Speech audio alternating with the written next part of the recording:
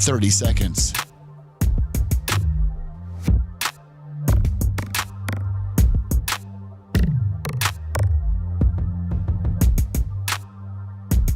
The show will start in 15 seconds, and this is your last audible warning.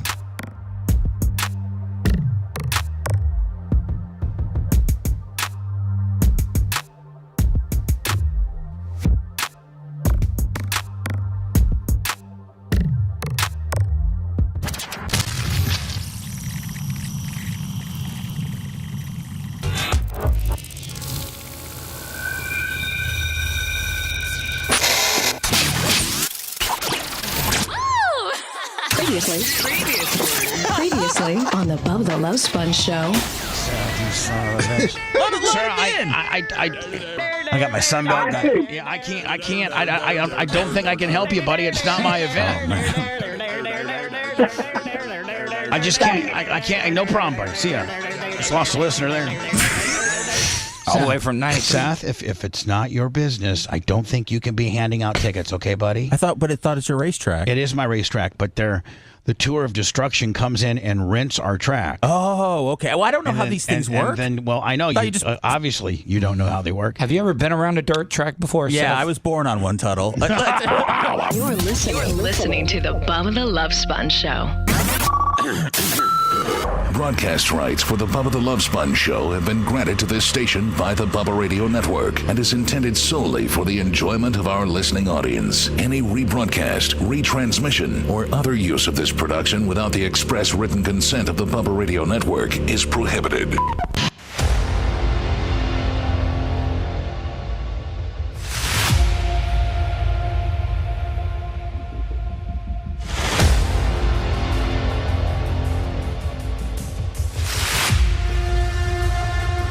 Monday, November 11th.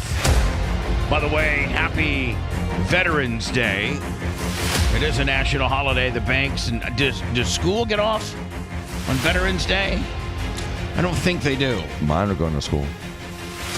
I don't know. I don't think that really. You know what? And of all the holidays we have, No, they're going. I think because of the hurricane. I think they have to make up some days.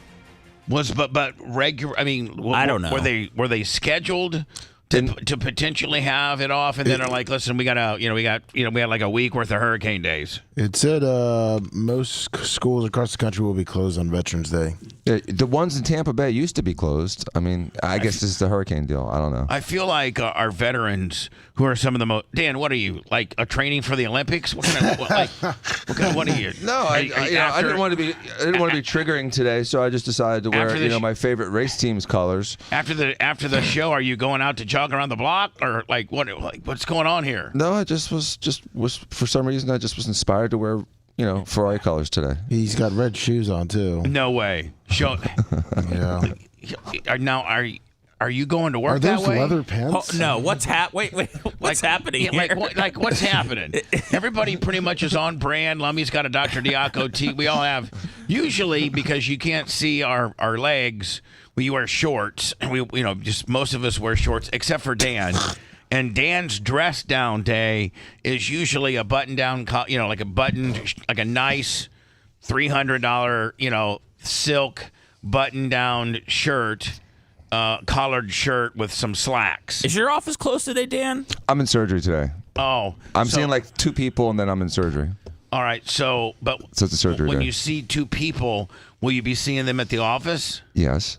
Will you be seeing them in red shoes? I have extra clothes. Are you are those leather pants? Yes. Oh my God! As if I thought things could get worse. Dan, what are you thinking? I was just inspired by the color red this week for some reason. I just have this. You got Eddie Van Halen red leather pants. Yeah. Who wears those? Go Bucks. Just a fan of red. Just a fan of the big red. Seth's on point with his T-shirt. He's probably got some basketball shorts. I'm on point with my T-shirt. By the way, I think it's my Pro Action Shock a suspension shirt from my good friend DJ with some basketball shorts. I know you got basketball shorts. Yes, sir. With extended pockets so that you can have a 20-ounce Gatorade. 32. A 32-ounce Gatorade that's got half vodka in it. Let's not, It's Monday. It's Veterans Day. Right. Bubba, Dan's feeling the Trump love. I don't know if you're picking up on the red, but I think that's why he's feeling festive today. I mean, yeah. This is your first appearance, since the election. And are you feeling? Are you trying to mask it as being a Ferrari fan, but really that's just your that's your MAGA just coming out of your pores? I think it's just a coincidence. Every out of your pores. every piece. Now I don't know what your underwear or your socks are, but every piece of clothing that you have is red. Well, except for I did wear a little bit to celebrate the other side. He's wearing blue underwear. All right, blue underwear, right? Yeah, to represent the 2% of the country that went blue.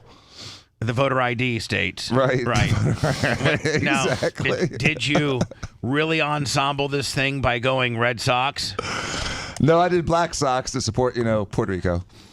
Okay. The state that didn't matter. Right. I've never seen you in a jumpsuit before. It's not quite a jumpsuit. Oh, it's jump, but I don't know. Yeah, it might have been the suit that. I feel like Dan's going to show up to Mar-a-Lago today and just be like, "Hey, could you let me in? That I'll have the Ferrari out front." That or he's a marketing director for the Ferrari. Who wears? There's a Grand Prix coming to town or something. Dan, the U.S. Grand Prix in Vegas is this weekend. You might be literally the only human being I know that has red leather pants. I'm sorry, let me take that back. The only man. You might be the only man that I know. And you might also, in the same breath, be the only man that I know that could pull off red leather pants. Well, they're warm. I mean, I couldn't pull them off. Lummy, you couldn't pull off. Seth, you couldn't pull it off. Seth could pull them off. I would try. Oh, definitely. No. I used to wear corduroys, man. They're my favorite. Dr. Remulak, $100. Corduroy gives, leather doesn't. So I mean, corduroys got no give, Bubba. That's why I don't wear them anymore because they don't have any give. Yeah. They don't make stretchy corduroy. All right, Oh, God, I wish they did. Since you can't even wear your non-stretchy corduroy, what thinks you can get your fat ass into some red leather pants? I just would give it a try. Yeah, I'm just telling you, I don't have I'm not like a fashionista, but I would wear leather pants seriously. Even Jimmy Clevis, who's probably the next guy, the guy that has he wouldn't even wear Jimmy's not flashy like you. He'd wear a leather thong before he'd wear leather jeans. Well, yeah, exactly. I think you might be the only guy that has the body and the swagger to pull off. Now, what do you think your nurses and your employees of the office think when you walk in? Because this is how you're going to walk in. No, I'll change before I go in there. Where are you going to change at? I'll change in the car on the interstate at 100. No, hold on. I can do it. I did it here. You can pee. Hold on. I can pee walking, and I can change my clothes while driving. Did you drive your Cybertruck? Yeah. All right. So while you're Cybertrucking to the Cybertruck can change him, for himself. You can peel off. You have the ability to peel off leather pants. Yes. And put on now. What are you going to put on? Some scrubs? No, I have jeans, really nice jeans, and so this outfit is very much just for this show. Solely for the show. Wow, because I was going to come in real cash and real, kind of cool and calm and collected, but I just couldn't help myself. Can you wear that this weekend to the content house? Oh yeah, it'd make you pop. Saturday night at the Davenport Ale House, which by the way, Lummy, we got a couple emails to the show email. Please know that you don't have to reserve or email us. Just show up. Just literally show up. If you want to email us, say, hey, I'm going to be there, but you don't have to Yeah, we're not going to have anybody checking names or anything like that. No, just hang out. It's just completely open to the public. And Lummy, it's looking so far like there's no chance of rain, which means we will put up the cash cube. Woohoo! And just like a temp number 6.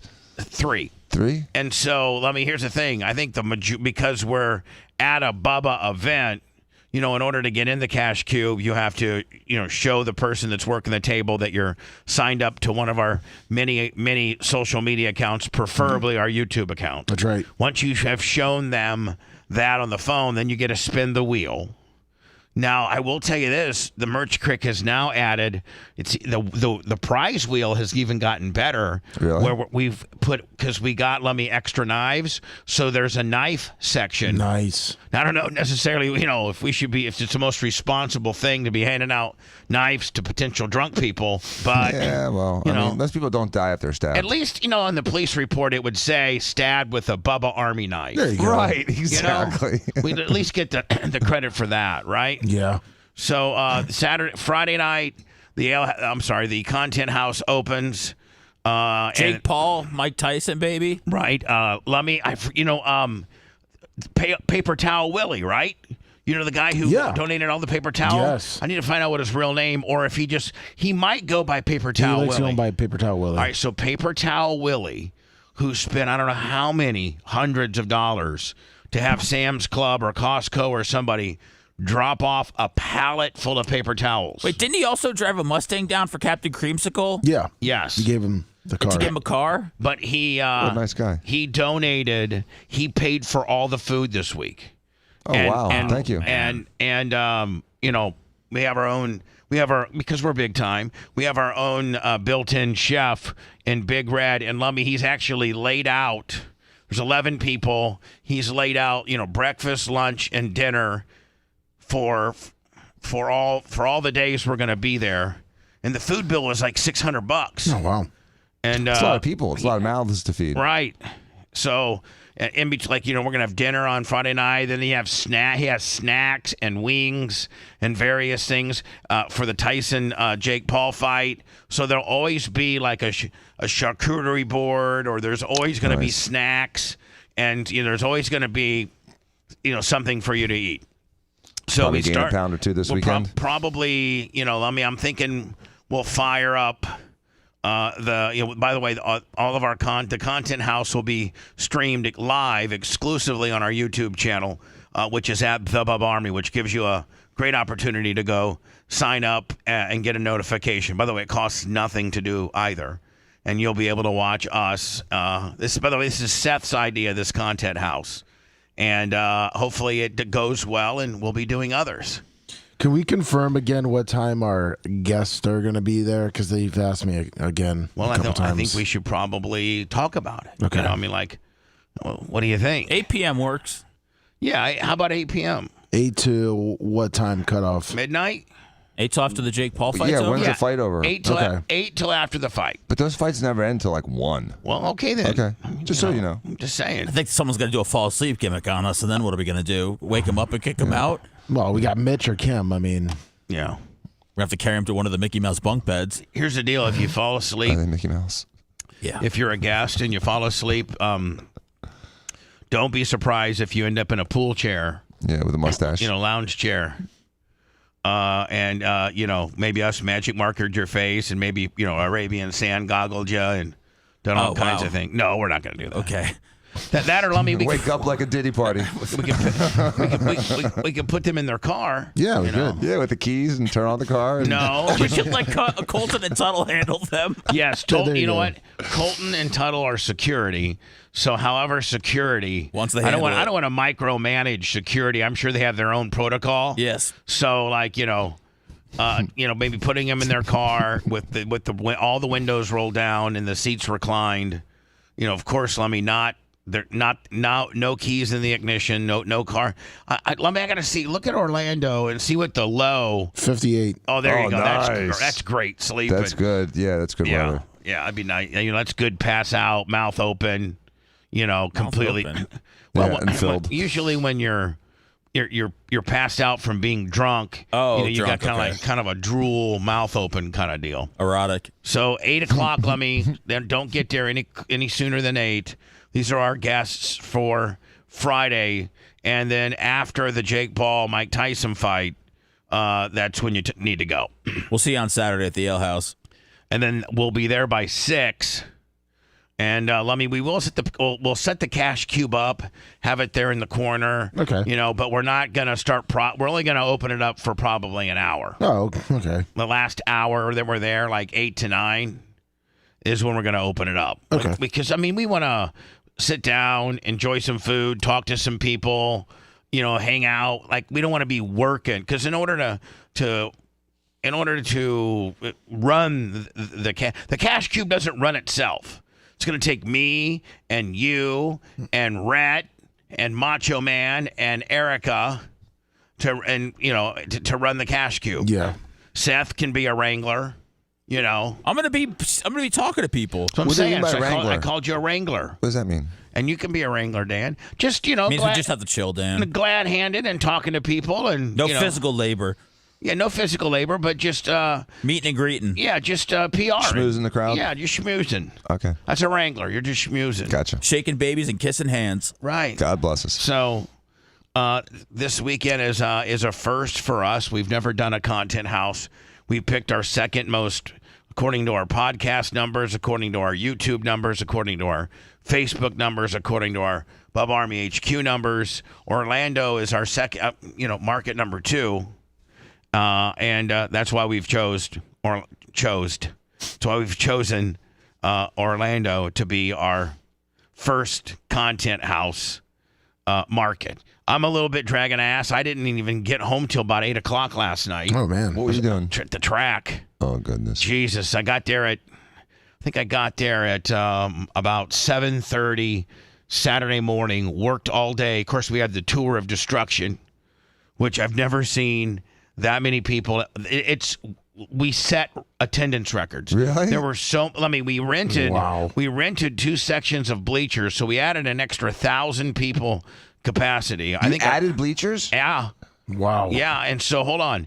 And we were so packed that people were having to sit on the ground in front of the fence. Wow. Which isn't the most safest thing in the world. and Jesus, this place was packed. So what are they destroying? Everything. Like watermelons, like cars? I mean, No, cars. You obviously you didn't see Watermelons. You didn't. I don't know. Hold like on. Gallagher. Obviously, you didn't see. They got this jet car, Dan. Let me show it to you. They got this jet car, and it's like the whole thing is like the first race they do is like a 30 lap enduro, and that's just where literally they're racing each other and I sent you the jet car. I got it right here. Okay. Smashing into each other.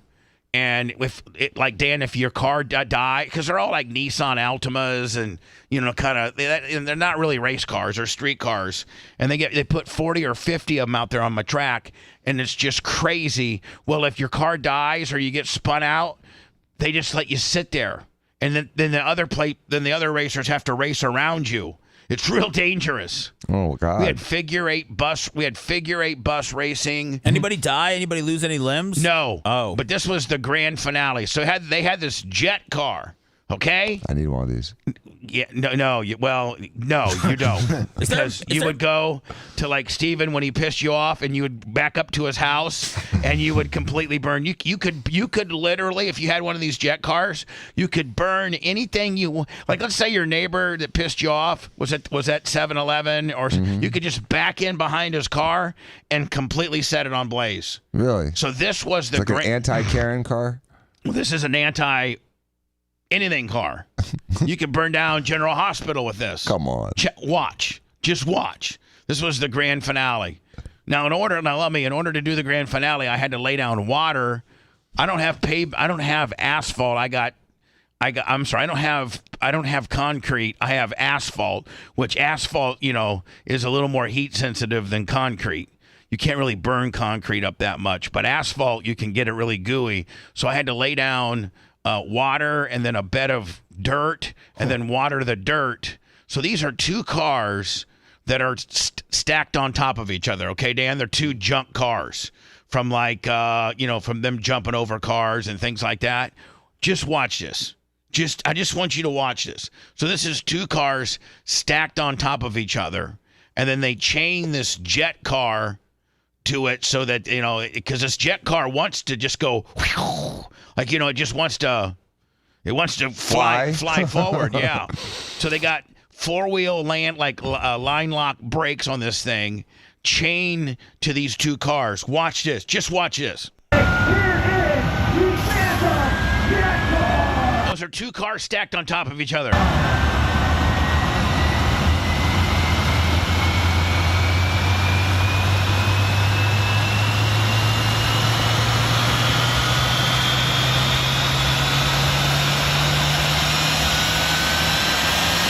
the way, you can go to our Facebook or our YouTube channel. Well, this is peak redneck stuff. But you don't have any ideas, Seth. You think racing is redneck? This is the neck. This is 2 cogs below race.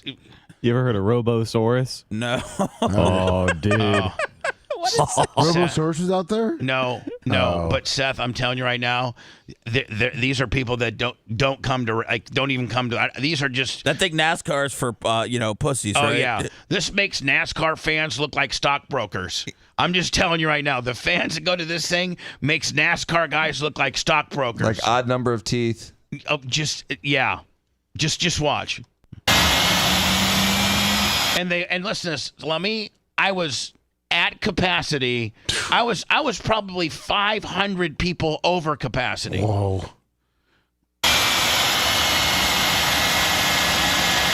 We sold every corn dog, every Zuber dog, every hamburger, every French fry, every bottle of water, every beer. I mean, we were completely sold out of everything.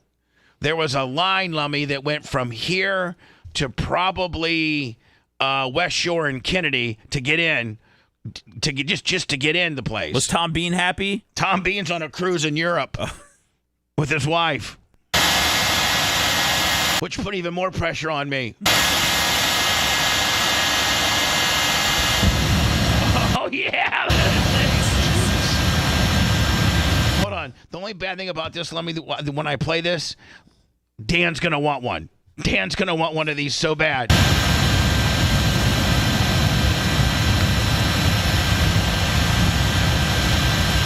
By the way, the fans are just going absolutely insane. Are they? Oh, yeah. Like they're hanging off the fences. They can't get enough of this. And again, I've owned this place for 12 years, and Lummy, I've never even come close to having as many people there in the 12 years that me and Tom Bean have owned it as I had on Friday night. Is this the first time you had them there? Yes, and we signed him to a 5-year contract. We did. We signed him to and they left their 10 buses there. This guy's got he has this thing. Circus. This guy's got this, the guy who owns it, Mo, has this thing so dialed in that he went and bought 10, usually bus races only have 4 or 5 buses because buses are hard to find. He owns 100 buses. Jesus. At this big storage place. He sent 10 to our place. Rather than to take them back, he takes the batteries out, covers the motors up, and we'll have, he's got 10 buses, at my place. And we're having them again, I think, in April. Hell, I'd have one of these every weekend if I could.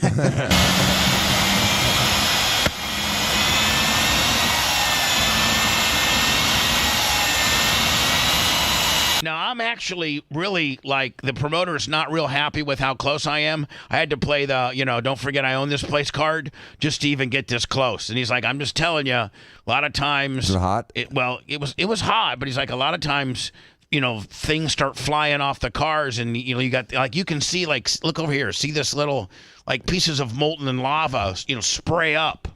And.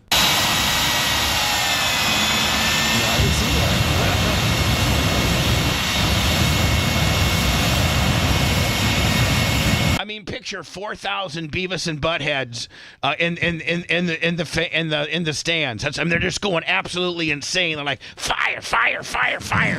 Like they're just going crazy.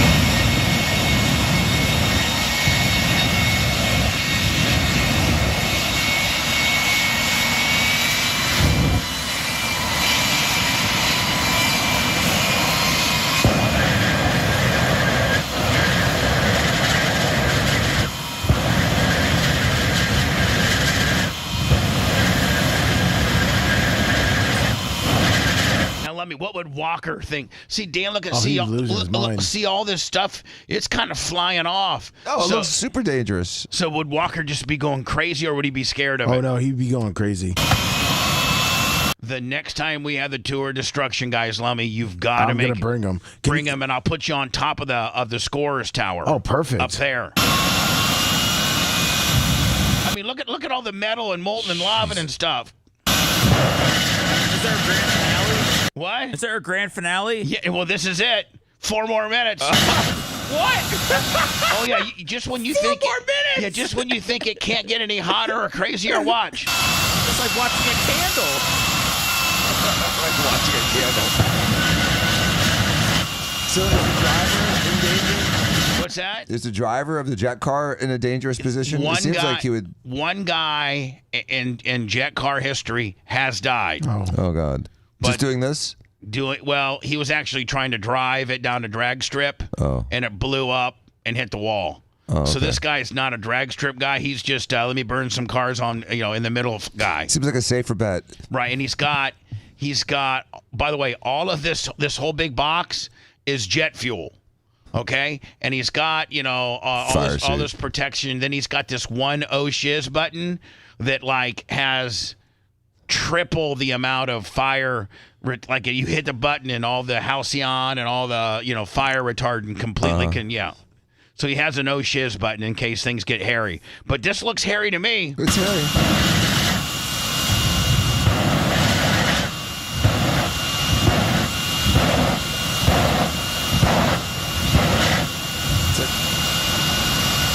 Dan, a human being would not last a second there. What one? Oh, just one. No. Just one of these birds. What a horrible way to go. Also, look how the torque of it rotates the car. What's that? See how the torque of it was twisting the car? I know. The car's trying. He's got it chained to these two cars, plus his brakes are on. But the torque of the afterburners, that's when he's hitting the afterburners. The torque of the afterburners is trying to get the car loose.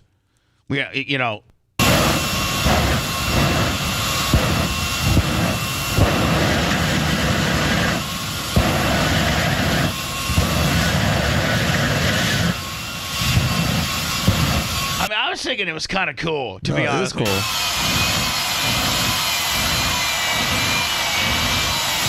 It sounds like the Cybertruck minus the fire. Yeah, now I thought it might be over. Now he spools it up again. Listen.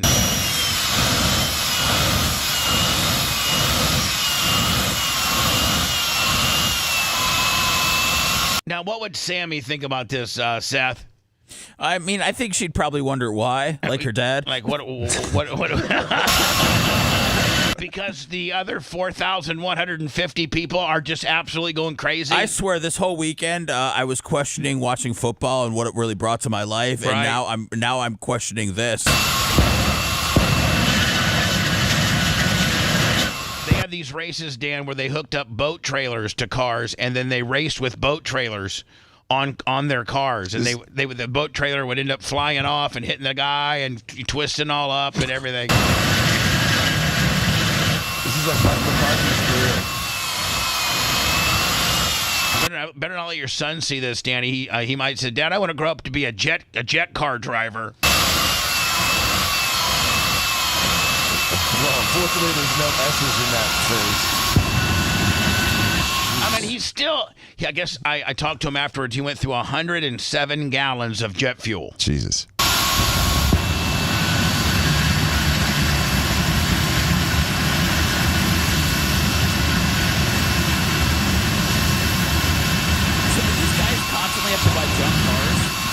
What's that? Do they constantly have to buy junk cars for each event? Oh, yeah. They go to Steps or Crockett's that have, these junked, totaled cars that just are good for nothing but scrap. And so they use those for cars to do this sort of things. And then they have other cars that they jump and things like that because they have monster trucks here. Lummy, they have monster trucks. Oh, do they? Yeah. They got monster trucks too.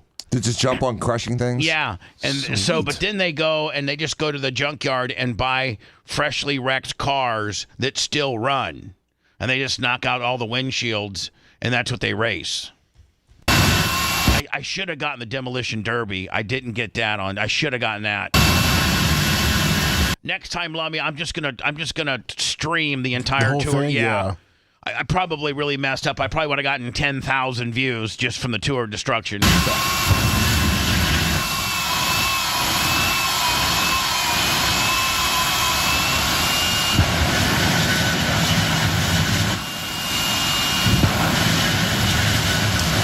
So the fans don't mind breathing in the fumes of the burning they plastic don't and care. the burning metal, the Yeah. burning leather, They the pay more for that. burning rubber. Thank God we're in a. Okay, hold on. Kills COVID, right? Thank God. So let me just kind of fast forward a little bit because he just lays the wick to it. This is when he's finally done. Thank God we're out in the country and Ocala doesn't have a lot of environmental issues. Because Dan, there's just like this big black. Look like one of the 9/11 towers going down. Yeah, car fires are black. I mean, they're thick. Well, the worst part of a car fire is the catalytic converter and all the magnesium and all the uranium, all the metals that are in catalytic converters. That's what's hard to get out.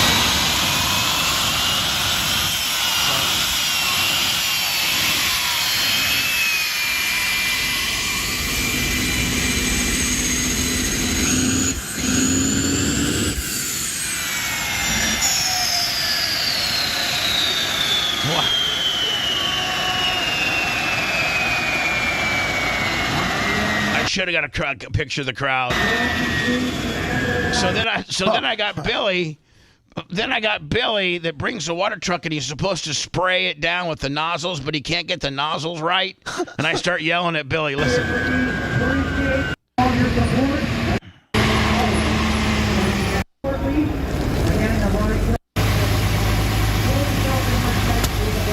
Come on, Billy, go. No. I'm like, Billy, you're not even hitting the fire. And then once he turns the PTO on, it goes over. He shoots it over the fire. Why? You're not even hitting it.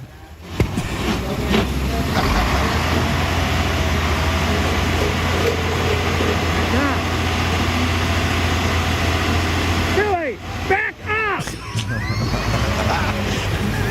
It's my responsibility of being a track owner. How'd you become the fireman, too? I'm everything. Don't they have their own firemen? Yeah, they should. Hey, Not back really. up. So now, What as if the you can fire see, truck She comes gave him the to water, Where the hell did and that she come- wants a tip. Especially if the the hell did that come from? Jesus. So anyway, that's my jet car that happened over the weekend. Yeah, I And need one of those. I think you would be deadly with one of those. When I come back, it's. I don't want to get too political, but it looks. Me either. Yeah. But Elon Musk had a great tweet, and that is, the official count was 312 to 226 on the Electoral College deal. That's like the official deal. That's the official. In fact, Sumo had some bets. He was, Sumo's a little bit of a gambler. No. And he had like 100 on Trump for Arizona and like 100 on Nevada. And his bookie wouldn't even pay him for the Trump win in Arizona till yesterday. Because there's like still 2% reporting and stuff like that. So anyway, I got to get Elon Musk put a tweet up and it's just amazing. Listen, and I'm not trying to gloat. Not trying to make people that support Joe Biden and Kamala Harris, I'm not trying to do anything. We know what the results are. It was 312 to 226.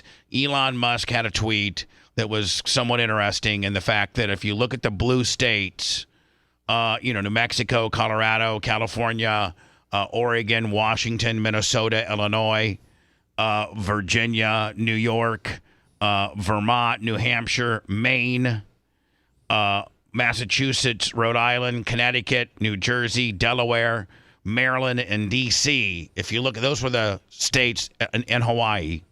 Those are the states that went blue. And it's amazing to match that up with the states that require no ID to vote.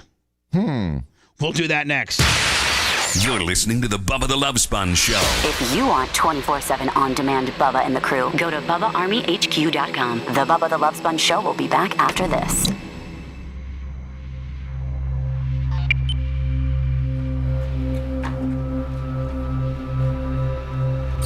I need to have about 4 of these events a year. I wouldn't have to ever open the track ever again. That's so cool. Disney Phil. Well, Bubba, why don't you just start setting shit on fire, kind of as like a test run? You don't even need these guys. We could do our own demolition. Yeah, you can set cars on fire. You half the problem is putting them out. You're the fireman. They had a monster truck they sold rides in. They must have rode after. Hey, Lummy. Yes, sir. Tell Rat instead of just to keep running the Well, there was a new one. I know, but we need 6 new ones. Okay. Before we start, so just put the 4 tile pixelation of us up. Okay. Until we get new ones. Okay. Yeah. Danny G, Disney Phil, Kenny Powers, Triple Lips, Big Buck. Me? Yeah, it's all stiff. Teddy Barrington. All stiff.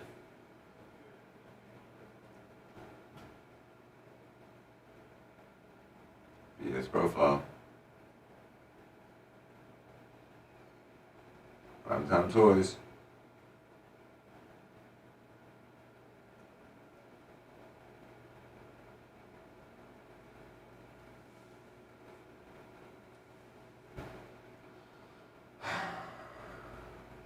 That's sick, Big Buck.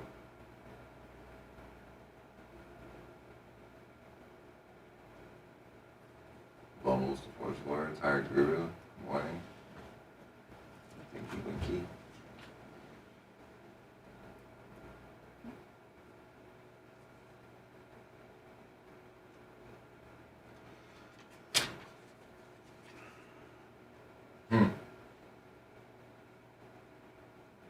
Thank God. Attack of the Dog. Roberto Perez.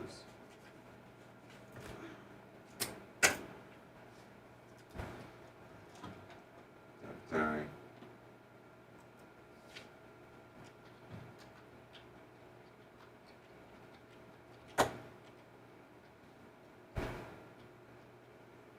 Supper Gang Gene. Pop Pop Fizz Fizz.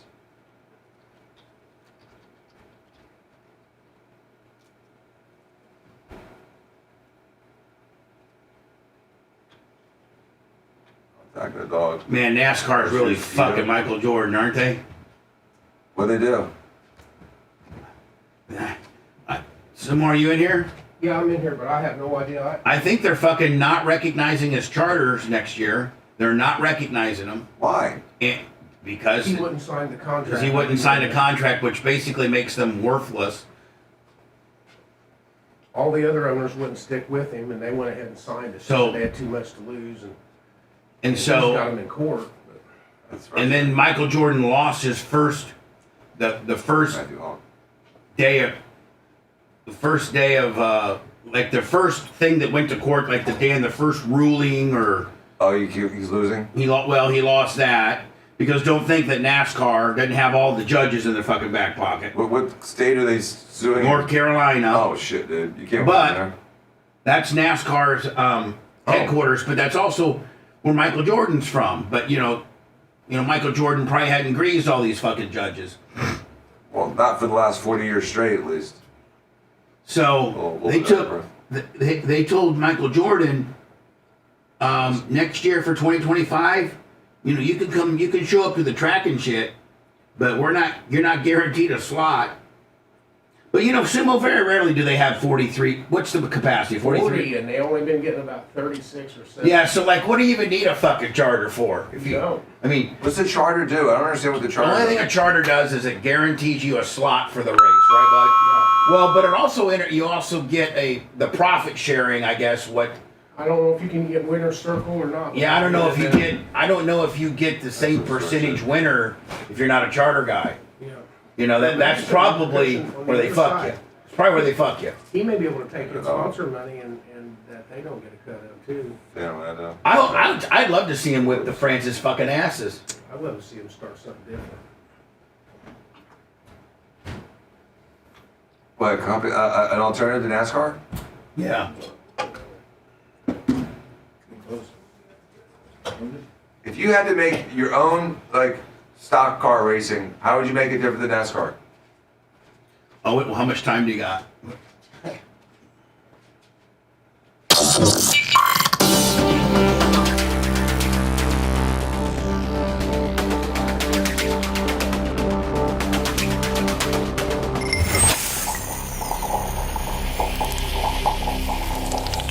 Broadcasting live from the Aquabeto studios. Aquabeto.com/Bubba. It's the Bubba the Love Sponge Show.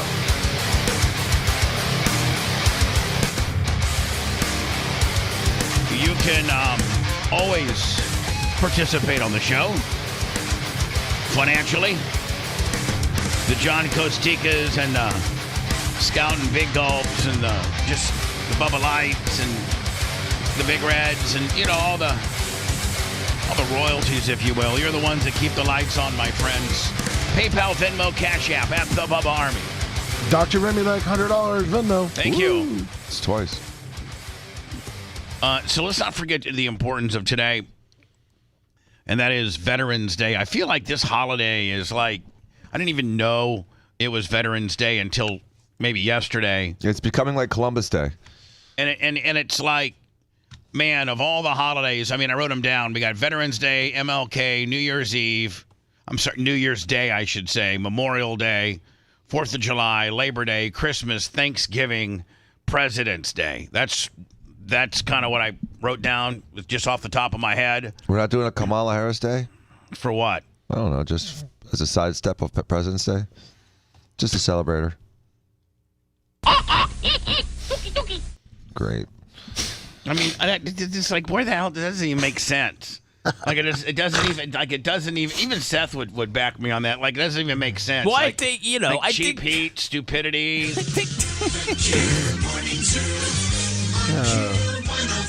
I mean, Kamala Harris Day would be if we just had a National Loser Day. And like you take the team from the NHL that got beat, you take the world, you take the the Yankees. The world's the National Loser Day. Every runner-up. It's national Super Bowl losers. The guy that I don't even Everybody know. that's played Kansas City for the last 7 years. Everybody that's Yeah. finished second in life at one time or another. National Loser Day. And Jim Kelly could be the Grand Marshal. Oh man. Or the Minnesota Vikings of the 70s. That went what? What didn't the Minnesota Vikings go 4 times to the Super Bowl? I think. I know the Bills went 4. The right? Bills went 4 and Bills lost. went 4, yeah. Yeah. So anyway, today is such an important day that we really don't make that important, because our whole country has been.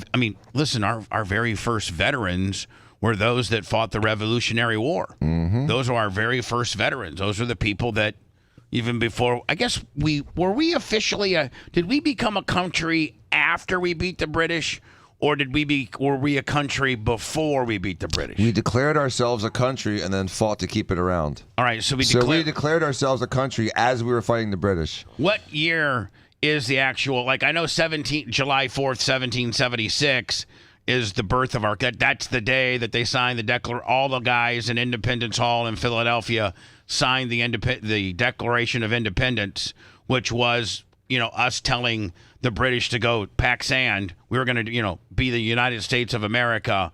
But did the Civil War break out the next day, or was it kind of we just starting the Civil War? We're talking about the Revolutionary War. So the Revolutionary War started a year earlier in 1775 at Lexington and Concord and Lexington. All right. So then that was what they tried to do. That was like the midnight ride of Paul Revere. What happened was they found out that the resistance, which was the American Patriots, had a stash of weapons. And so the general or the colonel, whoever was in charge of Boston, marched up to commandeer and Hold on, you're talking seize about the general of the British. Right, because what happened, there was so much tension between the British and the people of Boston because they were really fighting, taxes, and they had the Boston Tea Party, and then Britain got really pissed off. They really tried to, screw down on Boston. They shut down the harbor. They sent the military in to take control of the government, and they were being real dicks to the locals. Well, the locals decided to start. Is that why people from Boston are such dicks? Because it's ingrained. They're dicks for them. It's ingrained for them to be adversarial because they've had to be adversarial from day one. Right. Because they were fighting the redcoats. Right, and their first step after trying to take over the government was to seize the weapons, which is what every totalitarian government tries to do. So hold on, all of the good old boys from Boston all got together and got their muskets and rounded up various things, and they put them in a barn or something like that. Yeah. Mm-hmm. So then they were going to probably have a big ass meeting, and all the men come to this barn. We'll issue you a musket, and we're going to go fight. Exactly. All right, and then Britain found out. All right. And they decided to send some troops up there. To the barn? To the barn. To the rifle barn. Right. I'm sorry, the musket barn. And as they were tiptoeing through the tulips, they came across a lot of guerrilla patriots, and they fought them on the way up. They slowed them down long enough. So you're trying to say, as they're tiptoeing through the woods to go to the musket barn, Billy and Jimmy and Freddie and all these guys, even a black guy helped. So who have little houses and farms and things like that, that these troops have to go through to get to the musket barn. Billy and Freddie and Jimmy and the black guy, they're not going to go down quietly. They start firing. Exactly. Right? And it slowed them down, which gave them enough time. Did Jimmy and Freddie and Jerome, did they all get probably greased? No, they didn't. They were pretty successful in slowing them down and not getting greased. And the British Army did not decimate them. And when they got to where the guns were kept, they had enough time to remove the guns. Now, hold on. Because you're the smartest guy here, and you probably read the history books a little bit better than we did. How did Paul Revere get tipped off? And he went flying in his horse and said the British are coming. The British are coming. How did he get tipped off? Did Jerome, the black guy, tell him? One if by land, two if by sea, and someone put one light in the lighthouse instead of two, and he knew that they were coming by land instead of sailing, jumping the coast and trying to get to the area where the guns were. All right, hold on. They'd established in some of their meetings. Oh yeah, they were seedy, man. There was an insurrection. They were the insurrectionists. The best ever. They were the local, what's it called? We started out as Al Qaeda. Right, we did. So, we absolutely did. All right. So we had gotten together and told all the men and all these people that didn't want to be under British rule anymore that if you look up at the lighthouse and there's one lamp, that means they're already here on the ground and they're coming by ground. But if there's two lamps, that means meet us out there at the coast because we're going to be blasting the ships. Right, exactly. We're tag them when they're trying to land off the harbor. So we need to know where, and they probably had a couple organizational points. If they were coming by sea, they were going to go to this one particular. Choke points, yeah. Vulnerable choke points like bridges and things like that where there's like a hill. We have a tactical advantage.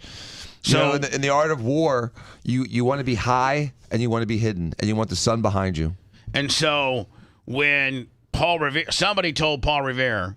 Yes, they did one light. He gets on his horse and starts yelling, "The regulators are coming." He didn't say the British were coming because these people were British. They called them the regulators. That was part of the British Army.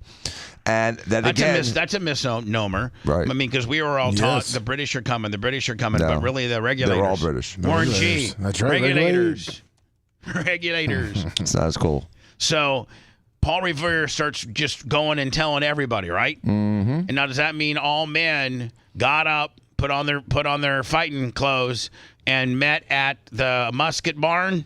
No, they had a plan, and the plan was to slow them down so that they could evacuate the weapons. And it was successful. They picked a fight with the British Army. They choked them down on two different points in Lexington and Concord before they got to the guns. Just guerrilla style? Yeah, just started attacking them. And then, even worse, after they get to the place where they couldn't find any guns, they were pissed off, so they burned the town down.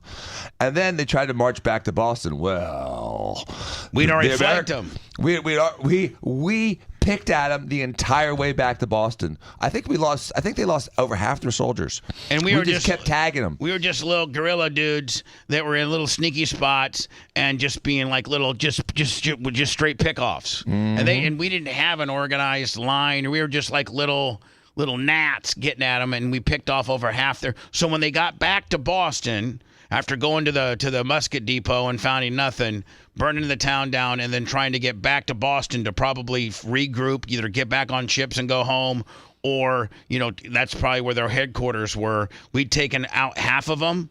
And when they got back to Boston, did they say, "F this, we're out of here"? Well, they hunkered down. They got into their little, their own little garrisons, and were stocking up for a war. They knew that was going to be the start of the war. And it took like 2 months almost, I think 45 to 60 days for news to get back and forth. So it took a while for Britain to find out about this. You just couldn't text your buddy and say, "Hey, buddy." No, the smoke signals didn't work that far either. So it took 45 to 60 days for it to get back to the king. Right. That these mutants, these wild. I mean, they probably thought we were wild. Wild, right? Wild, just like like the Alabama Slammer, like wildcats. Like we're just a bunch of Alabama, like just a bunch of white trash, right? Mm-hmm.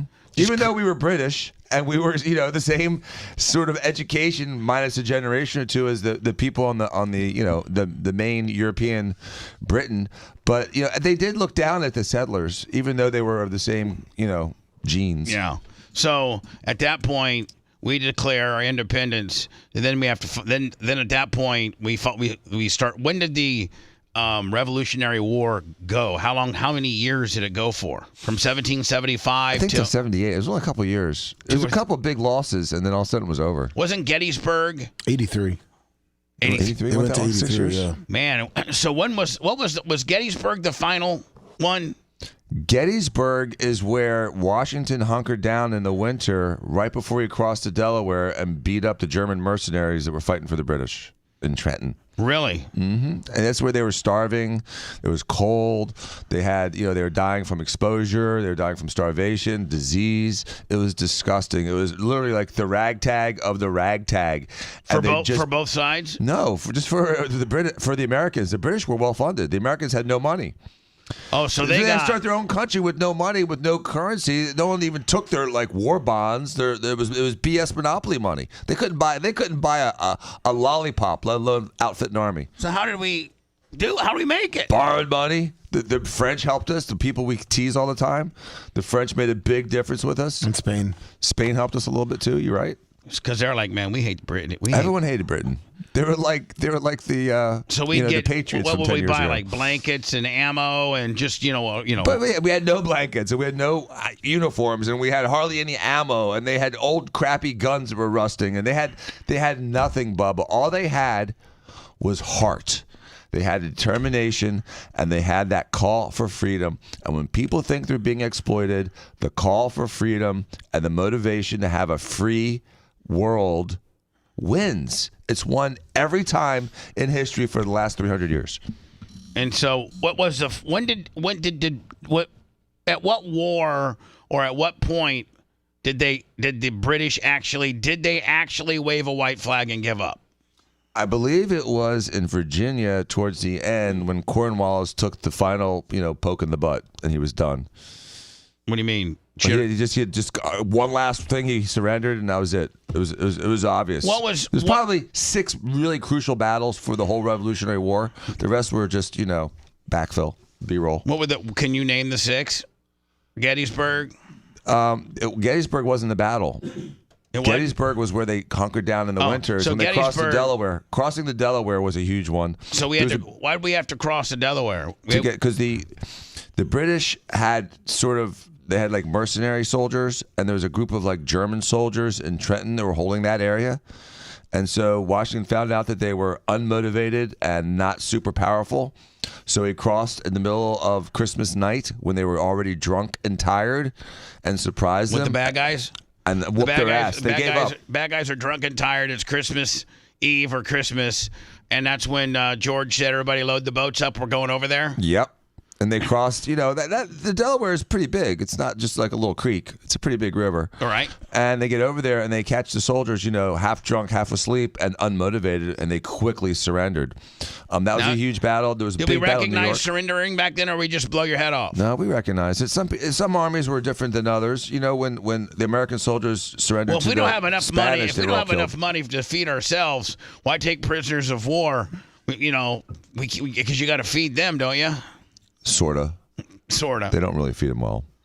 So we didn't feed the German soldiers after World War II. We kept them outside for months and let them kind of die off. We did? Yeah, it was a big.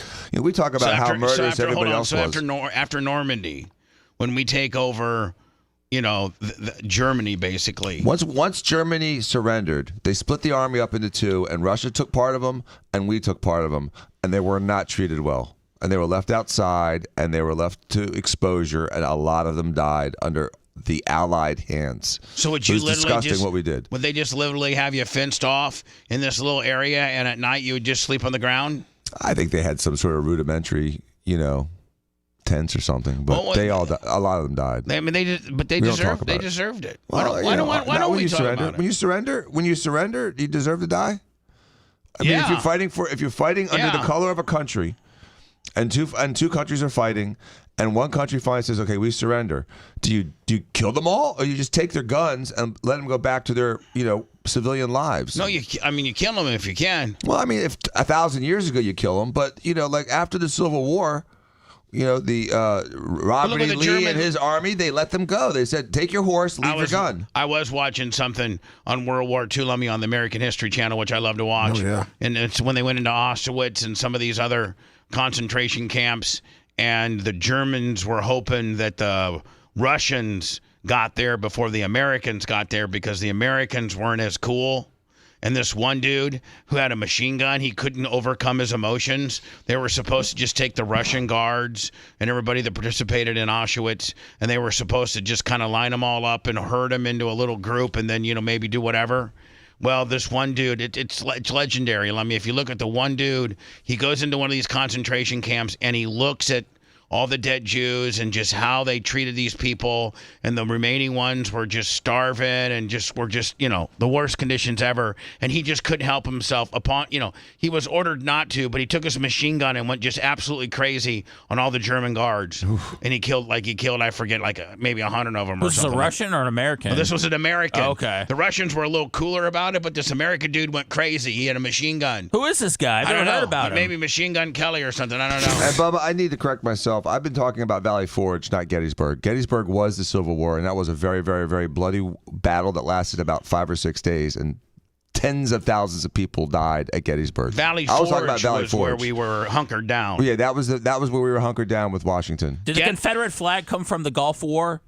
I think the Confederate flag came from the Civil War, didn't it? Yeah. Yes. Just joshing with the Let me fellas. see if there was a machine gun dude for the Army that when they took over... I feel like that would be a Quentin Tarantino movie. Oh, it would be badass. He was supposed to roll up, like all these American dudes rolled up, and they freed the Jews. It looks like there was a Private Albert Pruitt. Yeah, Albert Pruitt. That's the guy? Yeah, he went crazy. But Private Pruitt? Yeah, he looks like with 4, but it was only 4 Germans. Oh. 4 Germans. I thought it was like 40. He came over with emotions and finished them off. For real, on the American History Channel, it said this dude, Private what? Private Albert Pruitt. Albert Pruitt overcame his emotions, took over, and he just took his machine gun out and killed all 4 of these dudes. That'd be cool. I mean, they made Oscar Schindler was a good guy, and they made a movie about him, Schindler's List. I'd love to see a little flick about this guy. But you know what? That would be a cool movie, though, to do a movie about the American soldiers discovering the German concentration camp atrocities. That would be an interesting movie, and how some of them, like you said, like Private Pruitt, freaked out. Couldn't help out. He couldn't help it. Because even in Saving Private Ryan, you remember that some of those guys, after they got onto Normandy and were safe, were like really, really brutal to the German soldiers. So anyway, happy Veterans Day. I really feel like we don't do enough for our veterans. I agree. I really think that we need to kind of drill down maybe on this, just not the holiday, but just how we treat our veterans. We have to have a better exit plan for our veterans. Was it us or the country, like in how they're set up? Because I feel like the country. I feel like your average Americans appreciate. Oh, no, you're right. You're completely right. I agree with you, Seth. I agree with you, Seth. The fact that the average American, like me and you, if I see a guy that served, I always be like, thank you for your service. I couldn't even imagine what you've gone through. But as a country, if the private citizens are nicer and more respectful to the veterans than our country, then that's a problem. And I just feel like we don't do enough for them, and they're expendable. And once we're done with you, Dan, I don't know if any of your hospital travels have taken you into veteran hospitals. They have. And they are completely underserved. They are not taken care of appropriately. I really criticize every administration's handling of veterans for the last 250 years. They've been underserved, and it's disgusting. It's a shame. It's not even really a Republican or Democrat thing, is it? No, what I'm saying is, like you said, every administration, for the most part, has not done the right thing by the veterans. Yeah, I don't want to sound MAGA, but Trump tried to do some stuff and did help a little bit. And there's also some legislation about 12 years ago that helped the veterans trying to get health care. But there's only been a couple, here and there. And I think man, that was from a Democrat. So it's both parties have done a little bit, but nothing nearly enough. I think, man, if you when you serve our country, if you leave in good standing, which the majority of them do, that you should have lifelong health care for, Arguably you do. Oh, you do? To the Veterans Administration, but then you don't pay in money, you pay in time. So when I was there, if you needed a hernia operation, you could wait 3-4 months. It was like you're in Canada. Oh. So they make them pay in time. They would make them wait there for 3 hours to see a doctor instead of, everyone else in the world has to wait 15, 20 minutes to see the doctor.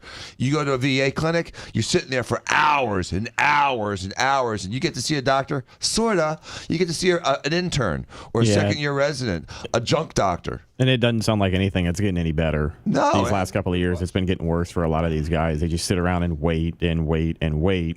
And then these problems get worse, and then your health problems get worse, and it's awful. I agree. Oh, I'm sorry, Dana. I had you turned down. Really? I'm sorry. I was trying to. Actually, Rhett came in a little hot. I meant to move Rhett down, and I moved you down. My bad. It's okay, but Rhett, I agree with you 100%. They're really neglected, and they get 50% of the care that private people get. So anyway, happy Veterans Day. I'm going to say it a few times. I know some veterans. I think Iggy was a veteran. Yes. Grouper Lips was a veteran. Let me, if any of the Bubba Army royalty or Bubba Army, if you're a veteran, let me know, because I'd like to pay homage to you. Is Tim Walz getting a shout out today? No, he wasn't even a veteran. He was no vet? I mean, I think he was like part of the Minnesota Air, like, I don't know. I respect all veterans. I don't care if you're doing for the Army, but for Tim the Navy, Walz, or for didn't he do some, what's that called? Stolen valor? Didn't he do some stolen valor? I think he did some exaggerated valor. Yeah, exaggerated. I think he was he National Guard or something like that? I think so, yeah. And he was never deployed.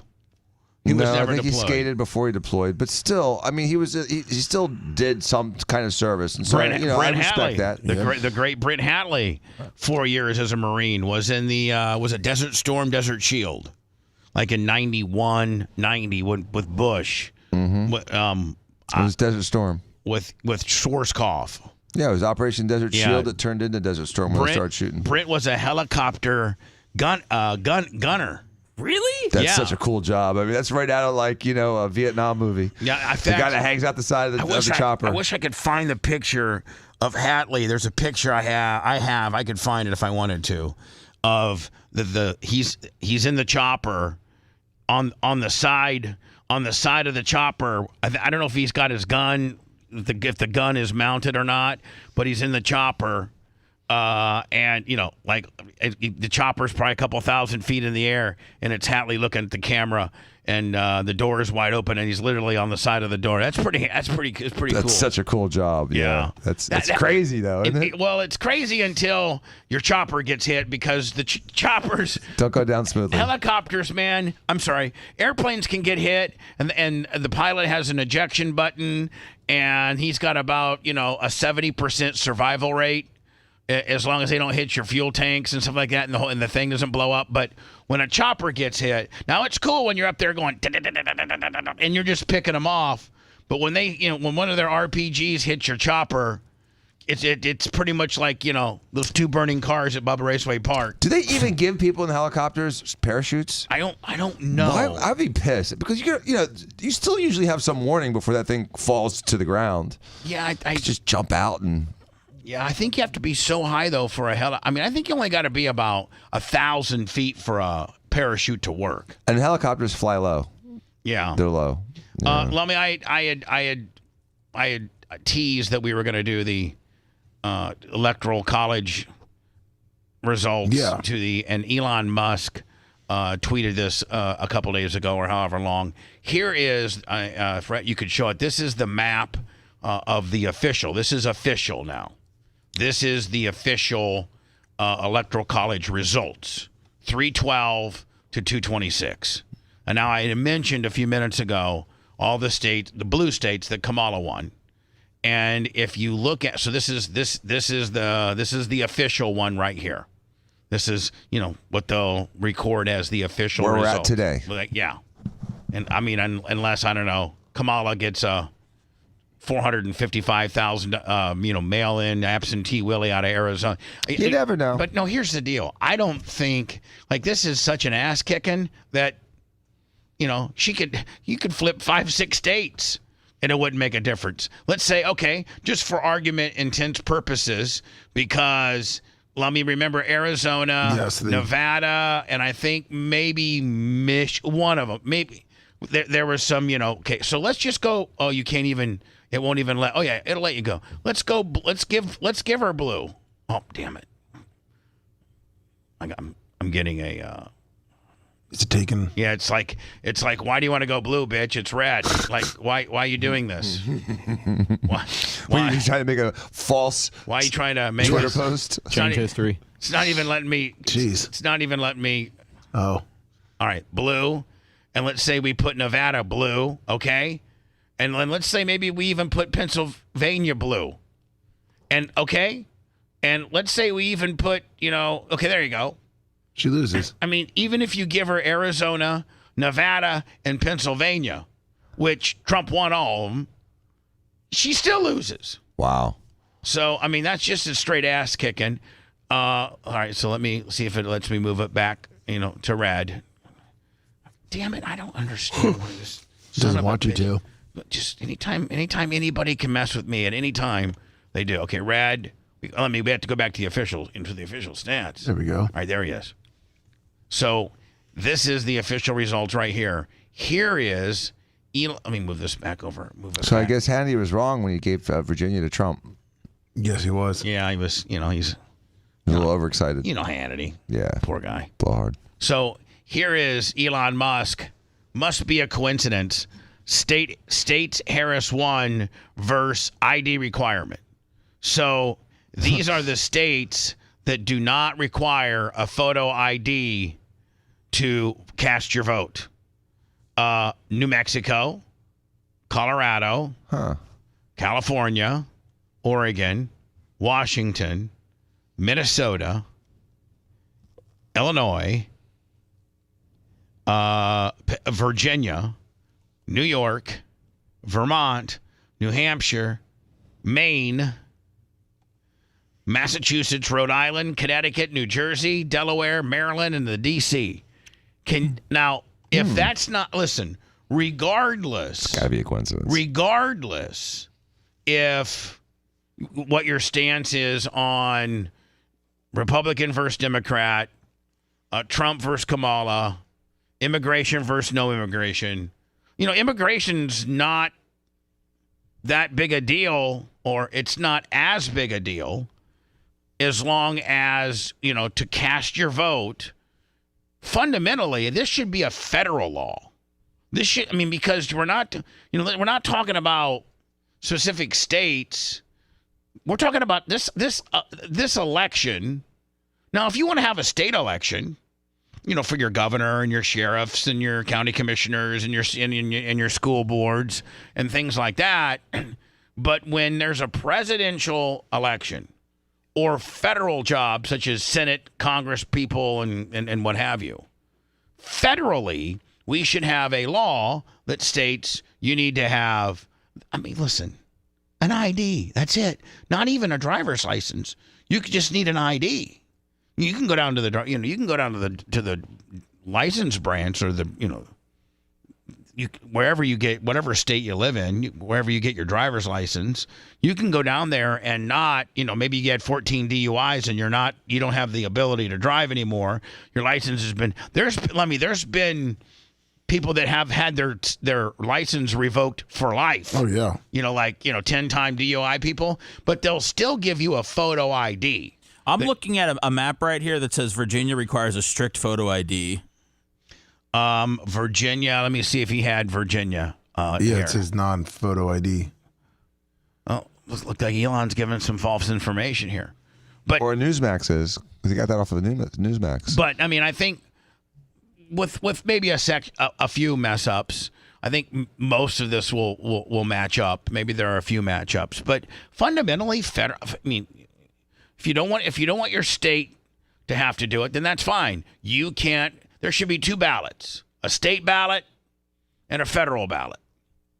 And for those that can't show their ID, you don't have an ID, and you walk into the election place, and you don't have an ID, then they give you 1 ballot, and that's just all the state races. But if you're able to show your ID, then you get a federal ballot, and that's the Senate, Congress people, and president.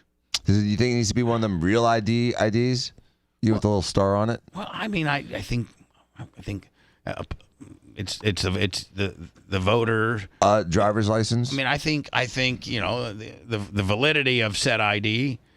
I think don't they have like little literally when you go to the airport, how they take your ID and they put it in a machine. Yes. And then it spits it back at you. Mm-hmm. The guy goes, go on. And listen, every time I go, now in Tampa, they a lot of them recognize my name. I'm not trying to brag or nothing, but you've heard the name Bubba the Love Sponge. It sticks with you. You may not know what I'm Bubba the Love Sponge for. You maybe don't know that I'm a radio personality or what station I'm on now or anything. But you've probably heard the name, and then I'm usually, and most people associate it with being a dick or a bad guy or an asshole. It's a memorable name. But when I go to Indianapolis, like when I'm traveling to other cities and then returning to Tampa, now they always look at my name and they literally like, is this real? Like, yeah, it's my real name. Well, how did you do that? I changed it legally. Oh, okay. And it always, it's valid, of course. Why can't we have those same machines? If we have the technology at the airport, why can't we have those same machines in our voter precincts? And you just stick your ID in that machine, and it spits it back out, whether it's a valid ID or not. True. I mean, if the TSA can have it, why can't we? That would probably actually be quite expensive, wouldn't it? Probably. But I mean, listen, fundamentally, man, fundamentally, you should have to show an ID to vote. Right? Yep. Otherwise. It's a privilege reserved for citizens of the United States. Period. And so if you're not a citizen of the United States, you shouldn't be allowed to vote for the president. I agree with you, Bubba. And if the states really want to insist on having some sort of loose identification laws, that's fine for your state elections. Listen to this, man. There are some states that don't let felons vote. Right. So some states do now. And felons that have maybe done bad things, one of the things they do is they take away your voter rights. Well, you're still an American. They can't take. I don't think. Is there any conditions? Is there anything that you can do? Maybe treason? Is there anything that you can do against our country or against? Is there any crime that you can commit where they take your citizenship? I'm thinking I know they can take your freedom. I know they can. They'll just kill you, right? I think if you denounce your citizenship, they can revoke it. But that's on you. Right. That's not them. Mm-hmm. That's not them saying, you know what, you're such a bad guy that we're taking away your citizenship. That would have to be you saying, I hate America. America sucks. I denounce my citizenship. I'm moving to Canada. I don't want to be an American anymore. Take me off the scrolls. I hate America. It sucks. Just like, wasn't there a big list of all these people that were celebrities that were actually Cher and a lot of these people that had publicly came out and said that they were moving out of our country. George Clooney. Yeah, if Trump won. Can you? Yeah, they all lie about that. Do you have that list? I'm looking for it. Who said they were going to let themselves on fire?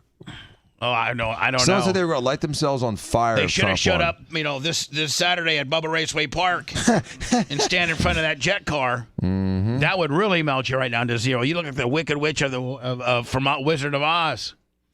But I don't think there's any. I don't think there's any crimes that the.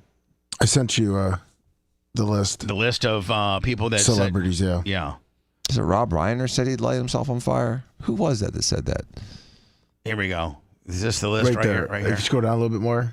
Well, Taylor Swift, Travis Kelce, Kim Kardashian, Tom Hanks, Oprah, Bryan Cranston, Hillary Clinton were among a huge list of celebrities that influencer Andrew Tate said had pledged to leave the country if Donald Trump had won the election. The list is a little farther down. They said it. Right there. Right here? You see, the list included Alec Baldwin, Whoopi Goldberg, John Legend, Chrissy Teigen, Rob Reiner, Barbara Streisand, Cher, Nancy Pelosi, Hillary Clinton.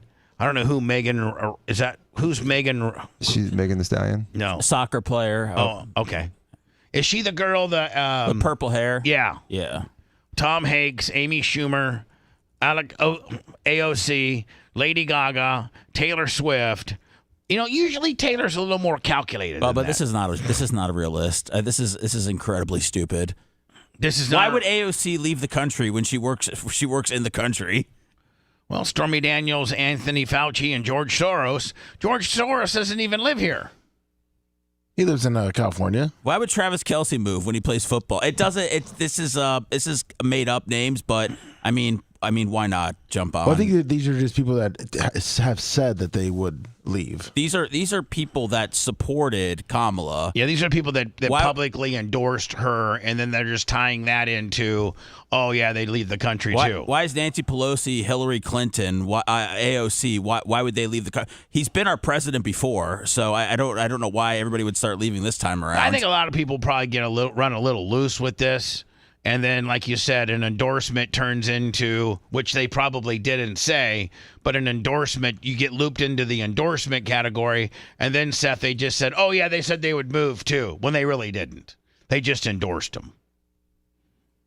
This is quite a list. It just feels like there's just a lot of celebrating a touchdown instead of moving forward. Well, I mean, I just think that this list is so. We're going to look at conspiracy theories on voting IDs. Now we're pulling out alleged celebrities that said they were going to move. Well, these were all celebrities that at least publicly said they hated him, and that's their opinion. They can do that. And there's just as many that said that they liked him. Nobody's publishing that list. But the reason why they published this list is because there's a lot of heavy hitters on here. And listen, every one of these people have the right to support whomever they want. You know what I'm saying? I mean, like, Miley Cyrus and Taylor Swift aren't moving out of our country. I don't think. They may have publicly said that they wanted to vote for her, but, the results are in, the damage is done, let's move on. All this does is just cause us more hate. Did you send me the Robosaurus deal? Yes. Now what? Now do they do this at car shows? Yes. Oh, because since I did the burning down in the tour, is this what I? Is this what I? Yeah. Right. Since I did I don't know where I got that from. It's coming from. Okay. So is this the next something cool to do? What? I don't what in the. I've got a window open somewhere. Oh boy. Let me burn a timeout. We'll come back with Robosaurus. Sounds good. This was 20. This was. Well, they do it nowadays. I mean, I'll try to find a newer one. This just. This is just one that you happen to find? Yeah. Okay, we'll get to it. If you love that segment, then check out BubbaArmyHQ.com and do a deep dive on past shows. Wow. The Bubba the Love Sponge Show will be right back.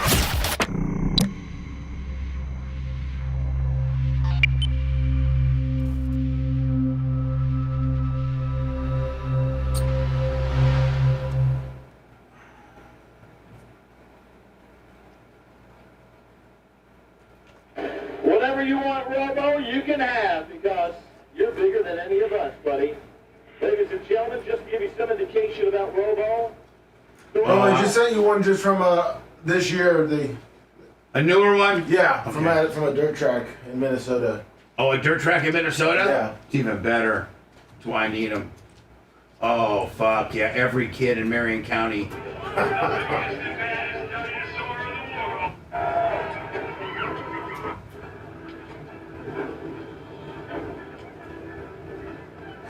The military should use this thing. That should be the first thing off the boat over in Iran. Big extraction. Hit it with Godzilla, then fucking nuke him from the back. Right. When they're so worried about this fucking.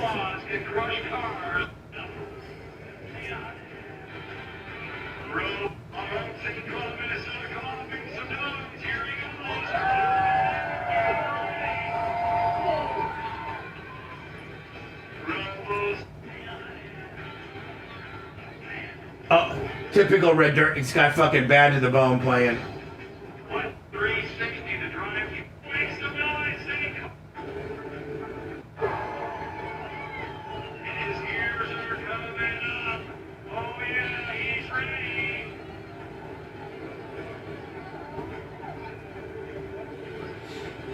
Can you imagine what that thing cost to make?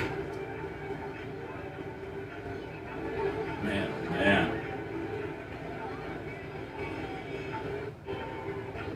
Is he gonna do it? Is he gonna do anything with it? Trying to catch him on You fire. gonna throw it at the crowd? Oh, now he's gonna bite it. Is it crush? It's gotta be like Christ, draws. Man, some really smart redneck made that shit.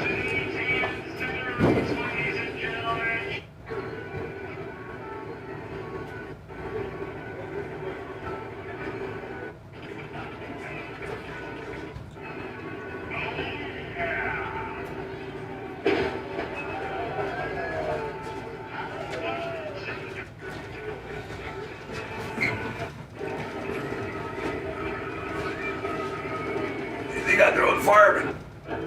It's a real fire hose.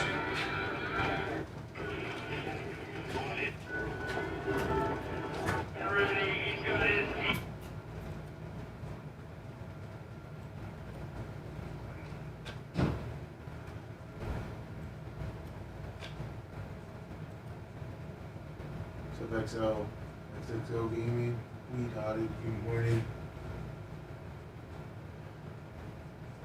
Kilo Hill, 74 months. Bubba Switcher, 47 months.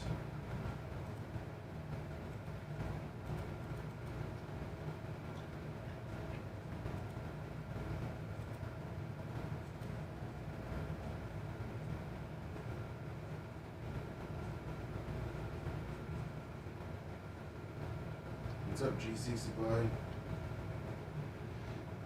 And Happy Jasper.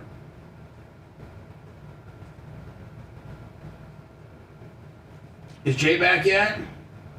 Dan's not in here. So Thomas Gilson.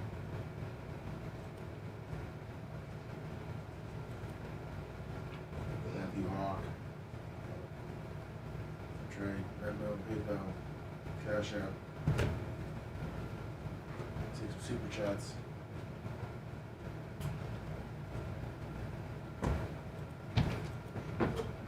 Well, that's a good one. I don't. Maybe they've seen it. I don't know. There's some J's back. Hmm? Yeah, I'll ask some J's back. No, he's not.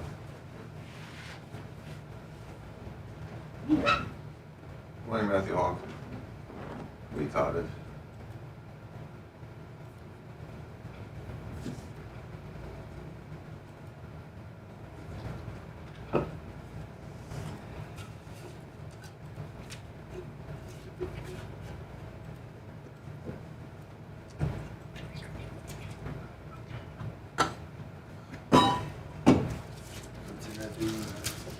I didn't know Aaron Rodgers got hurt.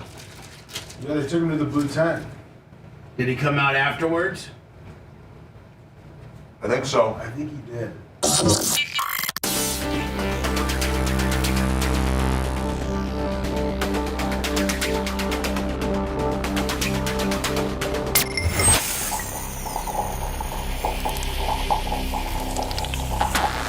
Broadcasting live from the Aquabito studios, aquabito.com/Bubba. It's the Bubba the Love Sponge Show.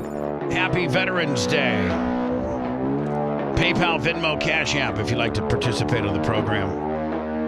Lummy's like, your tour of destruction was obviously a huge success at Bubba Raceway Park this past Saturday. We just saw opened up the show with the jet car. Sets two cars on fire, but Lummy's like, listen, if you want to take your next tour destruction to the next level, you need to have Robosaurus. All shined up and ready to rip. Flame and ready to I wonder how much it costs to have Robosaurus come. Because, all these guys are like carnies, Lummy. Like, they just... They'll just come in together? Yeah. Yeah, it's like a big... It's literally, it's like a traveling auto circus. Yes. It literally is. And instead of, these... Sounds like a brotherhood. It really is, Seth. Like, like one guy will be like, they usually show up with one car, and it's like a car like this or a Crown Vic or a Nissan Altima that they've gotten from the junkyard, and all the windows are bashed out, and they put a race seat in there and regular professional race car seat belts, and they run all the events. They start with the enduro, and if their car makes it through the enduro, then they'll do the boat race where they hook a trailer to that, and then they'll do a figure 8 race, and they just they try to make that one car last through all 5 events. And it's just, instead of going to each city and putting together the Zipper or the Himalaya, Lummy, they're coming with a car they got from the junkyard. Okay. And trying to, make it through all the events. And then if your car's made it through all the events, you go to the Demolition Derby, and it completely, Demolition Derbies are made for the last guy standing, because every other car is beyond repair. You've gotten your radiator smashed in, and your engine ran over. One guy got hit so hard in the Demolition Derby that his airbag system came out, and it knocked him into the back seat.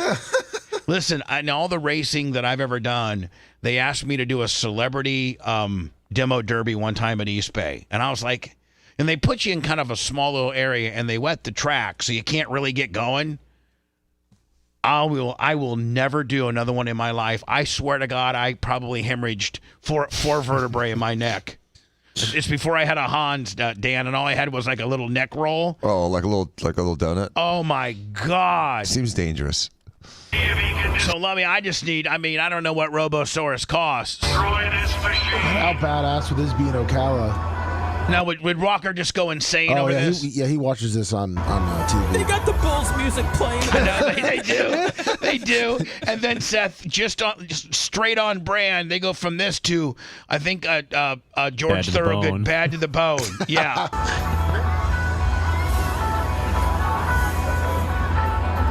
And, Lummy, you can see that they fold it all up, and they can probably transport it with a semi. Yeah.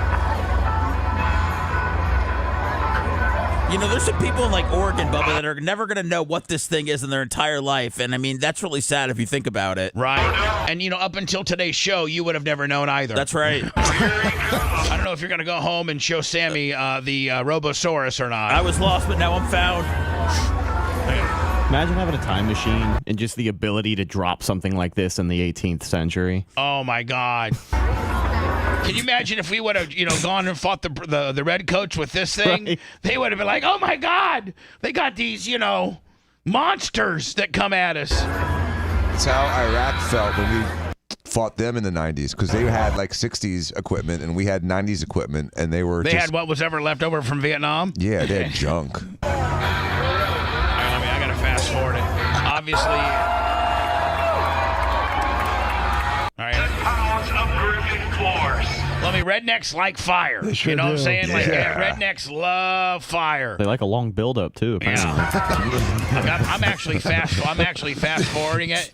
Just to get to the car. And really, it takes this thing 3.5 minutes to bend down? Yeah. It bends down like an old man. About like me. So it's 4:20.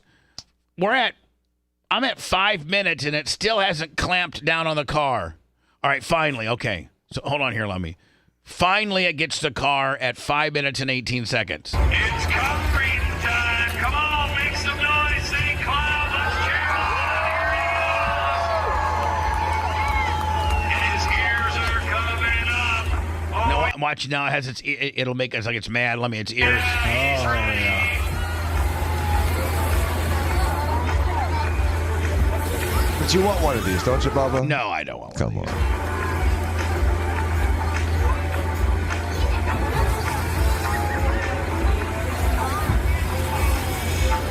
I'd like to see a human being survive that fall in a car. Lummy, I think it now torches it. It kind of torches it on fire. Yeah. There's a pretty good view of it. So, Bubba, you're sitting on Santa Claus's lap. Are you asking for the Robosaurus or the jet car? Not to be confused, I sent you one more though. Is a Megasaurus, Bubba. You can't, but he can't bite it. He can't get his mouth open big enough. Well, the Megasaurus that I just sent you actually looks like it's eating the cars. This one just licks it. I guess it eats a piece of it.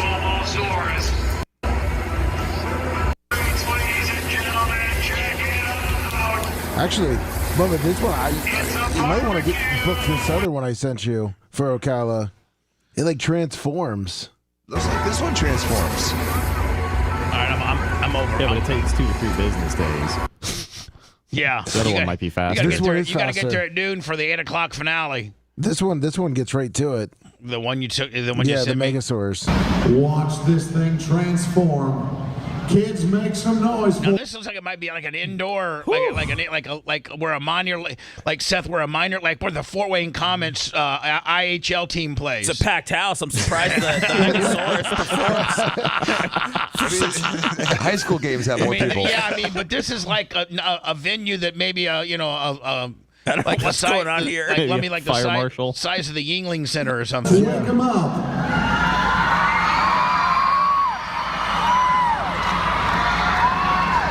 The fire-breathing, metal-munching monster.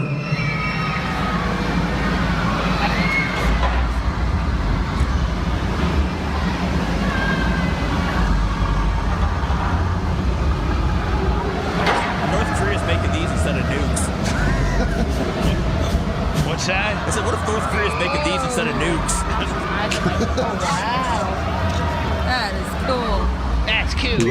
It's like a duck. All right, let me see if I can get It's like the it. Aflac duck. Megasaurus is part of a 2-machine team. Here's what I want to see, Lummy. Kind of a somber vibe.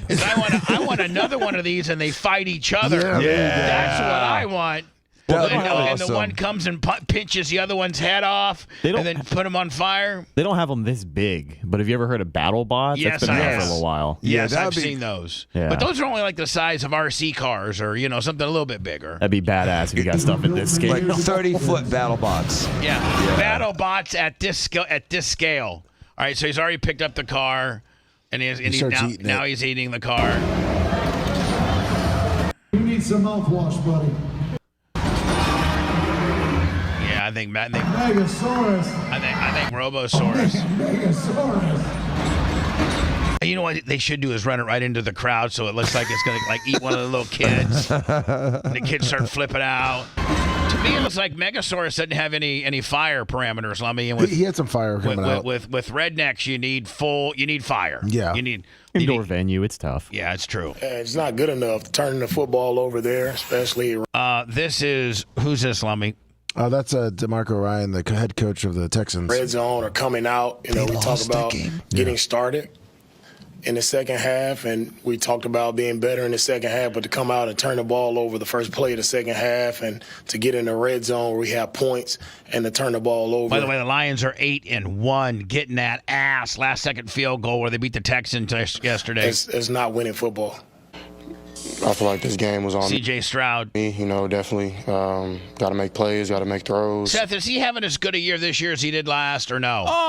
Not statistically, but he's still one of the top quarterbacks in the league. He's lost 2 of his wide receivers. Can't turn the ball over and when we're in scoring position. So Because I know before the season you're like, man, I need a C.J. Stroud. I need when you're doing card breaks. yeah, I blame this on me. I got to be better in this. Just getting the turnovers like they were. So you got to be able to. The headlines got me. Aaron Rodgers injury update. Latest on the quarterback after Week 10 injury. New York Jets quarterback Aaron Rodgers suffered an apparent injury in the club's Week 10 matchup versus the Arizona Cardinals. Here's the latest from Sunday's game. Read more. Okay, read more? Yeah. All right, and then here it is. Yeah. Man, you don't think that – is it Woody Woodson? Who's the – Woody Johnson? You don't think that he might be having a little bit buyer's remorse? He blew his entire team up. Gave – how much money did he give Rodgers? What, like I mean, just probably the standard rate for a top quarterback. 30 million, 35 million. Yeah. I mean, they're game. Rodgers escapes. Rodgers, football's out. Our game. Rodgers escapes. Rodgers. And Rodgers, man, here's the thing. Quarterbacks get hurt when they can some kind of prepare for a hit. They know a big guy's coming on them. But when they get a guy that comes in from behind and they have no idea, that's when they get tweaked the most. And that's what this is. This guy is coming on them. Rodgers escapes. Rodgers, football's out. And now what That's are the on Jets? regular grass, too. What are the Jets? 3-7 now? Yes. Yeah. 3-7. Yeah, Dan, at Arizona, they had, the tray system. Are you familiar? Right, that's when they slide it out to Yeah, keep it nice they and... slide it out during the day, water it, let the sun, get it grow it, mow it, manicure it, fix the divots and things like that. If it's going to be a really, really bad like a day that's going to rain a lot, they'll bring it inside. That's what they should do for Tampa. Or if they have events, they'll roll it out. Like if they have the monster truck event, like if Megasaurus was going to be there, they would roll it out. Disaster for the Jets, and Arizona's going to get it back. I mean, like, what are people like Stephen A. Jackson, Stephen A. Smith, and, the Mad Dog, and Pat, well, I'm sure Pat McAfee is still sucking Aaron Of Rodgers. course, he's on every Tuesday. So, like, what is there anybody? I mean, they'll say what they need to say today, but I mean, I don't think you need to listen to those guys to know what you're watching in front of you, which is, Aaron Rodgers. First of all, the Jets have been screwing up for, the majority of, my existence, whether they botched Mark Sanchez, whether they botched Zach Wilson, whether they botched the Aaron Rodgers trade, whether they bring in Brett Favre to try to save their franchise. Like, they completely botched it. It's not working. They fired the head coach. They brought in Devontae Adams, who's not making a difference at all. And look, that's what happens, man. When you get in bed with Aaron Rodgers, like he has a major impact on your team, and if you let him, and they did, and they're paying for it.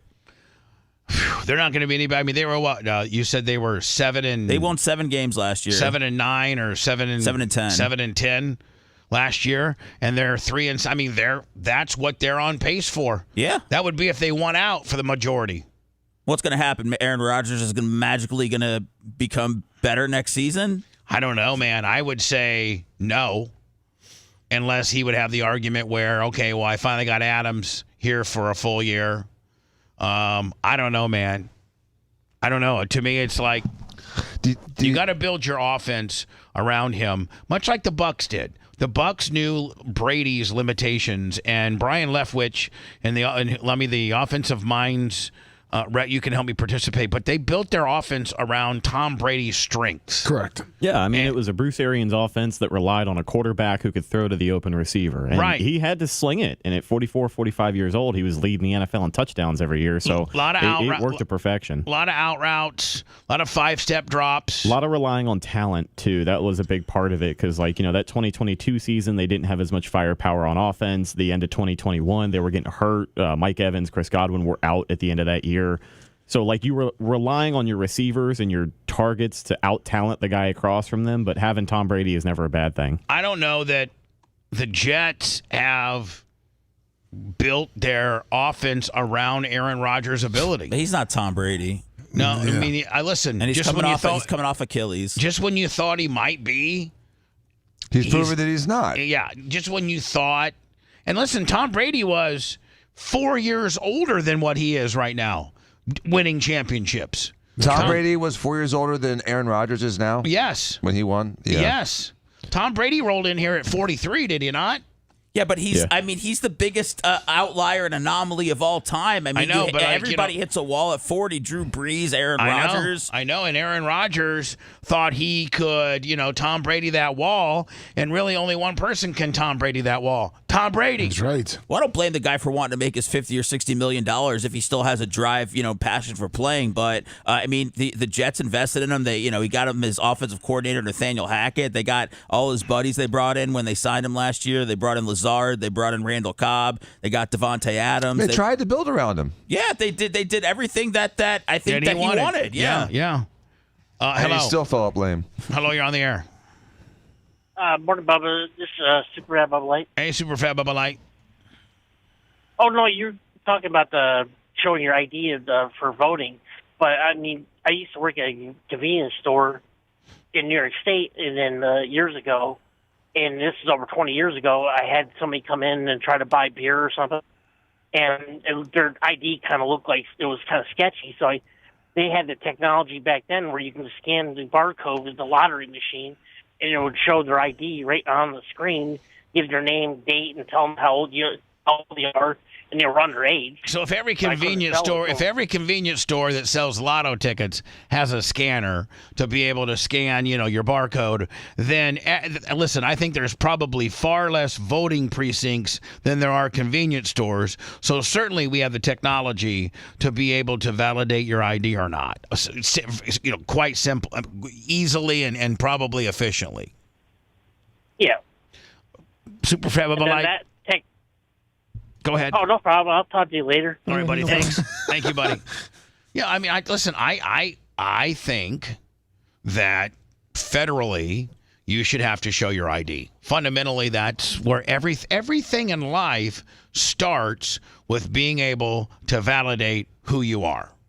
Whether you're driving a car, whether you're trying to sign a lease, whether you're trying to buy liquor, whether you're trying to buy, I mean, there's just, I think a cell phone. I don't know that can you buy a cell phone and not have to show identification? Yeah. Yeah. Okay. Yeah. Right. I mean, but I mean, so. one of the most sacred Not things. if you sign a contract, they want to see your ID when you sign the contract for the phone. But you can go to like secondhand store, get a phone all day. But one of the most sacred things that we have left is who is our president.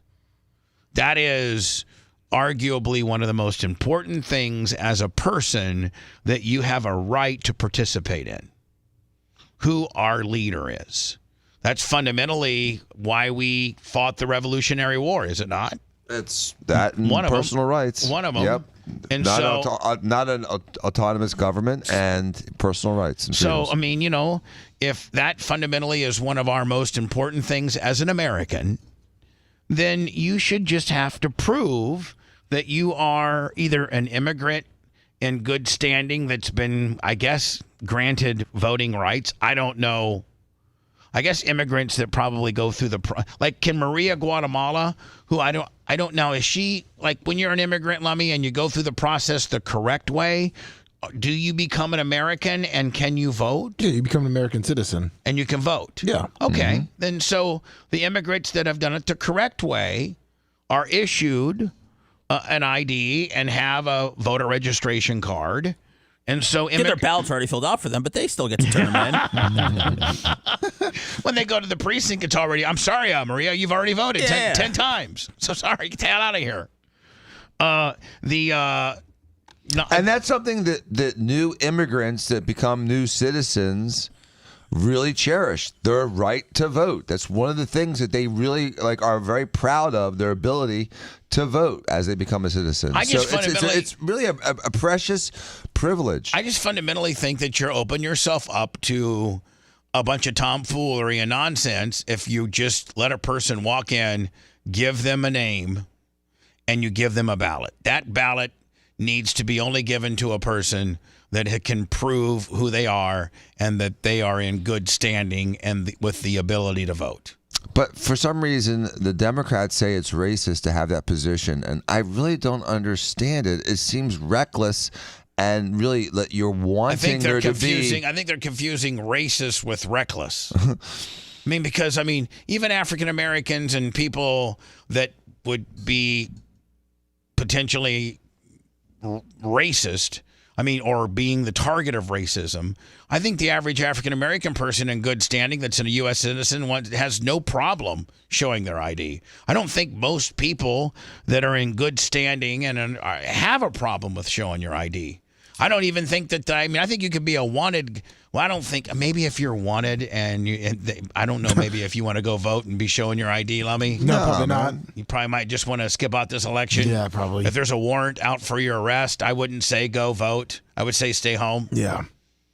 Because, they could run it and be like, because, and there's always a bunch of cops at the election, precincts. Waiting for you. There were a few upsets in college football. Now I've not, admittedly, I've not watched Oregon at all this year. Are they that good?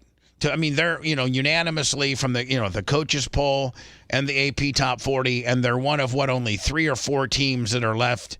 There are Oregon's 10-0, Indiana's 10-0. BYU's 9-0 and Army is 9-0. I think those are I think there's only 3 or 4 teams. Yeah, that are undefeated. Pretty much. Oregon, are they? Yeah, they beat Ohio State. They beat Illinois. That's not. But they're ranked. They beat the Ohio State was their hardest game. And is it going to be Indiana, Oregon for the Big Ten championship? Maybe if Indiana can get by Ohio State this week. Okay, but here's the deal: what happens if Indiana gets beat by Ohio State and they both have one loss? Oregon wins out, and they're undefeated, so they're in the Big Ten championship. But you got Ohio State and Indiana both with one loss. Well, I think you probably could have Penn State in there too, right? Yes, you can. So what happens then? Strength of schedule, conference record, They all. It's all the one conference loss. It's the same conference record. So let me, if they all have one conference loss, who's the team that plays Oregon? Like what's the tiebreaker past conference loss? Pretty much the strength of schedule and then who they've played and how they've beaten them in their division. Like common teams? Correct. And that ends up being a shiz show, does it not? It sure does. Dion's Colorado moved up 3 spots to 18th. They were down 13-0 on Texas Tech. Yeah, they did not look good in that in the first half, and then the second half they turned it on. I watched the whole game, and second half they blew them out. I tried to catch it in between, Night of Destruction. The Night of Destruction. What was Shador and Travis Hunter's? I think Shador had. Shador, here we go. I think he had almost 300 yards. 30 for 43, 291, 3 touchdowns, no interceptions. Travis Hunter, 9 catches, 99 yards, and a touchdown. Is Travis Hunter the favorite for the Heisman? Did the guy from Miami take a little bit of a hit in his loss? And who's the other guy that's potentially considered? The Boise State guy. Yeah, isn't he all world too? Yeah. But do they look at his schedule too? That's what's kind of hurting Travis Hunter a little bit, right? Is it he's Yeah. It hurts a little bit. Realistically, I think Travis Hunter right now should be the front runner. And here's the thing. We've never seen a guy that played 120 snaps. When Champ Bailey and some of these other two-time both sides of the ball athletes, came along. Did Woodson play both sides of the ball? I don't think he did. Dion did sometimes. Yeah, but not regularly. Not regularly at all. I don't know, Lummy, that we've had a athlete that played 120 to 130 snaps all year round. I don't know that we've ever. Rhett, Seth, you guys are both sports guys. Has there ever been an athlete? Now, I know we have like Champ Bailey and a few others that dabbled, and they were mostly defensive cornerbacks, but then they dabbled in the offensive side of things. But it was just a dab. I think Travis Hunter has 9, maybe 10 touchdowns. Yes, he does. So I don't think that we've ever. I don't know that we've ever seen an athlete play this much on both sides of the ball, have we? This is why he is the best player in college football. He does more than any of the offensive guys and more than any of the defensive guys. He does both at the same time. It's unbelievable. It's something, like you said, Bubba, this kind of stuff happens maybe. This probably hasn't happened since the 50s. I don't think this has ever happened. It's probably happened in the 50s. Well, no, hold on. There were guys. There's guys that went. Hold on. There's guys that have gone both sides of the ball and played 120. But I don't know that domination at the level. There's a stat out there that'll beat all of that. Sammy Bow, B-A-U-G-H. His name is Sammy Bow. Yeah, you know who I'm talking about. He played quarterback, cornerback, and punter. In 1943, he led the league in passing, interceptions, and punting average. Yeah, in 1943. And was he a Heisman? I don't know if he was a Heisman or not. I don't even know if they had Heisman back then. Yeah. I mean, I really don't. I mean, what's? Hey, They Alexa. play with stone footballs What's back the then. first? World War II. Is that the That's first? what I keep telling you. Who's on first? What's on second? I don't know who's on third. Rhett, was 1943 the first year of the Heisman? I do not know. I'm sorry. I'm trying to find it. 1935 is when the Heisman Trophy was I was trying to founded. figure out if Sammy was the Heisman winner. Let me see if Sammy Ball. They used to call him, I think, Slinging Sammy, of course. He had to be a Heisman Trophy winner if he... But what a stud, man. It took 80 years for someone else to do that. Yeah. Led the NFL in passing 6 times. That's the NFL. What college did he play for? Trying to figure this out. It's not showing me. It looks like I believe it's TCU. TCU. Did he win the fraud? The Heisman? I don't think he did. I don't think he did. Who the hell beat that guy? I mean, he led the Jim Thorpe. He led the nation in what it said. He led the what was that again? Red. He led the nation in passing. Yeah, he led the NFL in passing 6 different seasons. And he was like the leader of passing, punting, and interceptions one year. He led all 3. Yeah, 1 year he led the NFL in passing, That's interceptions, NFL. and punting average. But we don't have his college stats. I don't have anything crazy for college. I can't find much. So I mean, I can't. So I mean, it was the 30s. The guy who won the Heisman's named Bertelli from Notre Dame. Dying guy. Yeah. Angelo Bertelli. But He's a running again, back. we collectively cannot think of, and we probably all of our memories probably go back to the 70s. We can't think of a player that's ever done this. I mean, like, look, pull up Champ. I know they say Champ Bailey was the next closest thing, but I think Champ wasn't that big of a shot. I don't think he scored 10 touchdowns. What about Woodson from Michigan? Someone said that he won the '97 Heisman and played both sides. I know, but I thought he did. I know he returned kicks. I know he played defense. I thought he played offense too. Yeah, he played a little bit of receiver, I believe. Did you know I played high school football against him? Really? No. Yeah. And they were Fort Wayne Snyder, and we were Warsaw. We were 4-0, and they were 4-0. This is in 1982, fall of 82.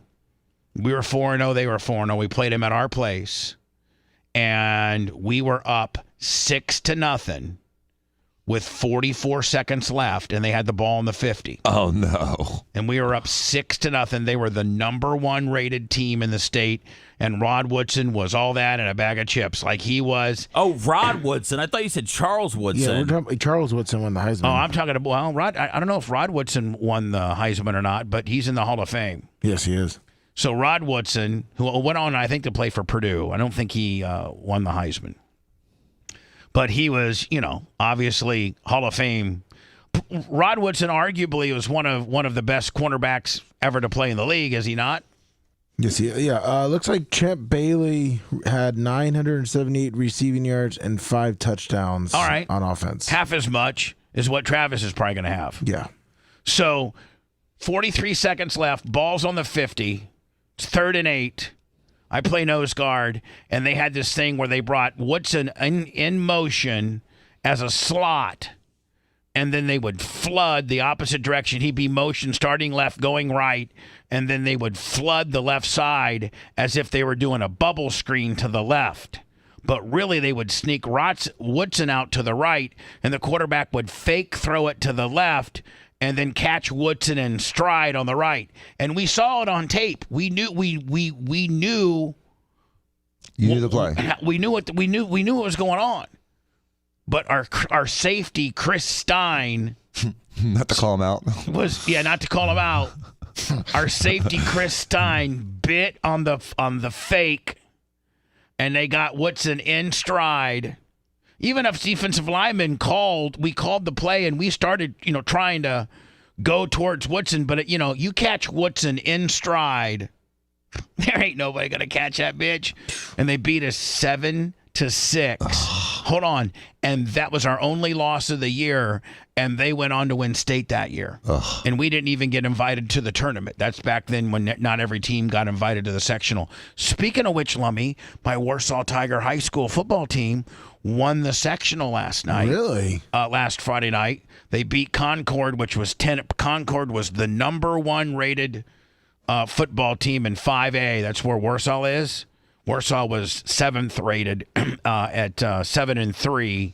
Concord was 10-0, and Warsaw beat them. And so now they go to the regional against 11-0 Lafayette Jeff.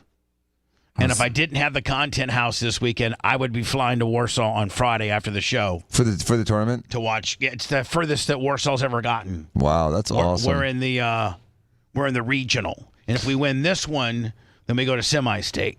So, every Florida football team lost this weekend. Yeah, every college, every pro. I don't think it's ever happened before. 0-11. Not only that. But we got some sexual allegations. Really? We got.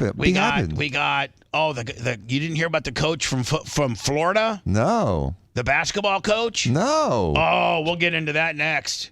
He's really? full. Oh yeah. And then he Rhett, was dunking where he shouldn't have been. And then Rhett talked about, man. I didn't even really think about this, but Rhett was like, listen, the athletic director at Florida. His last 3, hires have all had sexual allegation, situations. Yeah, and then he's got and he's already and they're already publicly saying they're going to stand by Billy Napier, as well. Yeah, then they got blown out by who they play. Play Texas. I mean, they didn't even show up to play Texas, but Texas scored a lot of points. If you were a football god, Bubba, who would be the first 3 people you'd fire this Monday? Billy Napier, probably the guy from Florida State, and McCarthy. Oh yeah, Coach. Bowles. Yeah, Bowles. Todd Bowles.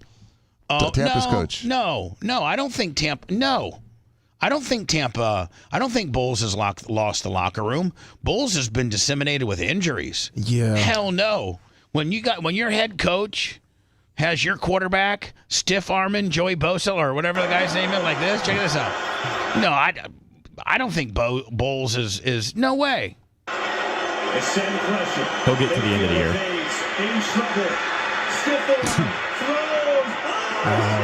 That was the best play of the game. I think Bowles' future is contingent upon how they finish. If they finish strong and make the playoffs, he keeps his job.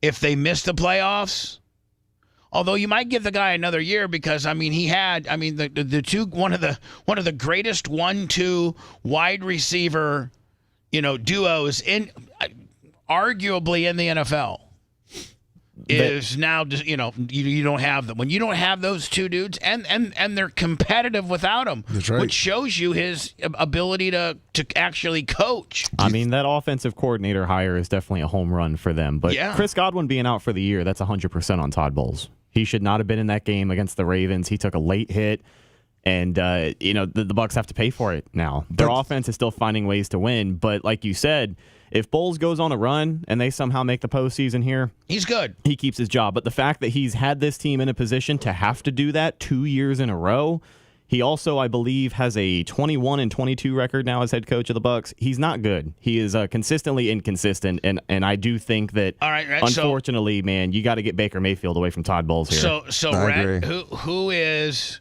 who's the alternative? I think a lot of people think the natural progression would be to promote Liam Cohen, their offensive coordinator, to head coach. We've seen that crash and burn plenty of times around the NFL. It's happening in Carolina right now. But I think the smoothest transition for them would probably be that. But I don't think it's anything they consider until after the season's over. The Glazers don't fire in the middle of the year. There's not some slinging D offensive or defensive coordinator. Who's the coordinators for the Lions? Ben Johnson, the OC, is going to be a head coach candidate. Okay. I don't know if Liam Cohen's going to be a head coach candidate because he's only been a coordinator for 1 year. How about Andy Reid? How about his coaching tree? You may have some guys that are up. It's going to be Ben Johnson, Cliff Kingsbury, Bill Belichick. Yeah. Do you think? Oh, Bill. You think Bill? I think Big Bill's coming back. He's a for-lifer. Yeah, maybe like Tom Moore. I'd like to see. I mean, Seth? What's your opinion on Belichick being a Buck? I like it. Oh no. Oh no, I don't think he'll be a Buck, but I definitely think he'll be coaching and have a huge spot in the NFL next year.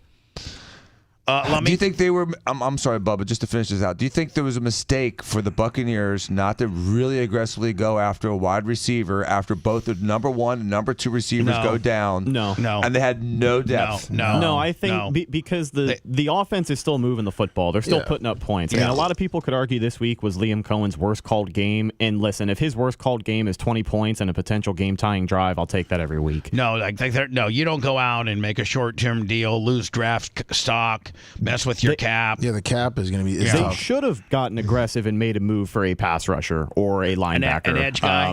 They really, really need pass rush. This defense has just been bleeding. Hell, they could have got Preston. Todd Bowles can only do so much. Like the players have to execute. Guys are playing terrible this year. Packers gave away Preston Smith for a seventh rounder. I know.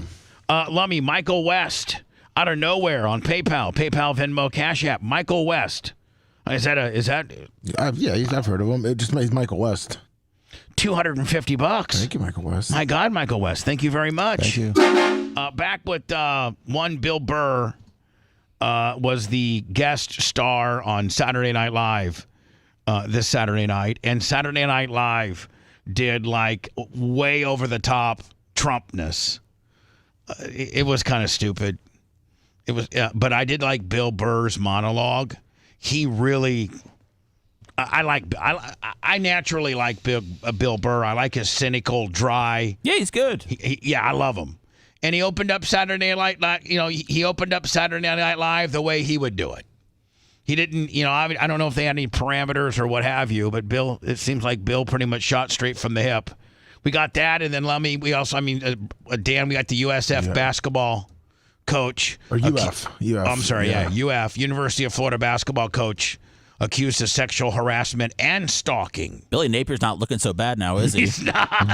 If you want 24/7 on-demand Bubba and the crew, go to BubbaArmyHQ.com. Right now. The Bubba the Love Sponge Show will be back after this.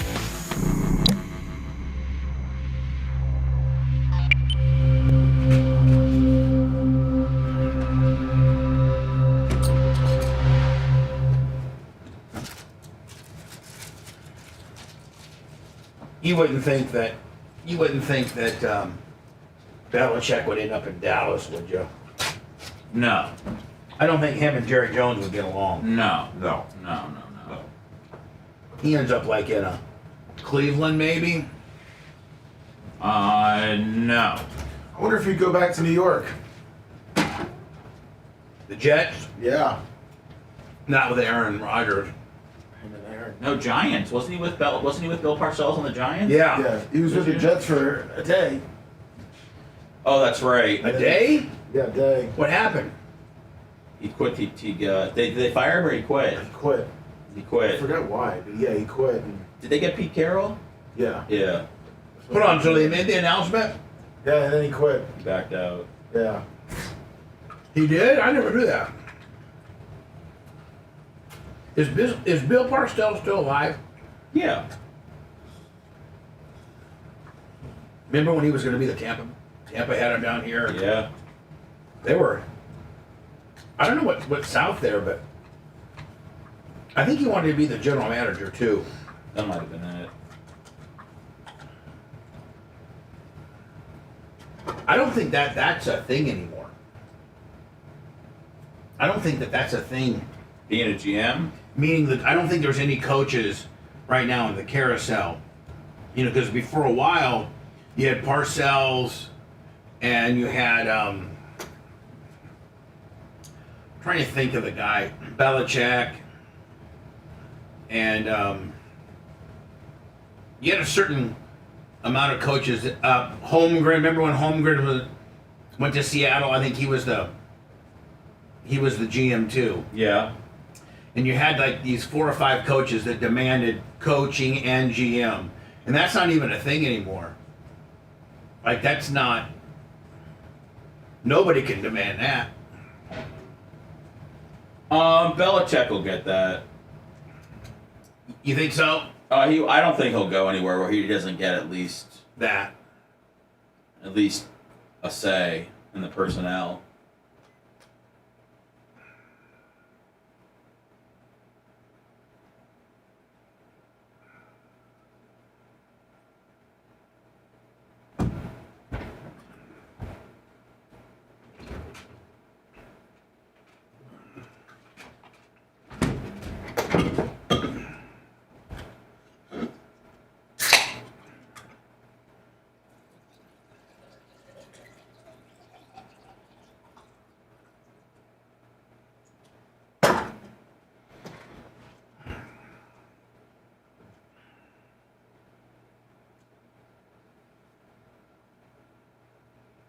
I'm in fucking Twitch.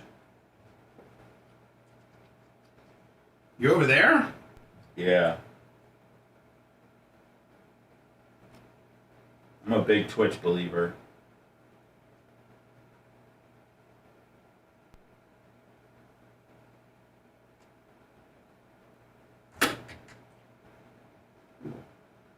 Because I saw Twitch's face. Now I'm a believer.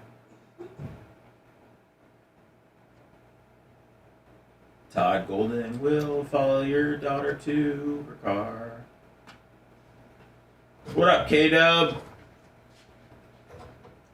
Big Twitchy in the house.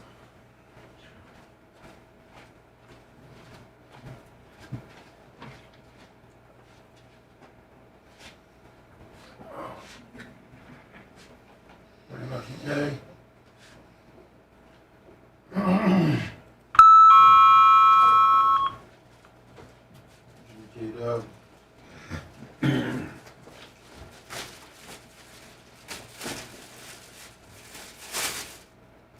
What's this Waffle House thing? This one? That's what that tells. Look, I used that way. Huh? Full? What up, Berto? I'll put it outside after. Oh, thank you. So Lummy, on this right here, where do I find the story? Right here, I guess. You can click on the link, though. Yeah, if you click on that picture, there should Right be, here? No, the picture. No. That picture that's in the post. This? Yeah.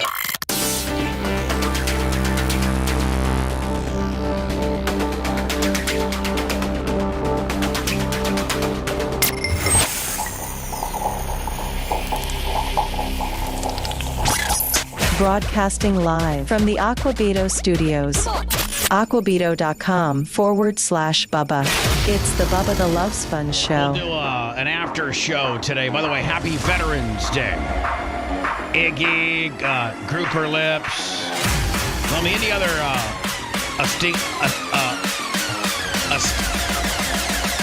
established kick-ass Bubba Army that we know are veterans. Please let me know so we can give them some love today. Bubba's Cankles was Bubba's Cankles. Yes. Happy Veterans Day. Happy Veterans Day to all of you. Don't forget this weekend, starting on Friday, probably me, Rhett, Merch Crick, and Seth. I should have the Merch Crick go live on YouTube, just that ride over. Oh, that should be good. Yeah, I was going to ask if you wanted us to do that. I can do it on my phone, too. Yeah, sure. A little bit. I mean, in case we get into some stuff, I'm just saying. But yeah. It can be short. Sure. We're driving my truck over. I got to, maybe on Thursday, you help me load up the generator. All the stuff, The cash cube, the table, all that. Sounds good. We're riding over, and then we're going to get there first so that Rhett can get everybody as they're coming in, Perfect. So anyway, the Content House in Orlando starts on Friday, probably around 4 o'clock or so with arrivals. And then I think we're going to do a dinner at 6 or 7. And then, God, is there an underfight card for the Jake Paul Tyson deal? I'm sure there is. Probably a few. I'll see if I can find it. So we're watching that. I'll probably be watching on my phone the Warsaw High School football team. Of course. Because it's going to be broadcast. Their home games, which, by the way, they're in this regional matchup versus Lafayette Jeff. It will be live on the Warsaw High School football YouTube channel. Oh, thank God. Because it's a home game. They don't do away games. They can only do home games. So I'll probably be watching that a little bit, Lummy. That's what Rhett will be, be like I won't be, leave me alone or nothing. I'll obviously participate, but I'll be glued to my phone. Looks like we got. I sent you the card. Yeah, 7 fights total. Ew. So you got 3 on a prelim and then 4 on the main card, which starts at 8 p.m. So, it'll probably be over by 11 o'clock, 11:30 maybe, if they can get these fights out of the way. So the preliminary card, that's not televised, right? Netflix starts at 8 o'clock. There's a middleweight fight of two people that I cannot pronounce. There's a welterweight fight of Mario Barrios and Abel Ramos. There's an IBF, IBO, WBC, WBO super lightweight title. Ooh, I love chick fighting and chick MMA because there's just more action. They just start really throwing them. Amanda Serrano, I believe she fought at the Jake Paul fight in Tampa that me and Gary covered. And how'd she? I think she won. I think she squashed. She may have because she's an underdog against Katie Taylor, and then the heavyweight Jake Paul, Mike Tyson. They got Jake Paul as the underdog. No, he's a favorite, isn't he? Jake Paul's a favorite. That's what I'm sorry. They got Mike Tyson plus 190. They got Mike Tyson as the underdog. Wow. What? They must know the fix is in. They must know what Jake Paul's already called. Yeah, Vegas is smart. I mean, you don't think there's any way Jake Paul wins straight up? I don't know. We'll have to watch it. Okay, you'll tune in Friday night. So what I'm saying is, like the last time they did one of these exhibition deals, Tyson fought John. Was it John? It was Roy Jones. Roy Jones Jr. Arguably, a Hall of Fame boxer. Was one of the baddest boxers. At one time, didn't he have like 2 or 3 straps, like 2 or 3 different weapons? I think he had, And it looked like 2 old guys fighting. Yeah, and then... No, but it looked like Tyson could have killed him at any time, but just kind of let him... They just kind of went out there and went through the motions. Yeah, it was like a spar. But Tyson still won. Like, Tyson won, like, hands down. I sent you a post, I guess, what Tyson's looking like right now, and then also what he said. Which I still don't understand how he's that big of an underdog. Yeah. So let me see. Are you guys putting real money on this? I'm not. Lummy? It was a split decision for... I may.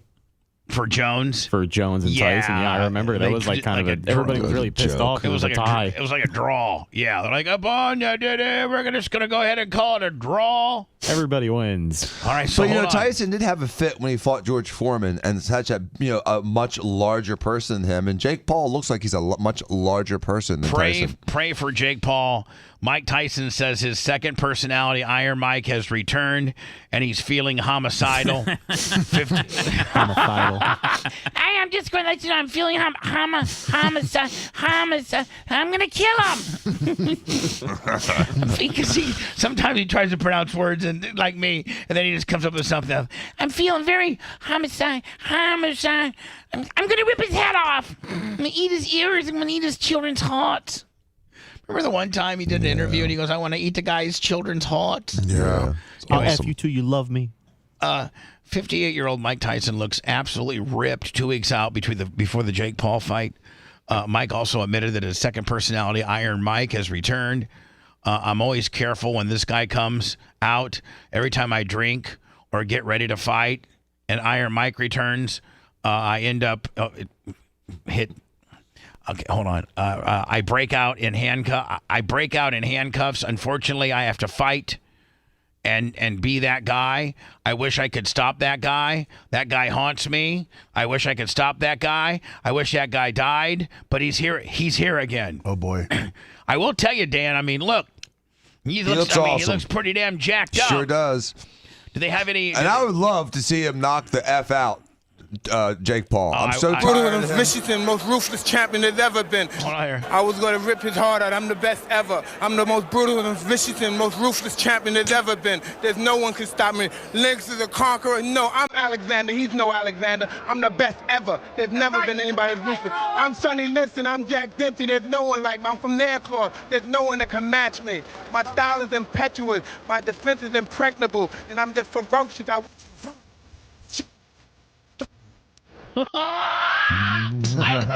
would just say, I would just say after that, I'd be like, I'm not fighting this guy. And you're right, Seth. Like, he so nailed that. And by the way, people don't realize, man, he is really a historian of boxing. Like, when he was with Customato as a little kid, I think he ended up like with Customato like when he was 12 or 13. his parents, or I don't even know if he had it. Like, I don't know if he was an orphan or he had a mom and dad. I think he was abandoned. Yeah, I think he was abandoned, and he ended up in the Catskills in New York with Custom Auto. And Custom Auto, when other kids were out riding their bikes and playing baseball, Custom Auto had Tyson in the basement watching old, like Rocky Marciano fights from the 30s and the 40s, and made like Tyson is like an unbelievable historian of boxing.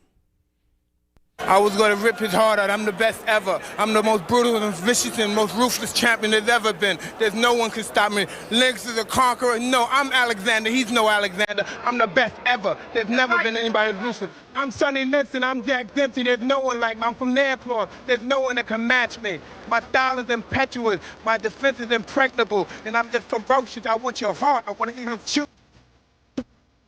He needs to get Allah back on this deal. I wonder if he can tap back into that guy, if that is Iron Mike. See, if that's Iron Mike, man, Jake Paul doesn't even need to show up. But that Iron Mike could be long gone, Bubba. But that Iron Mike is there for about 4 minutes, and then he fizzles out because he runs out of gas. If I'm right in the center and I try to get counted, so you count me with this hand. Right. If I'm doing like this, I'm open like this. I'll try to get this way. By the way, the one job I would never sign up to be is to be Mike Tyson's training partner, because you don't know when that dude that we just saw, let's say, Lummy, you get a, because you're supposed to fight back and try to get him a little bit, right? Yeah. Let's say you kind of get one in on him, and the next thing you know, he turns into, to Iron Mike, and he wants to eat your children and your heart out.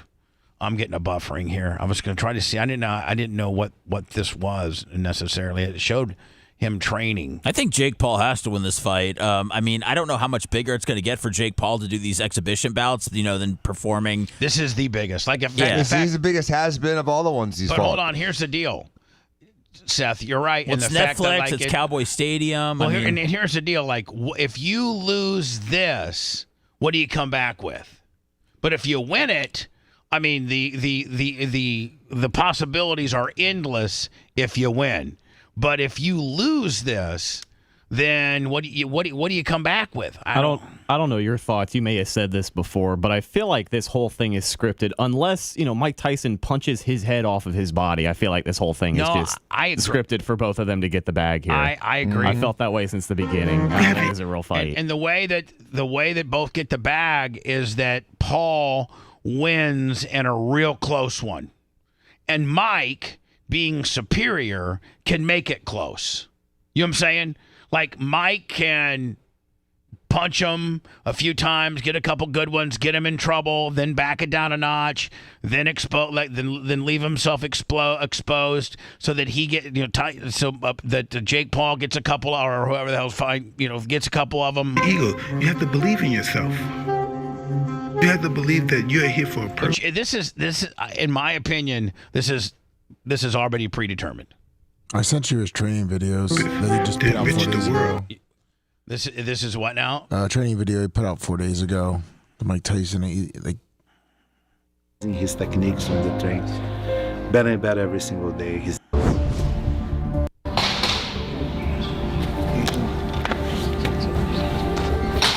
I'm gonna go and smash your brains in, okay? We don't need the hand taping. 17. We don't need any of this. We don't need any of this. We need 2 minutes. Looks like he starts punching. Okay, here we go. Those gloves inflate. Those do look like they're big, giant. They do look like big 16-ounce Big Bopper gloves, do they not? By the way, Tyson's supposed to get $40 million for this. Wow. For real? Yeah. If he wins or loses, or just anything. Jake Paul said he's getting 40 for showing up. He'll get 40 for showing up. He'll get an additional. I guess he's gonna get like an extra $5 million if he goes more than a certain amount of rounds. There, Jake Paul said. Oh, I'm sure it's packed with incentives. And then if he wins, he gets a minus $6 million if he wins. But 40's locked in.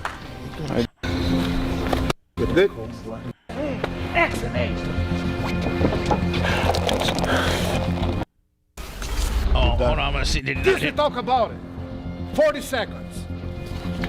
You are winning the fight, so there's no reason for you to rush. We are winning the fight. All good for us. Clean shot, Mike. Excellent. Nice left hook. You're done. I still don't have like any definitive, any definitive. They're not really showing any. Well, they don't want to show too much, do they? 11 Man, hopefully it doesn't look like crap. That's the air service. Huh? Crazy. Only 12. That's all we want. We don't want to see no weightlifting. Yeah. Jimmy out does that. We want to see. I don't want to see a Jimmy Cleavis workout. I want to see Mike Tyson knocking some dude out. It's like we don't have any of that, Lummy. We're not going to have any of that. They're hiding it. They're going to play patty cake. You know what would be the coolest though? What would be the coolest if this is really legitimate? Like if this is really legitimate. They made out at the end. Is that what legitimizes it for you? Yeah. docking and centering. Even better. Seth's like, man, they could go and put on a real good fighting, and whoever wins. But if they docked at the end of the man, I am so locked in.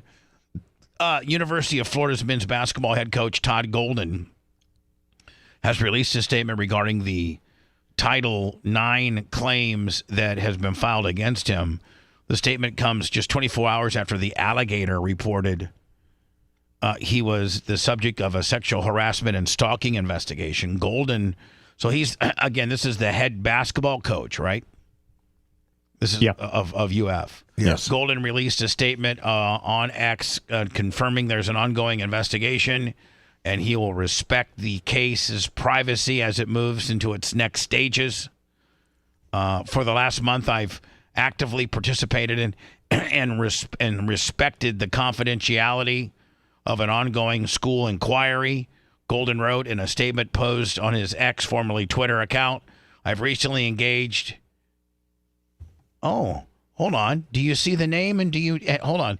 Do you see the name and do you recognize the name? I've recently engaged Ken Trackel to advise me. Do you know who that is, Dan? That's Hulk Hogan's personal counsel that won the Gawker case for him. Really? He's going to go on the offensive. He's on. I'm just saying. So what? We're already vilifying him like he's guilty. What if he is innocent and he's just been already, just trashed in the media? That's why you bring a Ken Trackel in, right? Isn't that amazing though? Nobody knew who Ken Trackel was until he won the Hogan case, and you win like kind of like Anthony Baez. Jose Baez, right, that won the Casey Anthony deal. Mm-hmm. Nobody knew who Jose Baez was prior to Casey Anthony. And then after the Casey Anthony case, which I heard he did for basically pro bono and some ass, that, he was doing, I think he actually represented Aaron Hernandez. Did you guys know that? No. Yeah. Who wrote that check, though? Well, I don't know, but check my facts. After Jose Baez got a favorable ruling for Casey Anthony, he became kind of the it lawyer, and Aaron Hernandez, the former Patriot who killed himself in prison while he was on trial, hired Jose Baez. Fact check me. Watch me drop the mic on your ass, bitches. Waiting for the fact check. Waiting for the lummy. Why do you always face us on things that we don't debate you about? Well, I just want to be. Yeah, it looks like you do. It looks like you defended him. I'm not facing you, Seth. I'm facing the listeners. Okay. Because they're always like Bubba's. He spews a bunch of nonsense. He doesn't know what he's talking about. He's stupid. He's virtually retarded. Yeah, it looks like he defended Aaron Hernandez, and there's a book coming out, or imagine that. Anyway, Ken Trackel. Nobody knew who Ken Trackel was until he got Hogan a favorable verdict versus Gawker. I have recently engaged Ken Trackel to advise me on my ability to bring a defamation claim while this confidential investigation. All right, so there you go, Dan. He's not using Ken Trackel in a defensive deal. No, he's going on the offense. He's going on the offense by saying, I didn't do this. And the bitch that said that I did, as I'm going full guns now on this big fancy attorney who beat Gawker in the Hogan deal for a defamation case. Just be careful, Mr. Golden, defamation is hard to prove. Very hard to prove, especially when you're a public figure. Mm-hmm. But if you're accused of rape and you're not raping somebody, and that girl has NIL money, You ever think about that? Because you think about most college kids are poor. They got nothing. Well, we don't know that she was a student. We don't know that she was an athlete. We have to figure out. There's multiple women. Yes, it is a lot of students. There is the claims regard that he sent videos of his genitalia while traveling for UF, unwanted sexual advances on Instagram, requesting sexual favors, and various occasions of stalking on foot. Yeah, like he would know where they were on Instagram and then go to that location. Yeah, Dan, he needs to be there. One woman told the Alligator that Golden stalked her in his car on foot more than 10 times and also sent unsolicited photos of his genitalia. You may not need Ken Trickell as much as you need Kevin Hazlett. Yeah, or Foster. Todd Foster. You know what? Todd Foster. Yeah. That's who you need, my man. Mm-hmm. That's who you need. With maybe does Senior still practice Canella? He's retired. Yeah. He's retired. Here is the Bill Burr monologue. This will take us to the bottom of the hour, which will be perfect.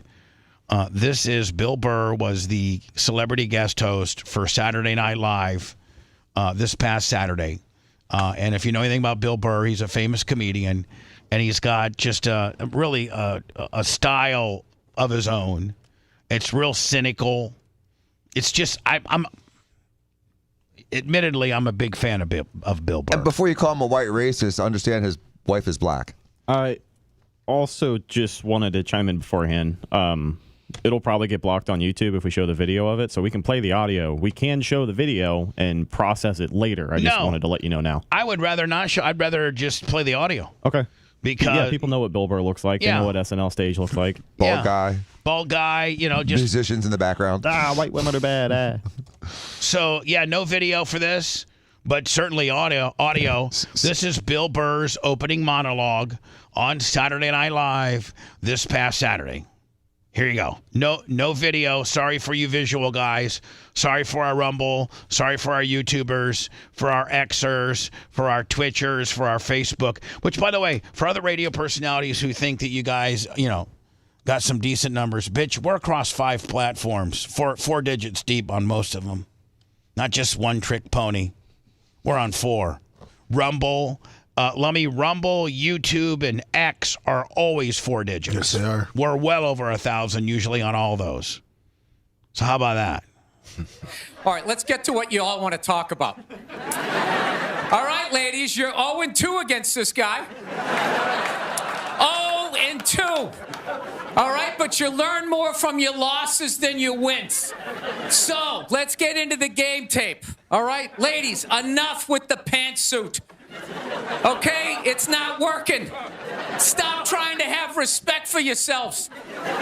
You don't win the office like on policy, You gotta whore it up a little. I'm not saying go full Hooters, but find the happy medium between Applebee's and your dad didn't stick around. All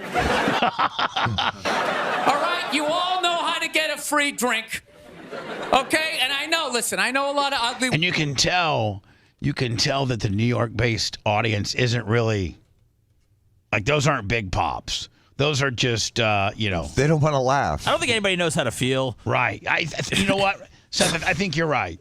I think people don't know if I should be belly laughing at this or I should be reserved. Right? Yeah, and Bill Burr's he's a wild card. Yeah. No, listen, I know a lot of ugly women, feminists, don't want to hear this message. But just tease them a little bit. Make a farmer feel like he's got a shot. Swing a state over a little bit. I'll be honest with you, I am so psyched that this stupid election is finally over. It took forever. Yeah.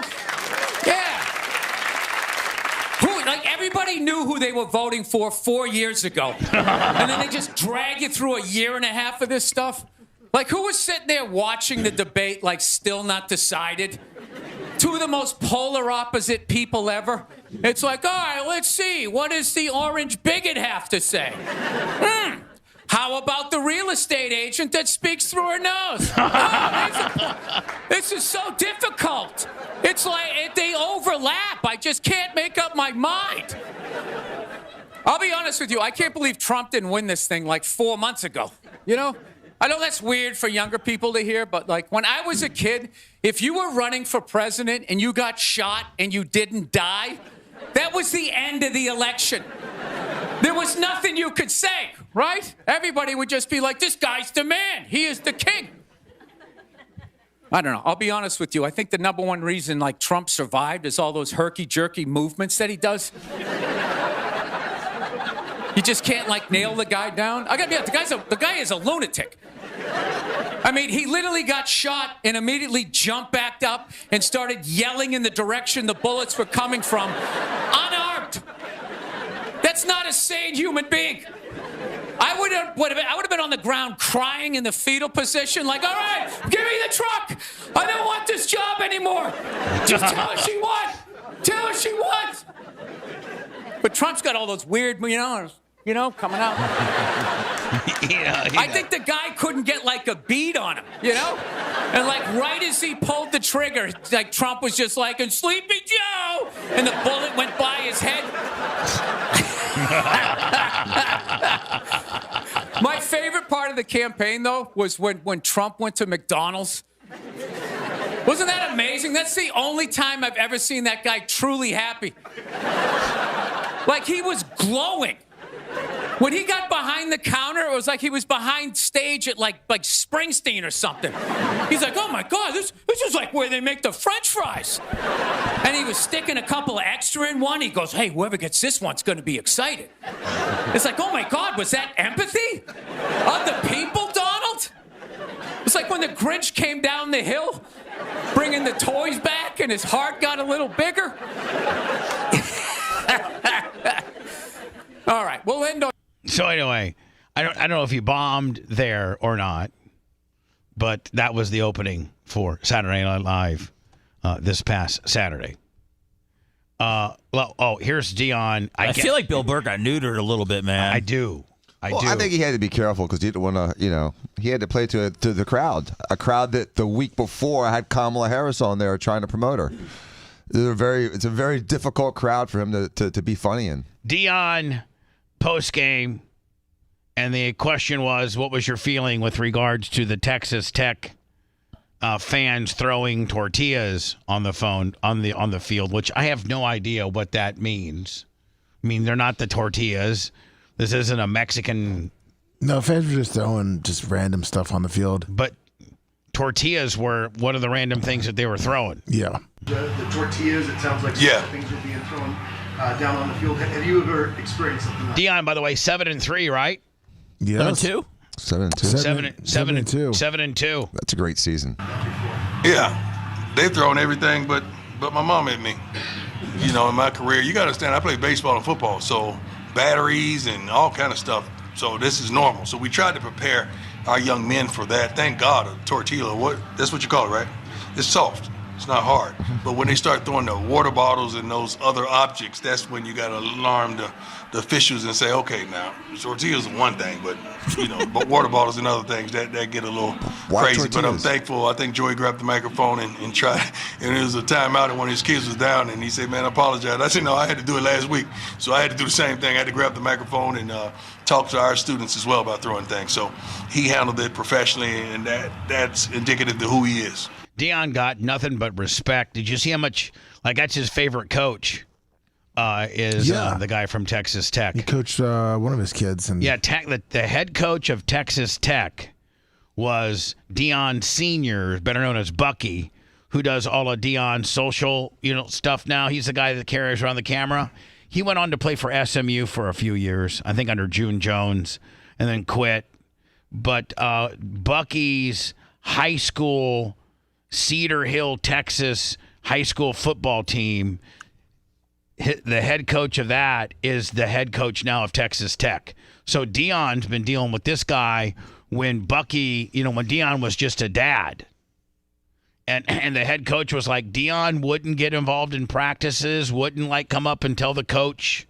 If now Dion, the coach, can obviously, but at this point when Dion's just a dad, he's respecting the coach. Yeah, he's respecting the coach. Lummy, this was Denver's chance to knock off 8-0 Kansas City. Sure. And again, this is an extra point. Aren't extra points 35-yarders? Yeah, about that. No, I think that's what an extra point is a 35-yard field goal. And realistically, aren't like blocked kicks are kind of like 33-yard field goal attempt. All right, so that's what an extra point is. Yes, is a 33-yarder. Yeah. Well, this is a 35-yarder. It's same thing. Yep. And blocked kicks and punts are kind of the same as an onside kick. Like you just don't see them very much anymore because usually when they used to block a punt, when they would block a field goal, a lot of the pressure came right up the center before they protected the center. Now the center is protected. You can't have a guy straight up on the center that bull rushes him. Because the center, after he snaps the ball, back in the day, you were required to block. Well, your number one priority was to get that ball back there, and you're not in any position to block. So a lot of the blocks back in the day came right up the middle. Now, as you can see, I think in all forms of football, from high school to college to pro, the center is protected. I don't think you can hit the center at all. No. Kick to win it. Let me turn this down.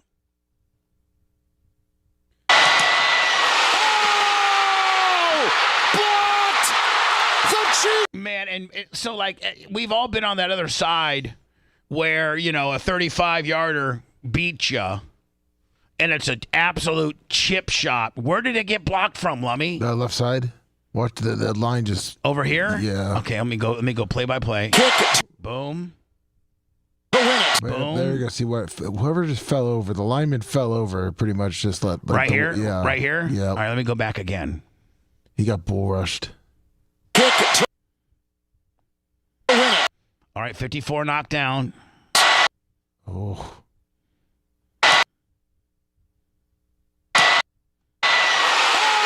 I can't see who got it, Lummy. I know it's hard. They moved the camera because you got that one guy coming through. That's impact, right? Yep. Now is the ball right here? That's where. See, that wire is in the way. Yep. The wire for the field goal. Yeah, the field goal net. I don't think that's the field goal net. I think that's the camera? The camera jumbotron deal or the.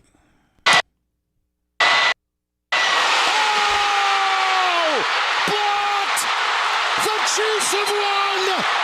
The Chiefs have won! They've gotten every break this year. They have. It's. I will tell you, man. Bo Nix is a hell of a player. Is he not? He tried. He's a hell of a player. So who's it going to be? Chiefs on the AFC. Chiefs Lions would be good. Sure would be. I don't know. The Ravens are really good. Oh yeah. I don't know if the Chiefs can get by the Ravens. I love a Baltimore Detroit. I'd love that. Wouldn't you guys? That would be a good Super Bowl. Something different. Who wins that game? Who goes to that game? What's the problem? No, there's not a national audience for that. I don't think, like there would be for some other teams. Well, there was never we've had some crappy Super Bowls. Remember the last one that came to here? Arizona Cardinals and Pittsburgh Steelers. And Pittsburgh has some life, but still, there was two teams that really not a lot of people outside of those markets care about. That was a horrible matchup. Yeah, horrible. Would Baltimore, Detroit be that horrible? No, I mean Detroit's got such one. They're one of the original or one of the really, really early on teams. And second, Dan, I think they'll travel well because they've never, as a franchise, been to a Super Bowl ever. They're one of what, 4? Isn't there only 4 or 5 teams that have never been to a Super Bowl? Yes. I think Detroit, Jacksonville, Houston. And then who's the other? Cleveland? Yeah, I think Cleveland. Yeah, Cleveland. Yeah. And I'd like to see a Detroit win on that. If it was a Baltimore, Detroit. Super Bowl. I'd love to see a Detroit win. Does Detroit burn down? Do they burn down their city? Yeah, Detroit. Oh, yeah, definitely. Dude, that thing's ash. It's going to look like those two trucks, the Munster truck thing. Everybody's going to have a jet car. and Detroit. Every white oh, my pickup truck's God. going to be on fire. That's the one thing they need to get with Philly. Didn't you say, Seth, that Philly, when they won the Super Bowl that one year, they were actually putting motor oil and oil on the poles so people couldn't scale. Yeah, Crisco. They were putting Crisco on all the poles so the potential rioters / celebrators couldn't climb the poles. They put that on the poles in New Orleans all the time. The grease on the poles, not just Crisco, they put grease on there so it's always there so you don't climb the poles. What is it with people getting drunk and wanting to climb things? I don't know. But I mean, listen, man, if you look at what LA did and the Dodgers with the latest championship, they went absolutely crazy, burnt down squad cars, and things like that. Well, Detroit and the Dodgers have won a World Series before. Yes. Okay. And so, this isn't a really that. I mean, it's a special event, obviously. LA wins a lot of things. Yeah, LA wins. Lakers have won. Rams won recently. Mm-hmm. But Detroit, I mean, outside of the Pistons back in the 90s, and I think the Red Wings, I think has the Tigers, the Detroit Tigers have won. Yeah, the Tigers won in 84. But listen, the Lions have never, ever, ever even been to the Super Bowl, let alone win it. They will burn Detroit down. Like, they will. Yeah, it looks like in 90, 8 people died, 124 injured, 170 arrested, and in 90? 1990 when the Pistons won it. And it looks like... How many died? 8. 8 people. Now, and it what looks type like of... 42 buildings were burned and looted. 42 buildings were burned, and 8 people died when the Pistons won in 90. Yeah. And the Pistons at that point now, was that the first time that they'd ever won one, or they'd won one prior? I think that they went on a run in the 90s and picked up a couple, 2 or 3. Yeah. But that's the only one that they're showing for the riots. And then man, how I feel like in 84 when the Tigers won it, only one person died, but a lot of people and 6,000 people look like were rioting. Oh, so, that's nothing. Yeah, that's nothing. I feel like Detroit would take care of their city. I mean, they hate when people, say things like Detroit is apocalyptic and, it's the worst city in America.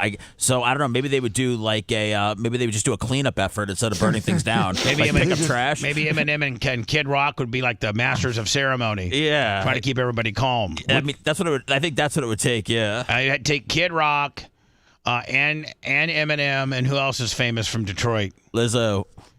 Oh, is it Lizzo? Yeah. Oh, yeah. Skinny Lizzo? Yes, only Skinny Lizzo. Yeah. When we return, P. Diddy says, "Man, I got to get out of jail. I know I got a big time. I got a big time trial coming up, but I cannot take this prison jail, holding any longer." He has now filed a 4th request for bail. And he's proposing, the way I always knew bail to be was you weren't making proposals. They were telling you what you're getting. Like, Mr. Combs, you're not available for bond. No bond for you. Like, I didn't know that you could keep coming back and raising the stakes. Dan, I mean, you're a lawyer. I think fundamentally or formatically, that's not usually how it goes, where it's like, let's make a deal. There's a presumption for bail so that people aren't just locked up and throw away the key forever. And so there is some arguments that bail needs to be fair and appropriate to the crime. But his crimes are so egregious and his ability to escape and flee is so high that it's going to be a difficult balance. This is a tough one. Hold on. $50 million. Yeah, but that's a fart in a bucket to him. Yeah, and I guess isn't he close to $1 billion? Is he worth hundreds of millions of dollars? And at the end of the day, man, so let's say that you put up $50 million, okay? Right. That only means that if you skip and don't make it, they keep the $50 million, right? Yep. That's the only penalty. Well, I mean, now you're obviously more wanted, and you've now even created more crimes for yourself. But at the end of the day, you're still only out $50 million. Mm-hmm. They can't go back into your bank account or other assets that you have and seize that. Wait. If you're an international fugitive on federal crimes, they could arguably seize your assets.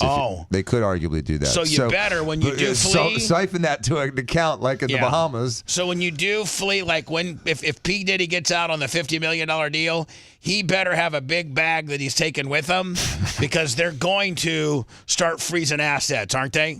Yeah, but you would think a guy that wealthy and that seedy, potentially, arguably, allegedly that seedy, would have a grab bag already stuffed someplace. You would think he would have that ready to go. Especially, he's not the kind of guy that's like going to church on Sundays and, being with his family and got hung up on the, a typo on his taxes. We're talking about a guy that may have systematically, had abusive relationships with people for 20 years. And human trafficking. Right, with all kinds of allegations rape, of drugs and trafficking and rape and statutory rape. And, I just want to ask, Justin Bieber 3 questions.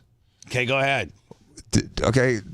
Hello. Hi. Hold on, Seth. Can you play Justin Bieber? Yes. Hey, Justin, I have a couple questions for you. Hey, Dr. Dan. Did P. Diddy groom you? Yes. You're supposed to say no. No. Did he rape you? No. Was it consensual? No. So then he did rape you? Yes. Okay. I like you. But see, that's the thing. There's so many people out there. Hold on. Were you talking about Leonardo DiCaprio? Justin Bieber. Justin Bieber probably plays the game the way it needs to be played, much like, about breaking the egg? What game are you talking about? I mean, like he answers for what's best for himself. What answers to whether they're truthful or not, Justin Bieber's counsel, if they don't have a way to prove it, there's no proof, and it's just based on his answers. What plays best for him legally, Dan, as an attorney? Deny all of it. He's not under oath.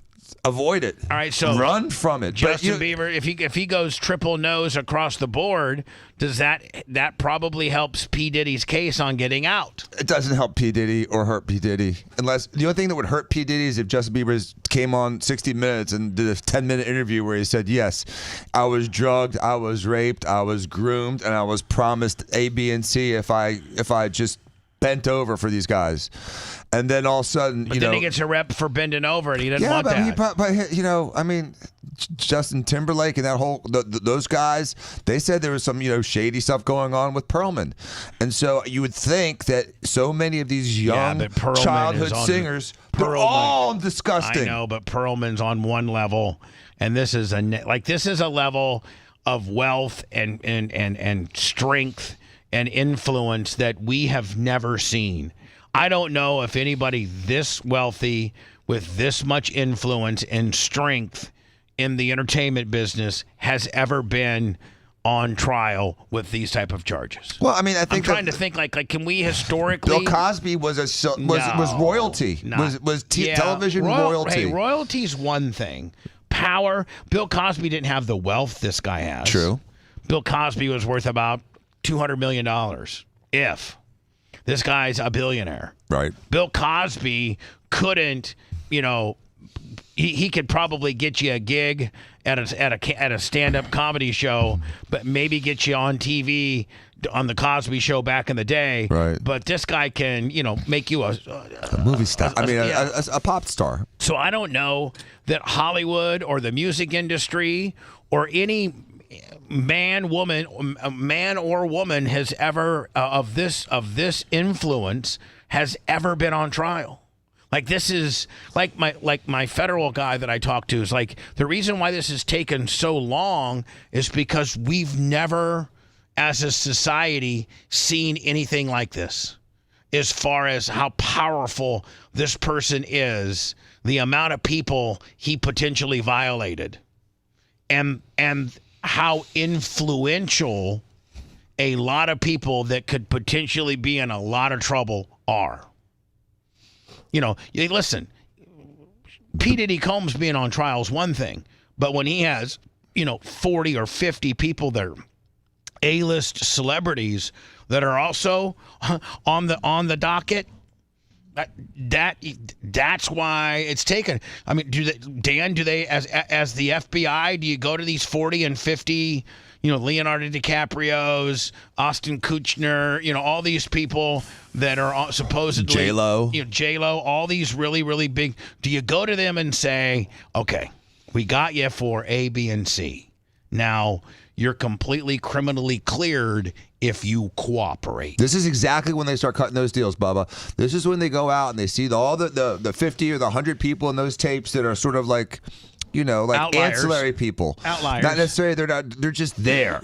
So then they start wrangling them all up and they threaten them with big charges in exchange for leniency. They have to testify against the guys. They say, hey, Leonardo DiCaprio, we have you on tape at 6 of these freak-offs.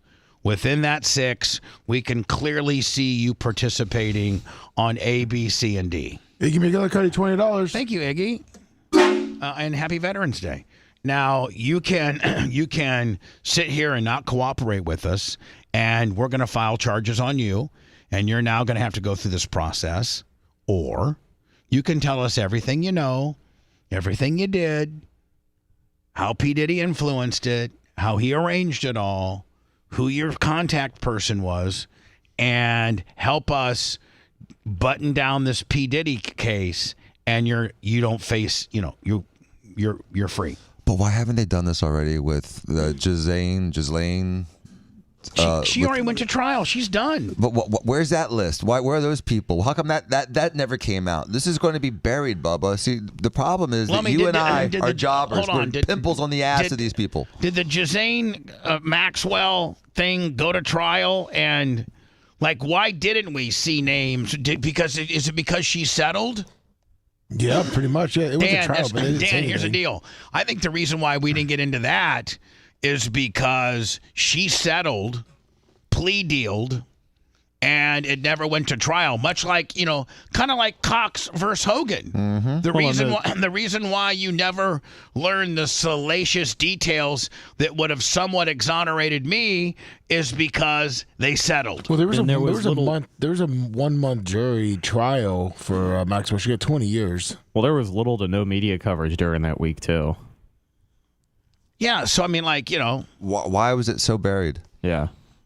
They don't want everyone to know. It was on the federal level, which means there's no electronic devices in court. Yeah, but it wasn't talked about on a 24-hour news cycle. You only have artist renderings. That's it. And then you're right, Rhett, in the fact that it was left off. Because I remember I was working at the airport at that time, and I was trying my best to follow along with it on Twitter because that was one of the only places you could find readily available breaking information. You know what I mean? It was timely on there.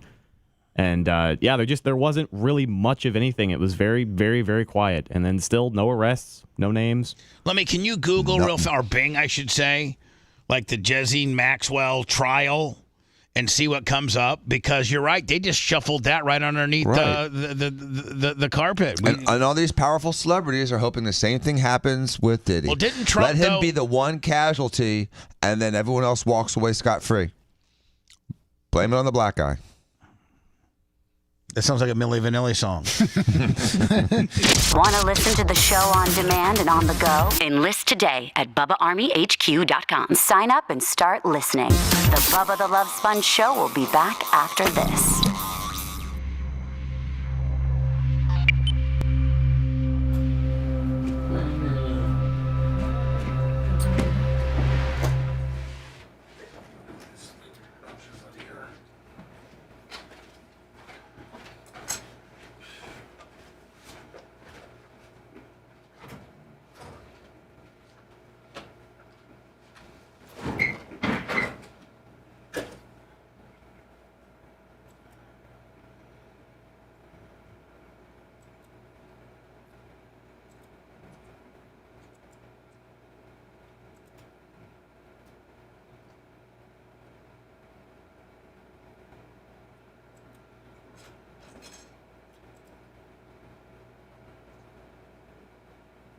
Michael Porter Jr. recently said, I don't like this, that if the Nuggets, I'll try to get me on that. Then we have to break up the team. Lou, are you buying But this is.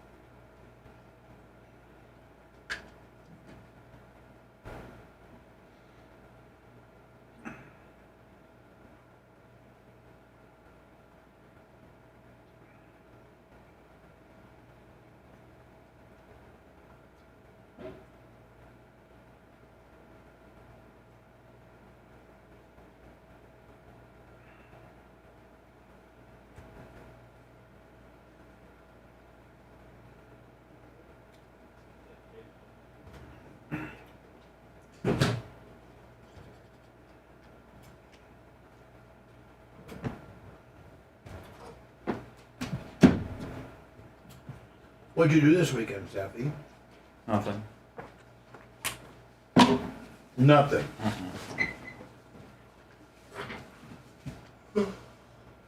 No card? Nope.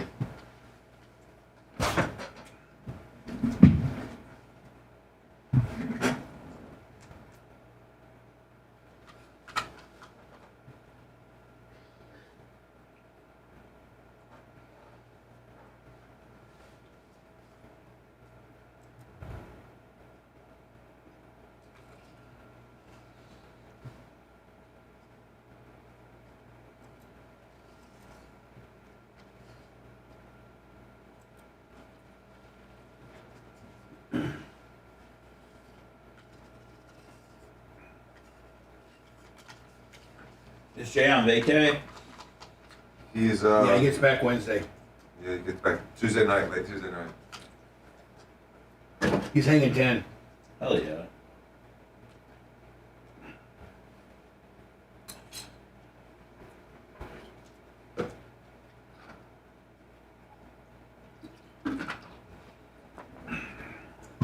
Does he take pity? Does he take pity over there with him? Yeah. Because you probably can't. You probably shouldn't go by yourself. He knows everybody there. He can go by himself. I'm sure there's someone else there besides just him and Pity too.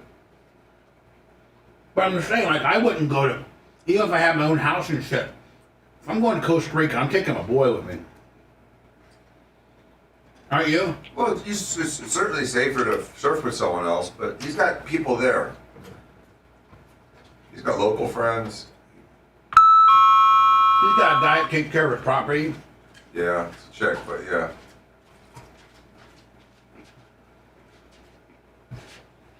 And how big a house is it? Say it again? How big a house is it? He's got a house and a quarter. The main house? Yeah. I don't know, 35. And then it's got a courtyard? It's got a pool, courtyard, in-laws house underneath it. Really? Yeah. How many times? Do you go a lot? I haven't been to his property since it was finished. What? Yeah, we had a little something called COVID and all that other shit happening. I thought Jay's owned this for 10 years. His house that he built? In Costa Rica. The first time.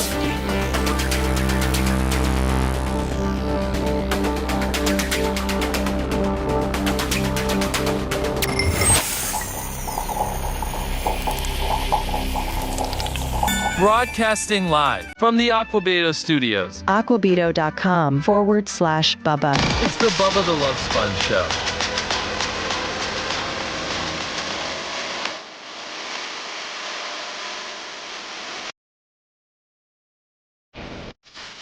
Don't you think? Well, you might get too much heat. Don't you think we should? What's on Jay's house in Costa? What's a bedroom? Like, how many does it sleep? Well, the first house he did with his friends was 4 bedrooms, like I'm talking about the existing. I want to say it's 4 plus 2 at the bottom. Oh, we should do a guys trip.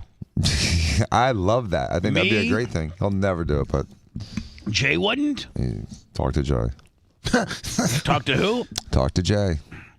Jay Pitty, me, you, Jimmy Clevis, and Steve.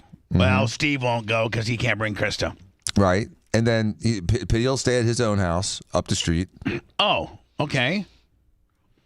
So it'll be you, me, and Jimmy, and Jay. Yeah, maybe Fabrizi. It's always good to bring the mob. Right. But I don't know if the Fabrizi mob ties and connection works in Costa Rica. He was in New York last week. Who was? Fabrizi. Oh, you haven't seen his $3 million home in New York? No, but he was in a deer stand. I talked to him about my roof. You should see his home in New York. In fact, he spends more time in New York now than he does in St. Pete. Mm-hmm. Oh my God! And you know what? He's begged me for the last 10 winters, and I should take him up on it and take you.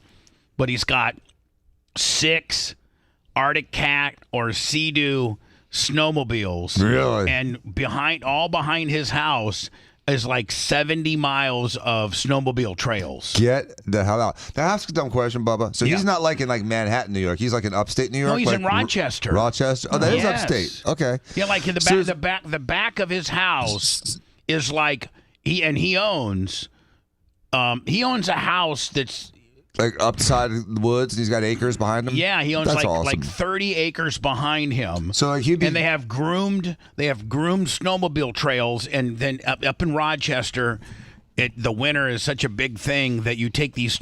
They're like snowmobile highways, and you take them, and there's these bars like every 10 miles.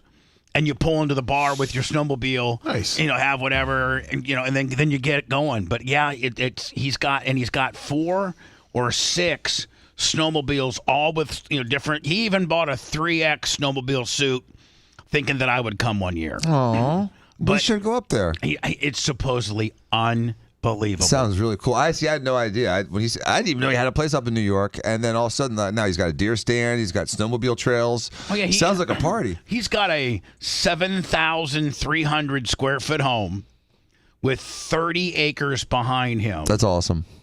And that's where he spends, the majority of his time. I don't even think he likes his mansion in St. Pete anymore. I think he wants to move full time up there. Really? Miss my friend was my neighbor. Yeah, Fabrizi built my house, and he was my neighbor for 21 years. I cried the day I had to leave. It was such an emotional deal. Just like Kurt Herbstreit cried about his dog? Yeah. I met his nephew over the weekend, Fabrizi's nephew. You did? Yeah, he said he's spending a lot of time because I guess his nephew works because he came out to look at my roof. Yeah, Fabrizi doesn't do any roofing. No, he said he's been spending a lot of time in New York. Yeah. But if you he's still part of the company. But if you mention Fabrizi, like. No, they'll still take care of you. Oh yeah, it's still he still has a piece of it, and they still respect his word. But they're helping me right now too. No, he has Handyman Roofs is helping me. He still has the majority piece of it because listen, his dad invented it, and his dad and a guy named Angelo were the first original partners of Handyman. Okay, and then his dad and Angelo, obviously his dad Dick Fabrizi had Richard as a son. And Angelo had Joey. So they handed, and it was like 60-40 Dick ownership to Angelo's ownership.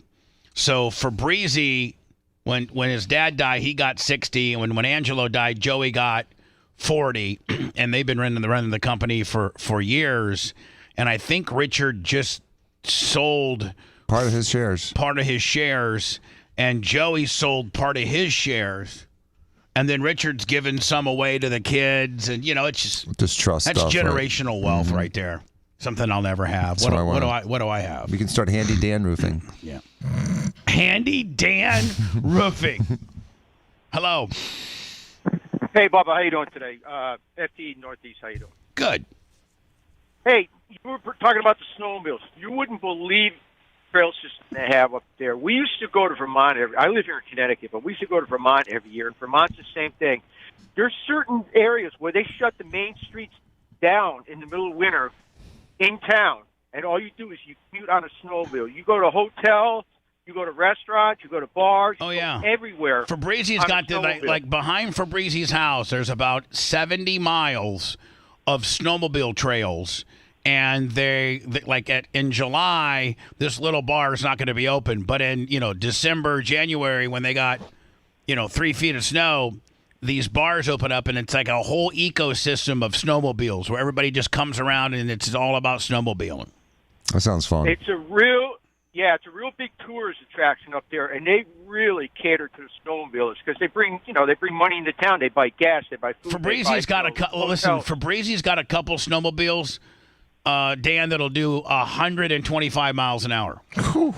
Wow. That doesn't sound fun to rack at 125 in a snowmobile. Yeah. Well, you know how Fabrizi is. Even though he probably only goes 80, he has to have one that goes 130. So, Yeah, it's a real extensive system. I mean, it's just like driving down the highway. There's signs that tell you how many miles between towns, which direction. They have actually corridor routes, just like highways have their route numbers.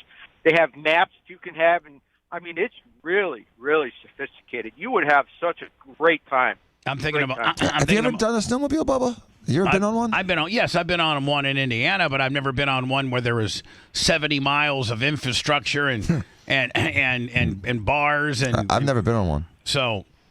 And they have knowing Fabrizi, he's probably got the best of the best. So they got heated hand grips. He's got Fabrizi always has the best of the best. Period. They got communicators. You can talk from rider to rider without stopping. I mean, it is. I'm telling you, you do it once, you're going back every year, guarantee it. And I think Dr. Dan would enjoy it. For the last, for the last 12 years since he's owned this place, he has invited me every winter. He's like, come up for just like a Thursday, Friday, Saturday deal. And I forget whether it's Allegiant or. See, we have a bigger chance, Bubba, of doing a Dan, Bubba, Jimmy Clevis snowmobile/hunting trip to New York than we do to go to Costa Rica with Jay Brony. Why? Huh? Is Jay Brody a little bit selfish on? Well, I haven't stayed at his house. Not that I couldn't, but I still haven't. Wow. Mm. I'll stay at Fabrizi's house before I stay at Jay's house. Fabrizi couldn't get us there fast enough, and you know what? He has a large. I don't know if he has a designer Ferrari snowmobile suit for you, but he's got one that'll fit you. I'm sure he's got something that'll fit. I don't care. I have to just don't make it pink, and if it's pink, it's okay too. Yeah, but listen, I'm gonna go up there this year, buddy. I appreciate your call. Thank you, buddy. Yeah.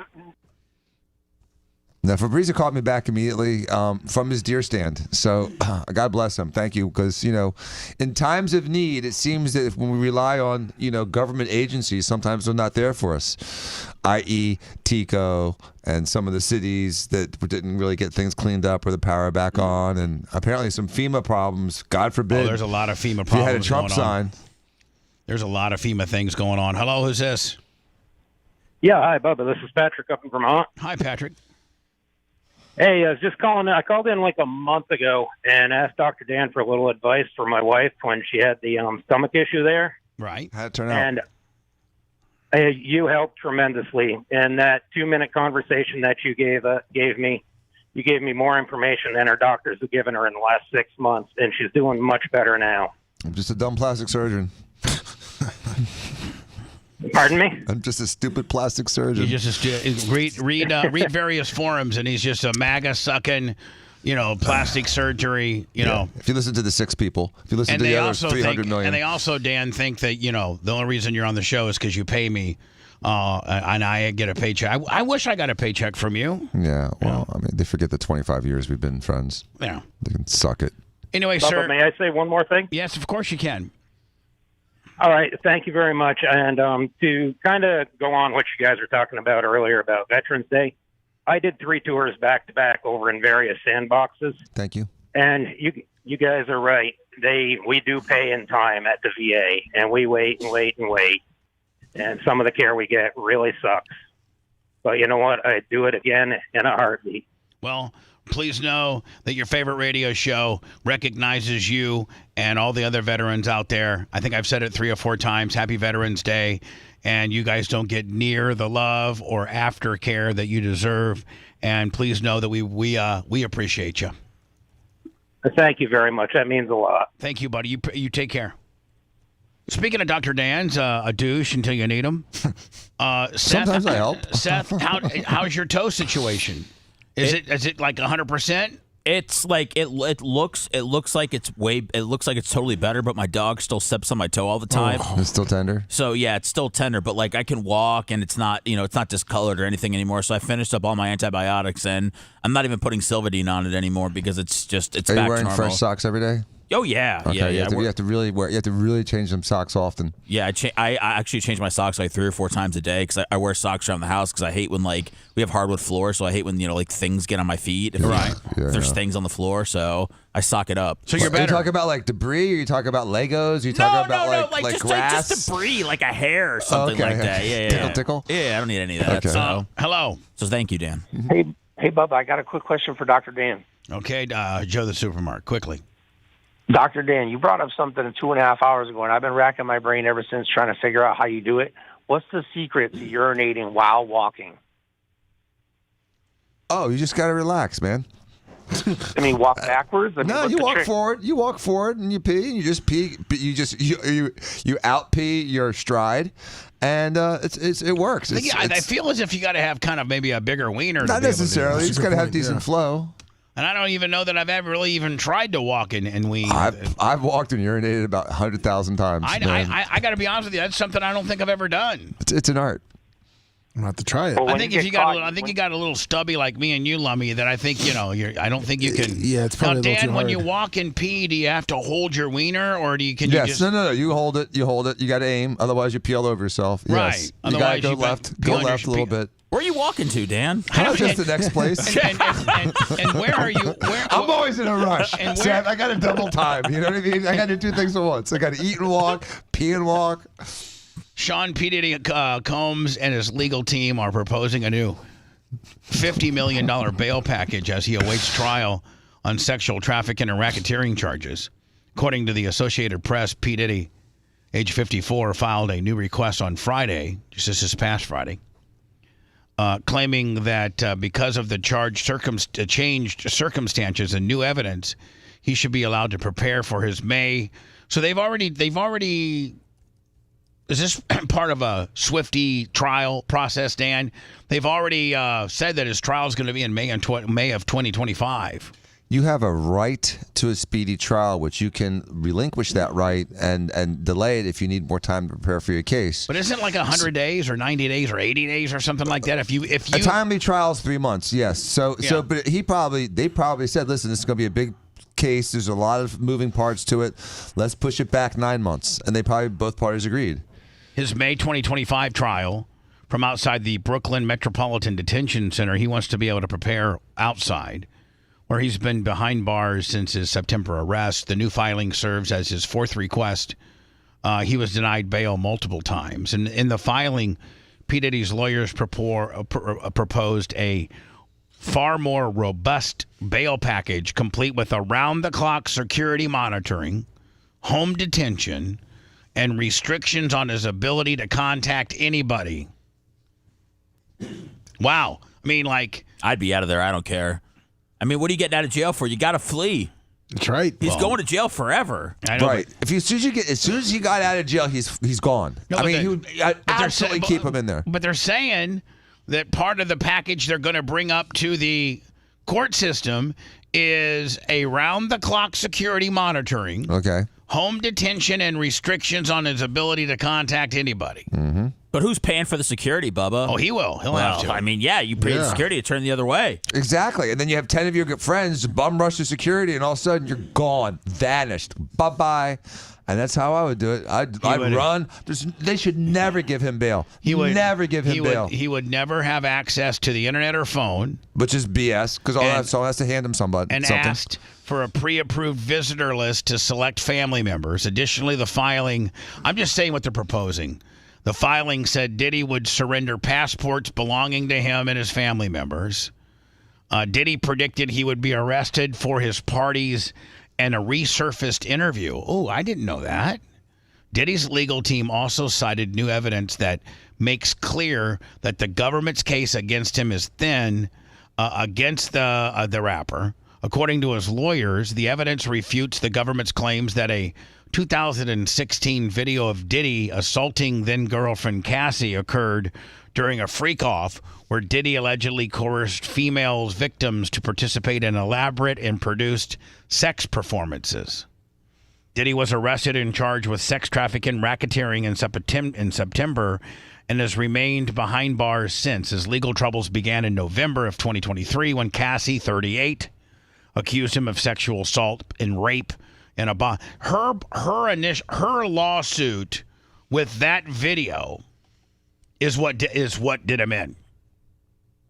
He denied her claims, and the case was settled out of court one day after it was filed. But at that point, wasn't the damage already done? The minute the public saw that videotape. Now, I think one of their claims is that videotape was never intended to be leaked. No videotape's intended to be leaked. Yeah, trust me. Ask me. You don't think I don't? You don't think I don't know that? I know that. No surveillance video is intended to be leaked. They leak it on the backside because it does something for their cause. And look what happened. He was so insolent and so narcissistic that he thought that he could tell this girl to go F herself and that he had no exposure. But one day of this video being out, and his entire house of cards has fallen. One day of my video being out and my whole cards fell. Yeah, but you're not going to jail for potential rape and child trafficking. P. Diddy's 14-page indictment was unsealed one day after his September 16th arrest in New York City. The court docs accused the disgraced music mogul for hosting parties known as freak-offs, which he is said to have recorded. Diddy allegedly distributed a variety of controlled substances to the victims as a control tactic. Diddy and his lawyers have vehemently denied the multiple accusations against him. The rapper pleaded not guilty to sex trafficking and racketeering charges. I don't have a problem with the sex party, Bubba. I have a problem with underage people, and I have a problem with drugging people. Those are the problems I have. You can have a sex party, 40 consenting adults all go into a big orgy. God bless you. I don't have a problem with that. I don't care. But when you start drugging people and start raping people while they're under the influence of severe hallucinogenic drugs and trafficking and moving kids around and doing it with minors, then I hope you go to jail forever and there's jail justice put on you. My buddy Lummy DJ from Pro Action Suspension likes my shirt, gave us $50 on PayPal. PayPal, Venmo, Cash App, all at the Bubba Army. Before I go into words, these Hispanic gentlemen have a message for Donald Trump. Hello, Mr. President Donald Trump. By the way, they got. Let me just go ahead and replay it and set the stage. They have Trump lanyards. They have Ultra MAGA T-shirts, and it looks like they work for FedEx. Looks like it, right? Yeah. And one would think that FedEx, being a Fortune 500 company, probably wouldn't be hiring illegal immigrants. They might be hiring legal immigrants, right? You would assume. Hello, Mr. President Donald Trump.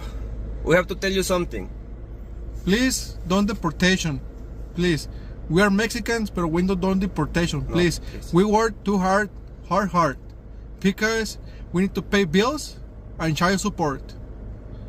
And we work too much, but sometimes we don't work because we drink beer. Hold on. What is he, Kavanaugh? He says, sometimes we don't work because we drink beer. Seth, I love the honesty with these two gentlemen. Absolutely. Like sometimes we get a little hammered. We can't go to work. We don't work because we drink beer. Mm-hmm. Modelo. Yeah, no, modelo. No ultra. No ultra. No Michelob Ultra. No Michelob Ultra. Modelo. They want the Modelo. Patient. It stands for putations. But now we're gonna drink Budweiser because it does for you and make America great again. Yeah. Well, see, listen, this is where these two Mexicans messed up because who is Donald Trump's best buddy? Yeah. who has a new beer. Yeah, but it's junk. Great American I beer. understand it's junk, but if you want to placate to the president, you'd be like, "We are drinking after watching him on your convention and knowing that he has got a new beer. We are drinking Hulk Hogan's All-American beer." Donald doesn't listen. First of all, Budweiser is not even owned by an American company. No, it's owned by a German company. They're now, owned right? by it's called InBev or something like that. They're the largest. Like they own everything. Mm-hmm. So these Mexicans need to do their homework, and it had a Hulk Hogan Real American Hero beer, right, Lummy? Because that's Trump's friend. Sure is. We will tell you we will drink your friend Hulk Hogan's beer, All American beer. We saw him on various parties that you had, so we will drink no Ultra, no Budweiser, All American. No Ultra. No Ultra, no Michelob Ultra. It's for potation. It stands for... And what they don't realize is Michelob Ultra is actually owned by Budweiser. Yeah. Potations. But now we're gonna drink Budweiser because it does for you and make America great again. Yeah, we bought this 2 for $25. That's a ganga. For your campaña. For your campaña. Gracias. Thank you, Mr. President. Gracias. Thank you, say thank you. Thank you, no voy a Thank you. aportar. No voy a aportar, güey. Gracias. Gracias. Dio, thank you. Oh, que la These guys like those brothers, the black guys. The Hodge twins. The Hodge twins. Yeah. Hodge twins. They reminded me of that a little bit. I The hope, little shtick. I hope that this girl doesn't get canceled. Because, I mean, like, it's just, it's pretty self-explanatory. Then I got to go to words. Michael Porter Jr. recently said, "Oh, I don't like this. That if the Nuggets don't win." Michael Porter Jr. recently said, "Oh, I don't like this. That if the Nuggets don't win this." That was a good one. Don't try to get me on that. They might have to break up the team. Lou, are you buying that this is the last dance for the Denver Nuggets? Yeah, I'm buying. Nuggets. I'm buying. Beta, you're going to be in trouble today. That's not fair. It's not even a thing. It's not even a word. Sounded like it. You would love that. Listen, anyways, I'm buying it. Is All she in good. trouble, Bubba? Is she in trouble? She shouldn't be. I don't think, but these guys didn't help her out at all. You know what? You're exactly right, Seth. These guys could have just sloughed it off and kept going with the content that they were talking about. But they highlighted and accentuated. I don't know how that happens, though. I don't know how you actually say that. Well, but you can. But she got tongue-tied. Nuggets, you know. If things come to an end. I don't like hearing it, though. And it feels we like we didn't like hearing that either. We sure did. I'm sweating. It's all right, Beto. You covered in the cloth. I got you. Ain't nobody gonna say nothing. I mean, you know what? He kind of brings it back to center a little bit by saying, "Hey, listen, I'm a black guy and I'm cool with it. I know that it was a little bit of a little bit of a Freudian slip, for lack of a better term, and nobody's going to give you." So I think that's what he's saying here. When he, it's all right, Beto. You covered in the cloth. I got you. Ain't nobody gonna say. You're covered in the club. I got you. Nobody going to say nothing. She's good. No, I'm sweating. It probably does help if you got a cool ass black guy there that rolls with the punches and tells you you're cool.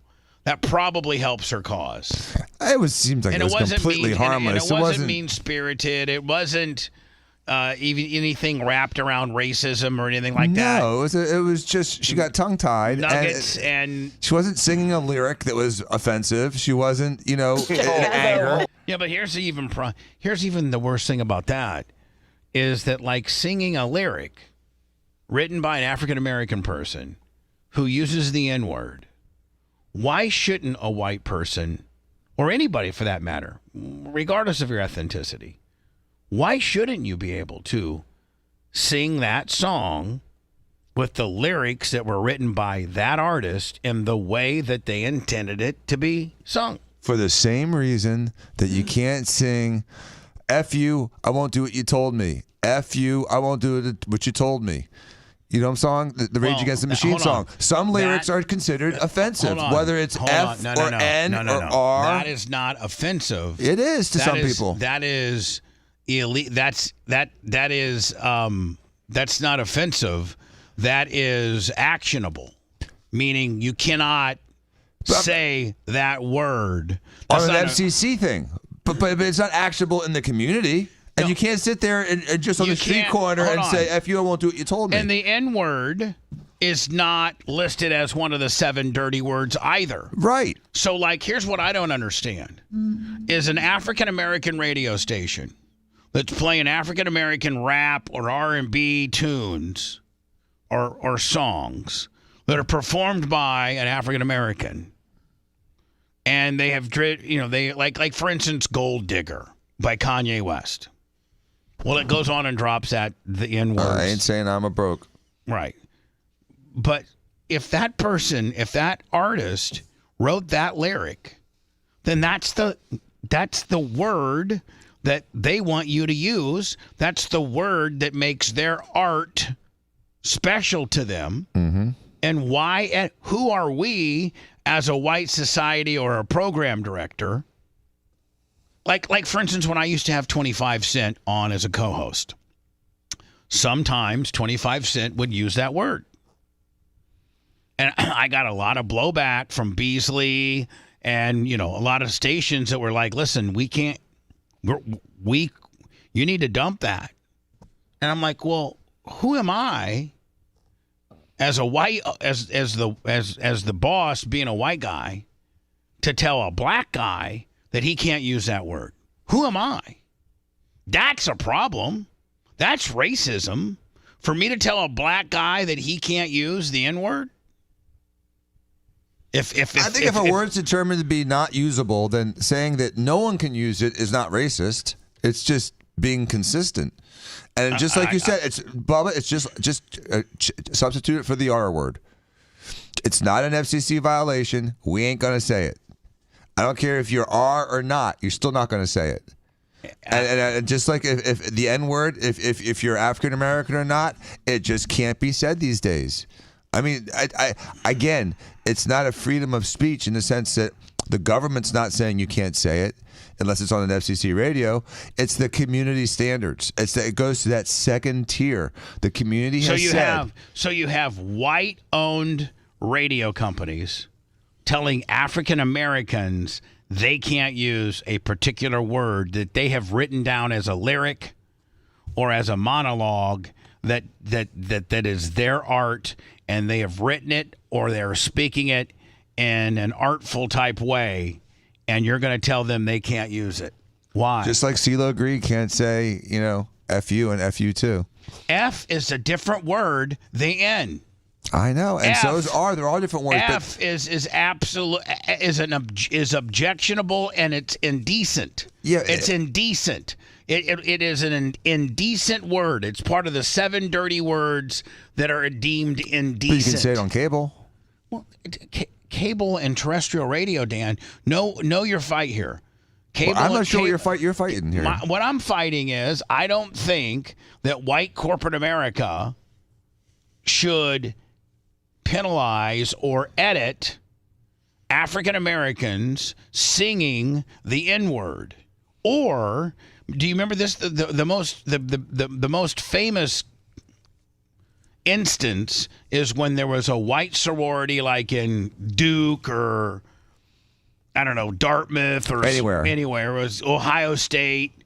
And it was it was predominantly a white sorority, and they were having a dance like a party.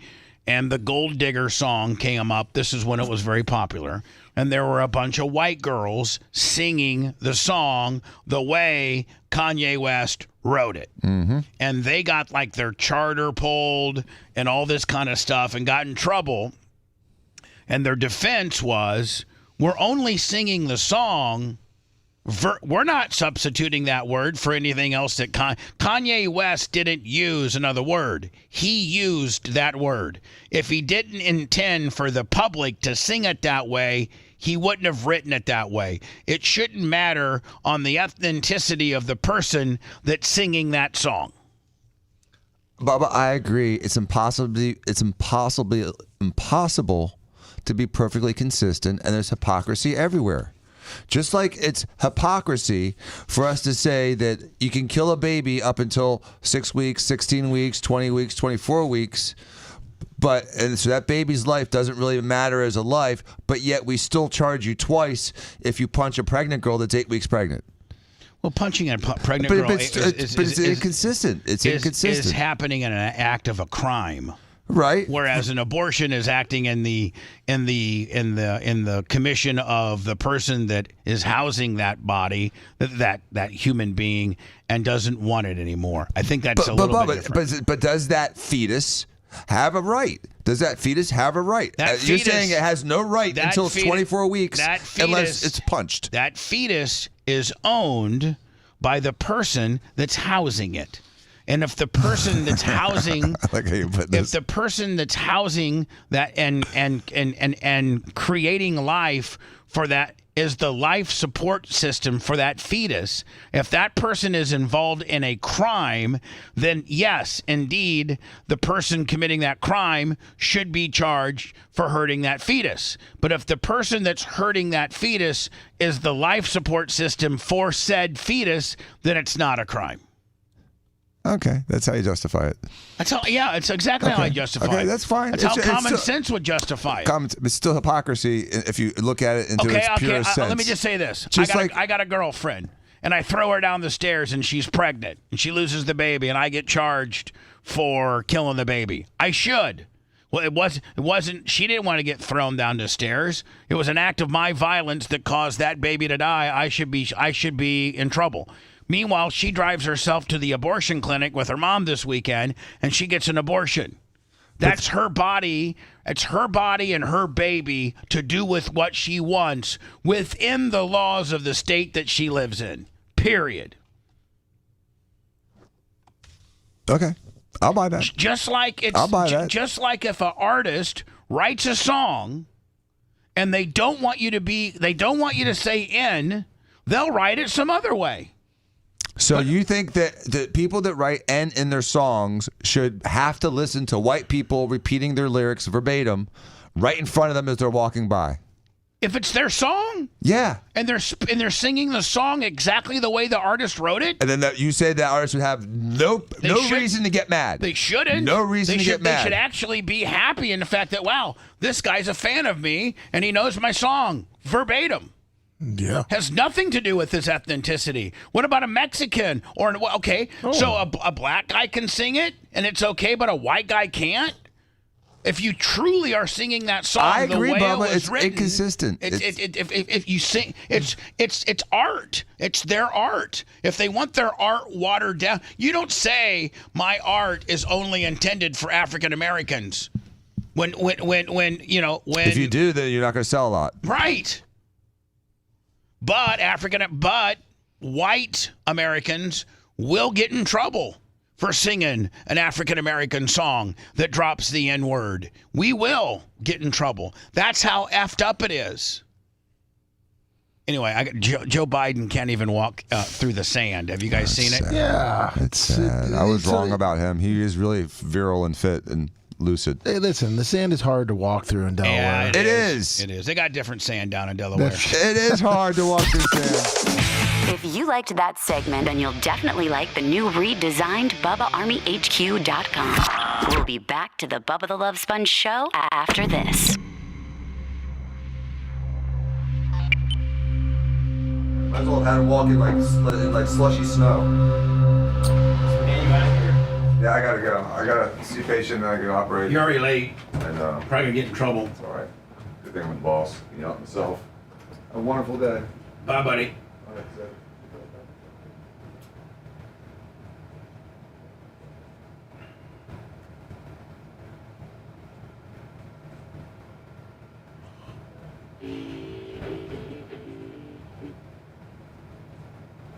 Joe Biden.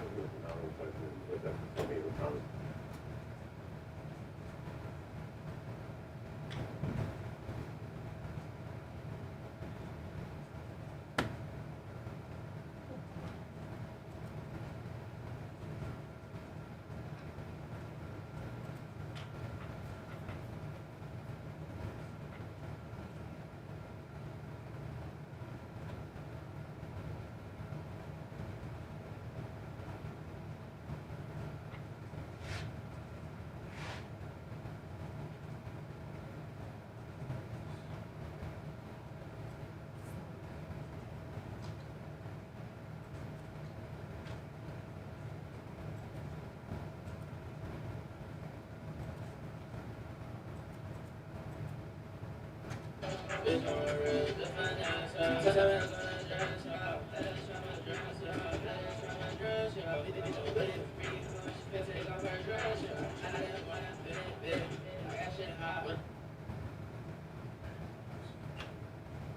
up, E for me?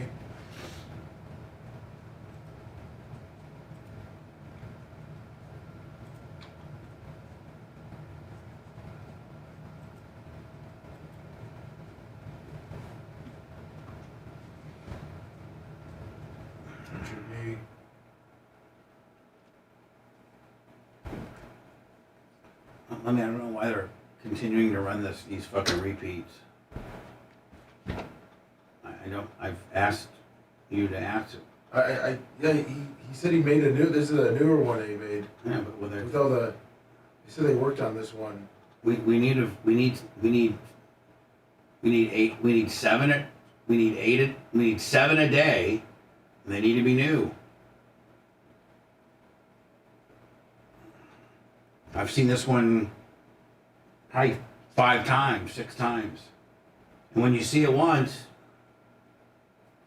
I understand. All you gotta do is just go in and cut 6-minute clips of any fucking thing. I know they've been ingesting a lot. Well, I've seen this 3 times today. I've seen this one 3 times today, maybe twice.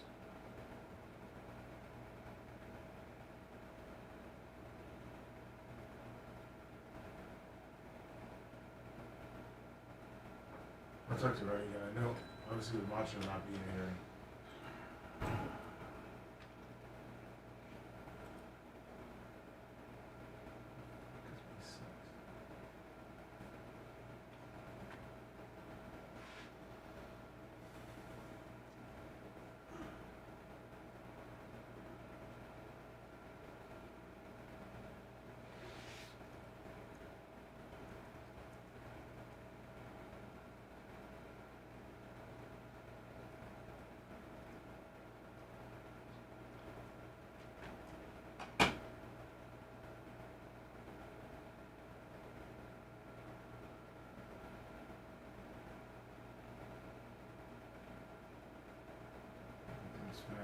Man.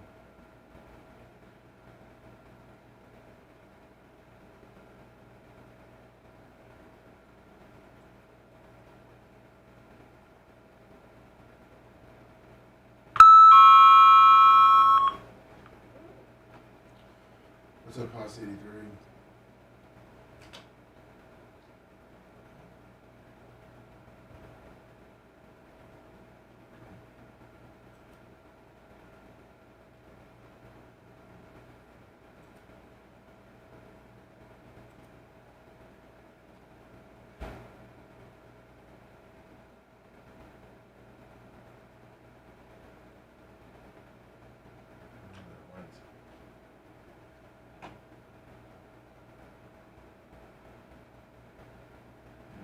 Fanatical bucks, man. Cash out, man.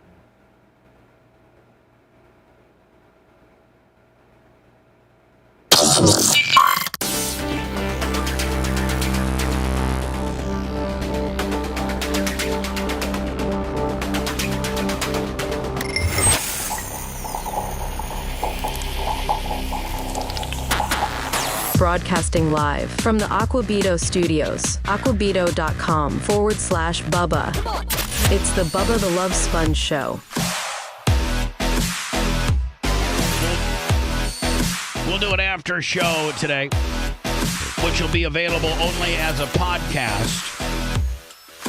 Seth usually has those up by, 2, 3, wherever you get your podcasting, Apple, Spotify, Google Play, iTunes, Bubba Army HQ, or one-stop shopping on our YouTube channel, which is at the Bubba Army. Is this just file footage of Joe, like maybe in Delaware on the beach? Yeah, he's in Delaware. Just walking, just doing beach stuff?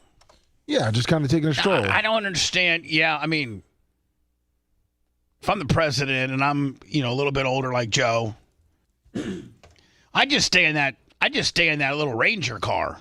Yeah, no kidding. Just drive up and down the beach, things I want to see. I don't need to be dropped off and walk in the sand, because walking in the sand, whether you're Walker, Sammy, Seth, Bubba, or Joe Biden, none of us are going to look cool walking in the sand. No. Walking in the sand is tough.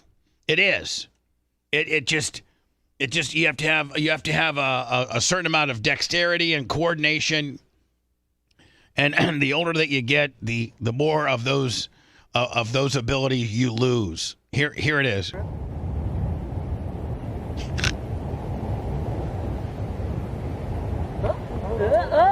You know, half. Listen, somebody needs to tell Joe, half of your problem is the way you hold your mouth. Like if you would just hold your mouth. Neil Malpazier, $20. Bubba, can I excuse myself real quick? Why? I do not. I don't feel good. Yeah, go. I'm sorry. Okay, thank you. Go. Thanks. Oh no. You sick? That's not good. No, it's not. Hope he's okay. Yeah. Half of it is just look at that. Now let's see. Look at that mouth right there. He looks lost with his mouth open. He's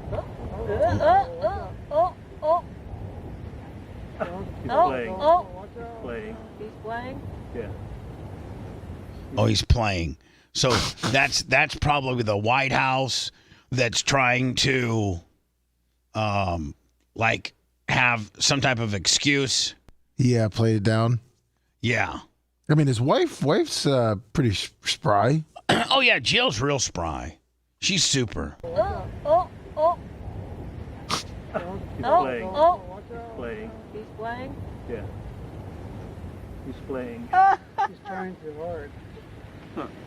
He's playing.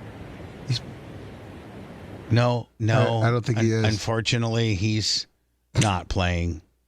He's just not.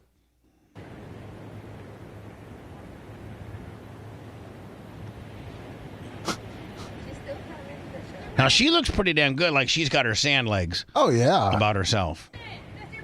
Mr. President! First of all, Lummy, what would have been different to him just getting in that Polaris and just zipping right up here?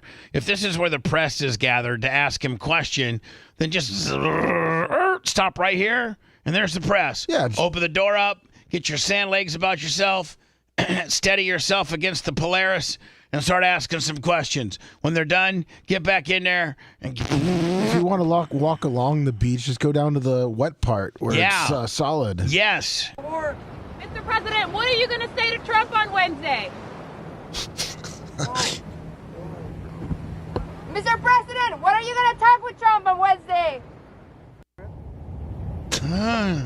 Then the White House people.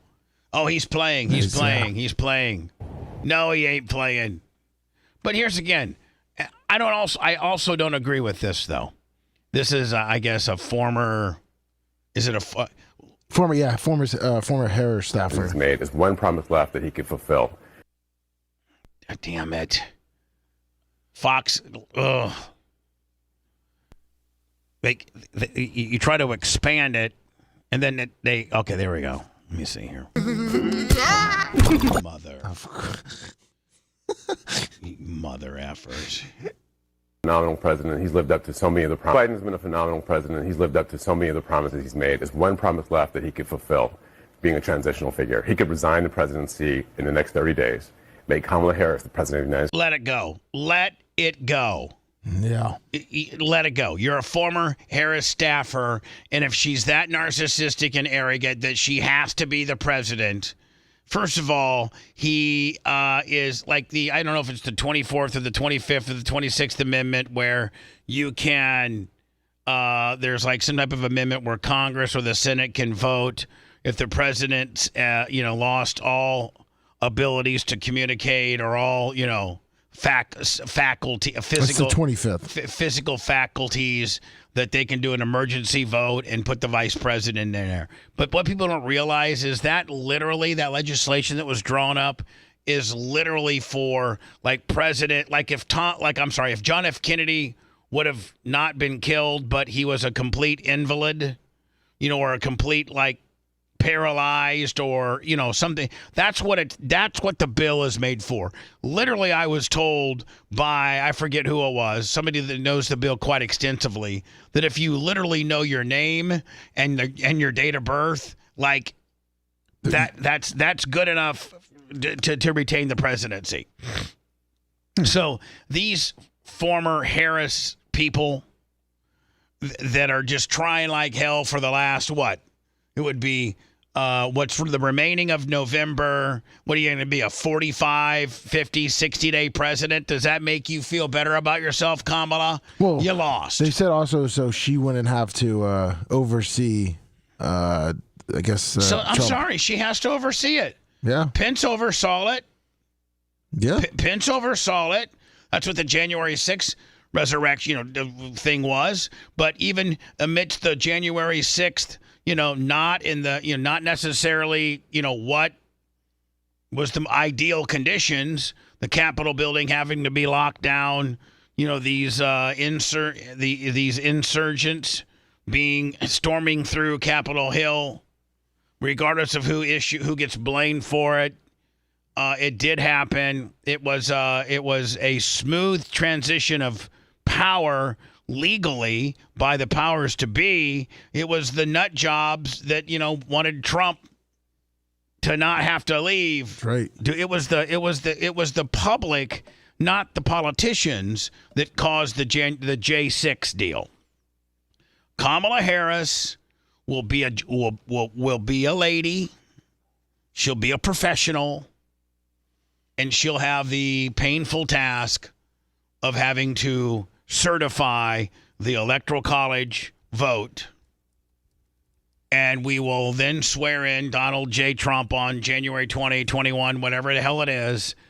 You as a person who formerly worked for Kamala Harris don't need to prod Joe Biden into making a transition where he names her president for however many days just so that she doesn't have to preside over the Electoral College. That's ridiculous. Stop with that nonsense. And she'd be the first woman president. States. Whoa. He would absolve Wow. Here we the go. president. He's lived up to so many of the promises he's made. There's one promise left that he could fulfill, being a transitional figure. He could resign the presidency in the next 30 days, make Kamala Harris the president of the United States. Whoa. He would absolve her from being able to from having to oversee the January 6th transition, right, of her own defeat. And it would make sure that it would dominate the news at a point where Democrats have to learn drama and transparency and doing things that the public want to see is the time. This is the moment for us to change the entire perspective of how Democrats Okay, this has now jumped from an internet meme to a Sunday morning show. And you know what it is? It's narcissistic and it's selfish.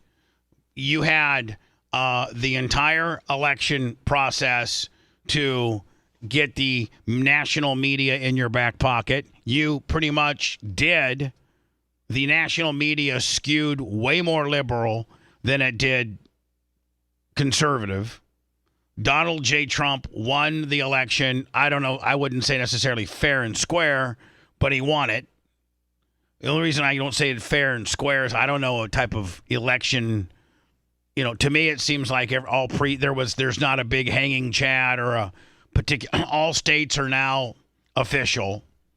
The Electoral College was like 318 to, or whatever the hell it was. I think 312 to 222. By all accounts, it seems like everything went off fairly smoothly. Some states took longer to report than with Arizona and Nevada being the last ones who just most recently in the last couple days certified theirs, that their results were certified.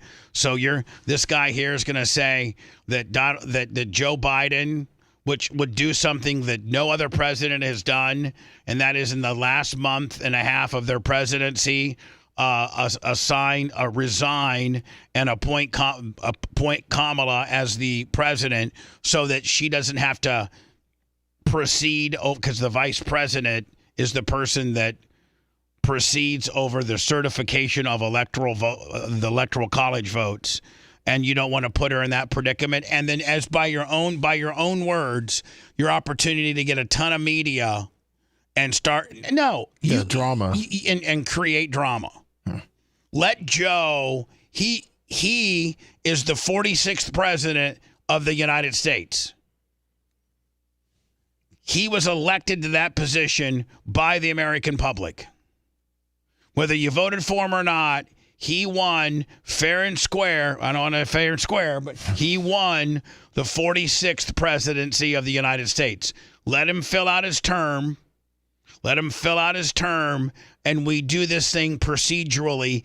Even when we went from 45 to 46, from Trump to Biden, it was, less than formatic, if you will. The J6 stuff, Trump was telling Pence not to certify it. Pence did the right thing and certified it and made Joe Biden the president. If there was any effery involved, it was back then. It's not now. She's cool. Trump's cool. Biden's cool. Don't try to do a last minute, throw Harris in there so that she can be the first woman president. No, the first woman president needs to earn it. She didn't even earn the nomination. So stop with making her so goddamn entitled. She lost. She had an unbelievable chance to win, but she blew it. She lost African American men and Latino men. She blew it. Let her proceed over the electoral college results and then get the hell out. Don't let the door hit you in the ass. Try again in 4 years. If you want a deep dive into the Bubba the Love Sponge show from the past, go to BubbaArmyHQ.com. We'll be back after these words.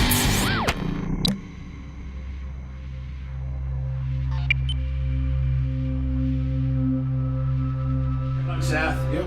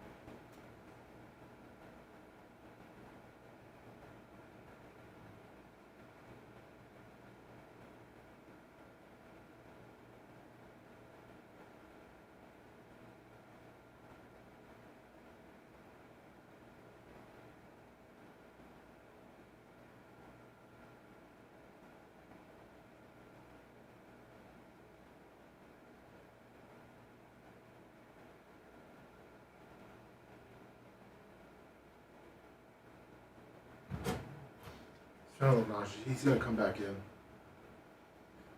What's wrong? He's just feeling nauseous. He said.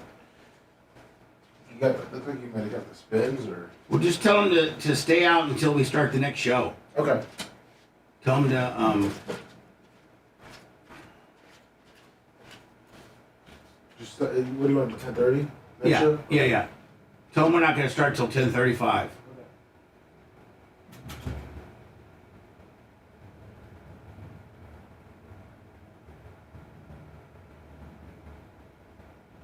Hey, Snook Slayer, quit the fucking show, okay?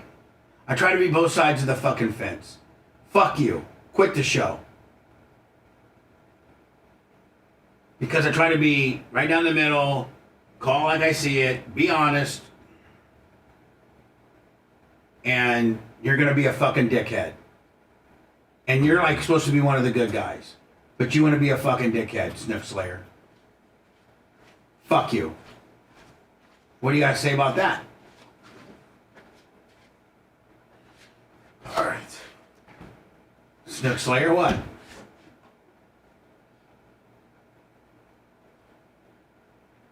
I can't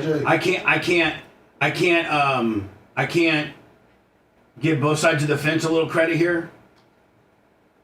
Snook Slayer, you pussy. What are you gonna say now? What's up, Ty J? You're gonna still quit the show? Why don't you quit the show? Why don't you do us a favor, Snook Slayer, and just quit the show, okay? Go ahead and quit. Because I hate motherfuckers that threaten to quit and think that it's going to fucking, fuck you. Why don't you just quit? Morning, Chip Jones. Johnny Jive, 75 months. No, you know what, Ghost? Profiles past. I just started paying attention to what you fuck say. Don't tell me what kind of show it is. How would you like to go be doing your show, your job, Ghost, and you got a constant barrage of people telling you how much you're doing it wrong or how much you suck? They rumble for Jay's show. How would you like that?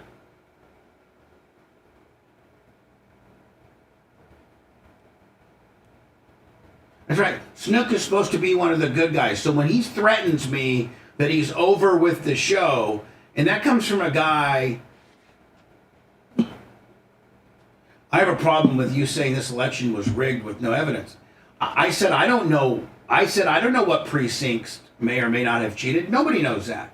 What if one woman at a precinct put in 3 ballots? Which, I don't know how many fucking... Stuff like that happens all the time. So you're going to threaten to quit the fucking show because I said I don't know if this election was fair or not? You being one of the good guys are going to be that much of a fucking dick. No, I'm not anti-MAGA. I'm fucking fair.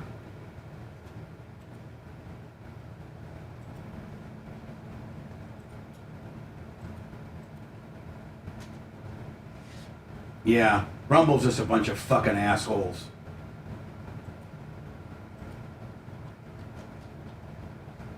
See you later, Snook. Fuck you. Bye-bye.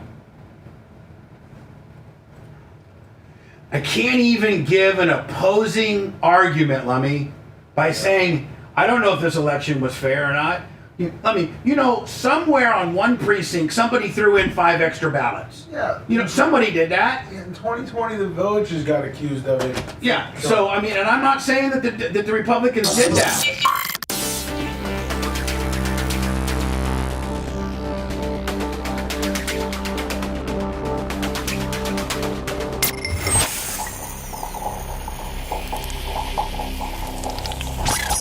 Broadcasting live from the Aquabito studios. Aquabito.com/Bubba. It's the Bubba the Love Sponge show. It just befuddles me that as a talk show host, you can't give a potential opposing opinion. Snook Slayer and Ghost of some dumbass was like, well, you said that this was not a fair election. Oh, it's a fair election if your guy wins, but it's a cheat fest if your guys lose. Your guy loses. You're not going to say that at one particular precinct there wasn't a few people that threw in an extra. Hell, they could have thrown in 10 extra Kamala ballots in one precinct, and they could have thrown in 5 extra Donald Trumps in Atwood, Indiana. I guarantee you that no election in the history of elections are 100% fair. There's always some kind of effery going on. Is it the level that we had in 2020? Probably not. Was it a level? Was it a level this time in 2024? No. It seems like everything was on the up and up. But I can't say that there wasn't a little bit of cheating from somebody. And then you guys want to get on here and say that I'm a anti-MAGA guy now, and Snook Slayer wants to be a complete dick. And then you know what I hate more than anything? And this is what's going to get you. If I see it, you're going to get instantaneously blocked. When you try to threaten me that I'm about over with the show. I'm about over it. I'm about ready to quit it. And when you say those words and I see them, you better hope I don't see them. Because you're done. You're done. You're done. Don't threaten to quit the show. Just don't listen. Like, you know how many times, I've been in a fight with a girl that I'm in a relationship with, and they're like, I'm just going to tell you right now, I'm on the verge of breaking up. If you start calling my bluff, I'll be like, get out. Get out. So Ghost and Snook, sorry, you're done with me. Snook Slayer's exact words. Hey, Bob, I'm about done with the election because you said this election wasn't fair. This election wasn't fair. No election's fair. Now, is it unfair to the tune of what happened in 2020? No. Actually, it looks like it was pretty. It actually looks like it was pretty dead on. But there were some. I mean, look at the states that don't require ID. You're going to try to tell me there's not some effery that goes on around there? Never know. You're not going to tell me that maybe some chick in Atwood, Indiana, had 5 extra Donald Trump votes that she threw in there? Yeah, probably. Does it really mean anything? No. Did it happen at the level of what 20 and the effery of 20? No. But no election is 100% fair. And so when I give an opposing view, everybody knows I'm pro Donald Trump. But when I give the other person, I throw the other. You stupid mother effers. You MAGA dick penis sucking MAGA ultra numbnuts that won't even allow me, your favorite radio host, who you know where I stand politically. I can't throw the other side a bone. I'm already hated tremendously by them. I can't throw them just a little bit of a bone by saying, I'm sure there was some effery involved in this election. Not nearly to the tune of what we've had before, but there's probably some effery. There's probably some effery again on the blue side of things too, with the no ID, the states that require no ID. I guarantee you there was some effery there. So it's a pretty broad statement when I say I can't necessarily say that this election was 100% honest. I mean, goddamn, the high school election. When I was in high school at Warsaw High, I won senior high president. Really? I won it. But because I was Bubba Clem and I brought the house down and I was funny and I wasn't in the little clique, Jack Musgrave was a teacher, and he came to me, and he was a really good, and another guy named Bob Turner, who was a teacher, both came to me and said, Clem, you won, but they're not going to let you win. They're going to give it to Scott Long, because Scott Long's dad was an insurance salesman, and Scott Long was the star point guard on the basketball team, and Scott Long got up there and wore a tie and a little polo. I wore an AC/DC shirt and had the crowd completely, absolutely going crazy. And they stole it from me. Scott went. So from Warsaw High School elections to who we vote for president, there's always some effery involved. And God's saken that I give an opposing view. Then Snook Slayer, is one of the best we've ever, practically royalty. He's been to a barp. And for him to threaten that he's about, so then if you're going to threaten that you're mad and that you're almost ready to quit the show, then that just means you and I need to part ways. Called his bluff. See you, Snook. See you later, Snook. And that ghost dude, too. I'm looking at it says right here, the officials say in 2024 that there was minor disruptive activities. Imagine that. And just exactly what I said. Yeah.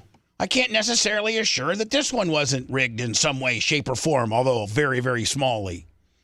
On both sides of the fence. Very minute.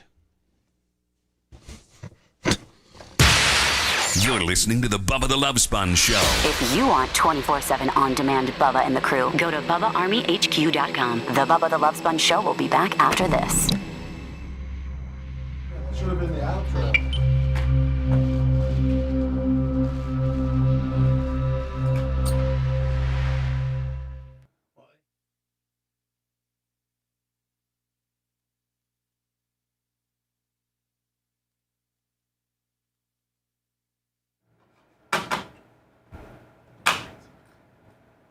I agree with you, poor Pippi. You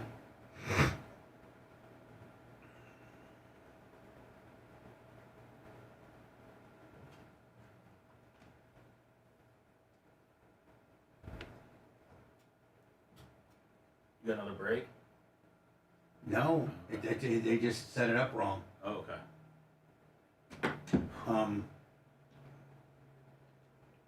I think. I have to go back and look at it. Seth, I mean, It's Red, are gonna we take done? longer. It cut us off the feed. So we're off terrestrially? Yeah. I just got to go see how it's gonna. That's how mic's on, so if we're not, that's going over here. We set it up wrong. I gotta go. I just don't think he cued the outro. He didn't. The outro's on the cue, but we got cut. We cut. You guys just figure it out. Yep. Are we going back on? No, we're done. Okay. I'm sorry. Oh, you're good. As long as I didn't piss you off. No, I just started to feel nauseous during. I just went off on Snook Slayer. Did you hear me? I heard part of it. What happened? Well, I got.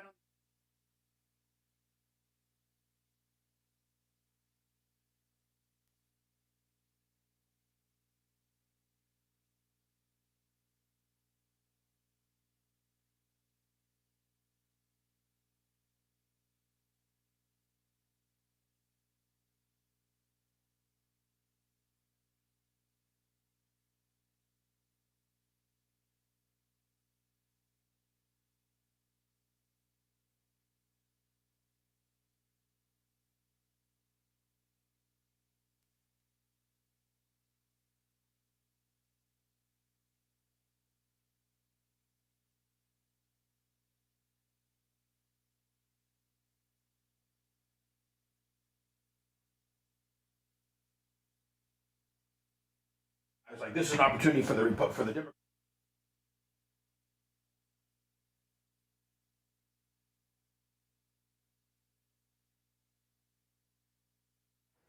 And I said, listen, Bubba, we got one more break. Oh. That's what it's showing. I know. Either the clock wasn't reset or what, because it's showing 8 in there, and I only have 7 segments. All right, well then we'll come back. So then I was like, I can't tell you that this election was fair. I said, when you have that many states that don't require IDs, and I said, if you're a girl in Atwood, Indiana, maybe she threw in 5 extra Trump. I said, every election in the world has some type of fuckery involved. I said, just because the outcome was the way you guys like it this time doesn't mean that this election was. It seems to be less than 2020, but there's probably some fuckery involved. Well, Snook Slayer's like, I'm telling you right, I'm about ready to quit the show with him talking. Just because I throw her a little bit of a bone. So you know what I said? I fucking blocked him. I said, see you later, buddy. Wow. Then the other guy said, oh man, Bubba's turning against MAGA now and becoming a liberal. I'm like, and I said, fucking block you too, bitch. Man, it's these people think that you have to identify one way or another when sometimes you just don't give a fuck. And you know what? You can't even be objectively down the road. No. Like you can't even say. No, you can't take it as it comes and have your opinion. No. You have to be on one side And or the other. you can't even say objectively this is the way it happened. Could it happen this way? Could it happen that way? I'm in the middle. Yeah. Fucking cocksuckers. Lummy, I don't think he knows we have that one break left. I mean, I don't know if the clock didn't restart or what, but I mean, we're only showing. Did I really fuck up things that bad by leaving, Lummy, that we got the whole show's fucking crumbling? Well, I mean, we both were looking at him and I were looking at the same thing. And I'm looking at my segments. I'm going, I missed a segment somehow. And I kept looking at the clock, and I guess me checking on you and him looking at chat was.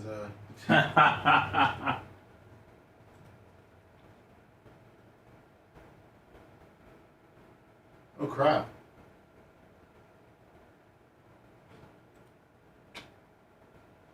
Seth?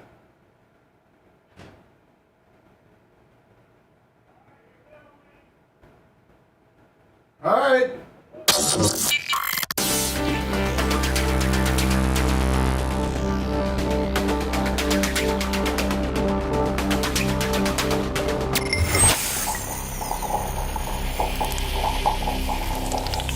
Broadcasting live from the Aquabeto Studios. Aquabeto.com/Bubba. It's the Bubba the Love Sponge Show.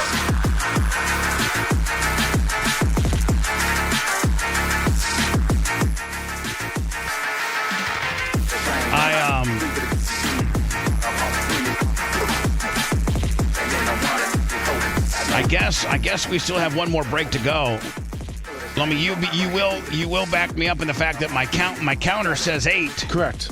So maybe we started at 1. I didn't even look. At this point, I could even say goodbye, and then we just be done with it.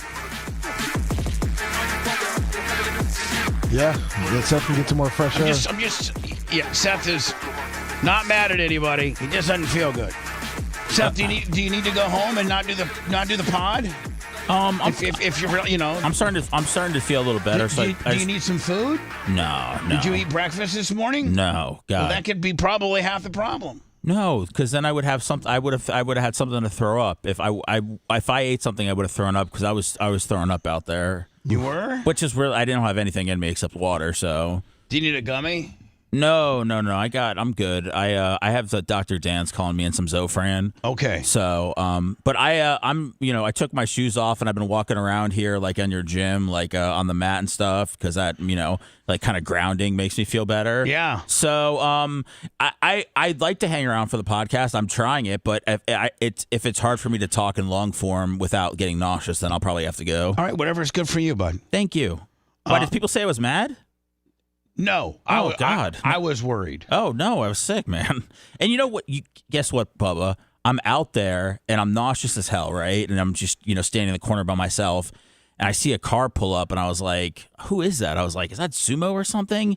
It's Matroni. Matroni's like, hey, I heard you weren't feeling good, so I came by. And he's like, I just started talking to me about the show for like 10, 15 minutes about should we do a break he's a doctor on call. I know. He's like, should we do a break in Orlando? And he's like, I think you, by the way, I think you guys should do that. I know. And I was just like, we have a lot of time to fill. So I need a woman to look out for me that way. No, he wasn't really. He was just like, "Oh man, I felt like probably on his way to work. He was listening to the show. He's like, I can just. By the way, literally, we're 2 blocks from there. So he's like, I'll just swing in here before I head home. He provided no. Bubba, when you're nauseous, it's like he provided no relief. He's like, oh man, I felt like hell last night. He's like, I had a temperature, and he's like, one of my girls called out sick today because she had, she was throwing up. I was like, if you would have rolled in with some Pepto-Bismol and some, whatever. No Pepto. No, but yeah, I guess Babyface was just kind of telling me that everybody's sick. But I would like to have a card break. Okay. From you guys, like maybe a poolside card break. We can do that. Yeah, that'd be kind of cool. We can do that. Our margins will be small, but we can do that. Is there any way, like, if I gave you $100, can that what can $100 buy you? Like honestly, nothing. Couple of WNBA blasters. I mean, that's it. Get ourselves a Caitlin Clark, sell for $40, make our money back. To me, $40 is 60 less than 100. Well, that's what I'm saying. I'm saying give me 100, I could turn it into 40. Has that been your portfolio? That's what I tell everybody. Yeah, I mean I don't lie at all. Like give me 80, I'll turn it into 25. So anyway, Snook Slayer and the Ghost of whatever. Do you know the 2 I blocked? It was Snook Slayer. Ghost from Profile Past. I think. So I've blocked you too. I'm like, you know what? Like I'm just not in the mood when I'm monologuing. And I, God forbid, it wasn't even pro Kamala Harris. It was more like, first of all, Joe Biden he's going to finish his term out because that's the guy we elected. Don't try to get her in there on a technicality because she's going to feel uncomfortable presiding over the Electoral College deal. I said J6 was a far bigger issue and Pence pulled it off. And he even had his boss telling him to cheat on the deal, but he pulled it off okay. So she might be a little uncomfortable why she has to certify the Electoral College, but let's not make her president. And then I said, I don't know that all elections, there might have been some tomfoolery involved in this one on both sides of the fence. Maybe Trump got a few extra hears, and maybe a couple of the states that require no ID got a couple extra hears. Seems like this election was a little bit better. A whole bunch better than 2020. But I don't think any election is 100%, not tampered with. And then I did it. Then I went back and told a story of, an election that I got screwed with my senior year. Snook Slayer. Here's my new pet peeve. When you don't like the show and you tell me that you're about ready to quit the show, when I know that you're a great listener, like a Snook Slayer, and you've been around long term for a long time, and you're going to throw that, don't play poker or don't play I'm going to quit the show poker with me. Cuz if I see it and I don't see a lot of it, I'm just going to block you. I want positivity. I don't mind your opinion. I don't mind your opinion like, "Oh, Bubba, come on now. This election was far better than 20." Okay, that's your opinion. I can deal with it. But if you're going to be a dick and you're going to threaten to leave the show, then we might as well just make it, immediate, Lummy, and be done with it. Just cut it at the... Anyway, Seth's going to get some more air. Dan called him in a description. Lummy, I'm going to sit in my chair for about exactly 30 minutes. Perfect. So 30 minutes from now, we'll do the after show. Seth might or might not be here pending how he's feeling. He's not feeling too good. Good luck, Seth. Lummy, if Snook Slayer and the Ghost of People's Past want to get a hold of you privately and they want back, I don't have a problem with them coming back. Okay. But don't do what you did ever again. Deal. See you guys later.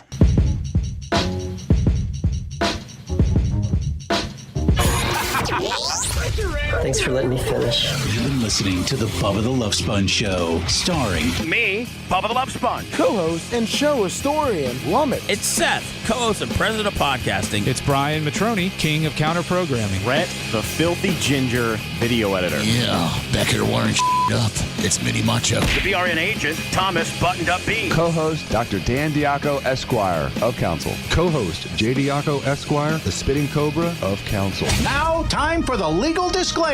Exactly. The Bubba the Love Sponge Show is intended solely for the enjoyment of our listening audience. Any rebroadcast, retransmission, or other use of this show without express written consent of the Bubba Radio Network is prohibited. We must dissuade him of this delusion. Until next time, always remember. I'll repeat hello. I'm back.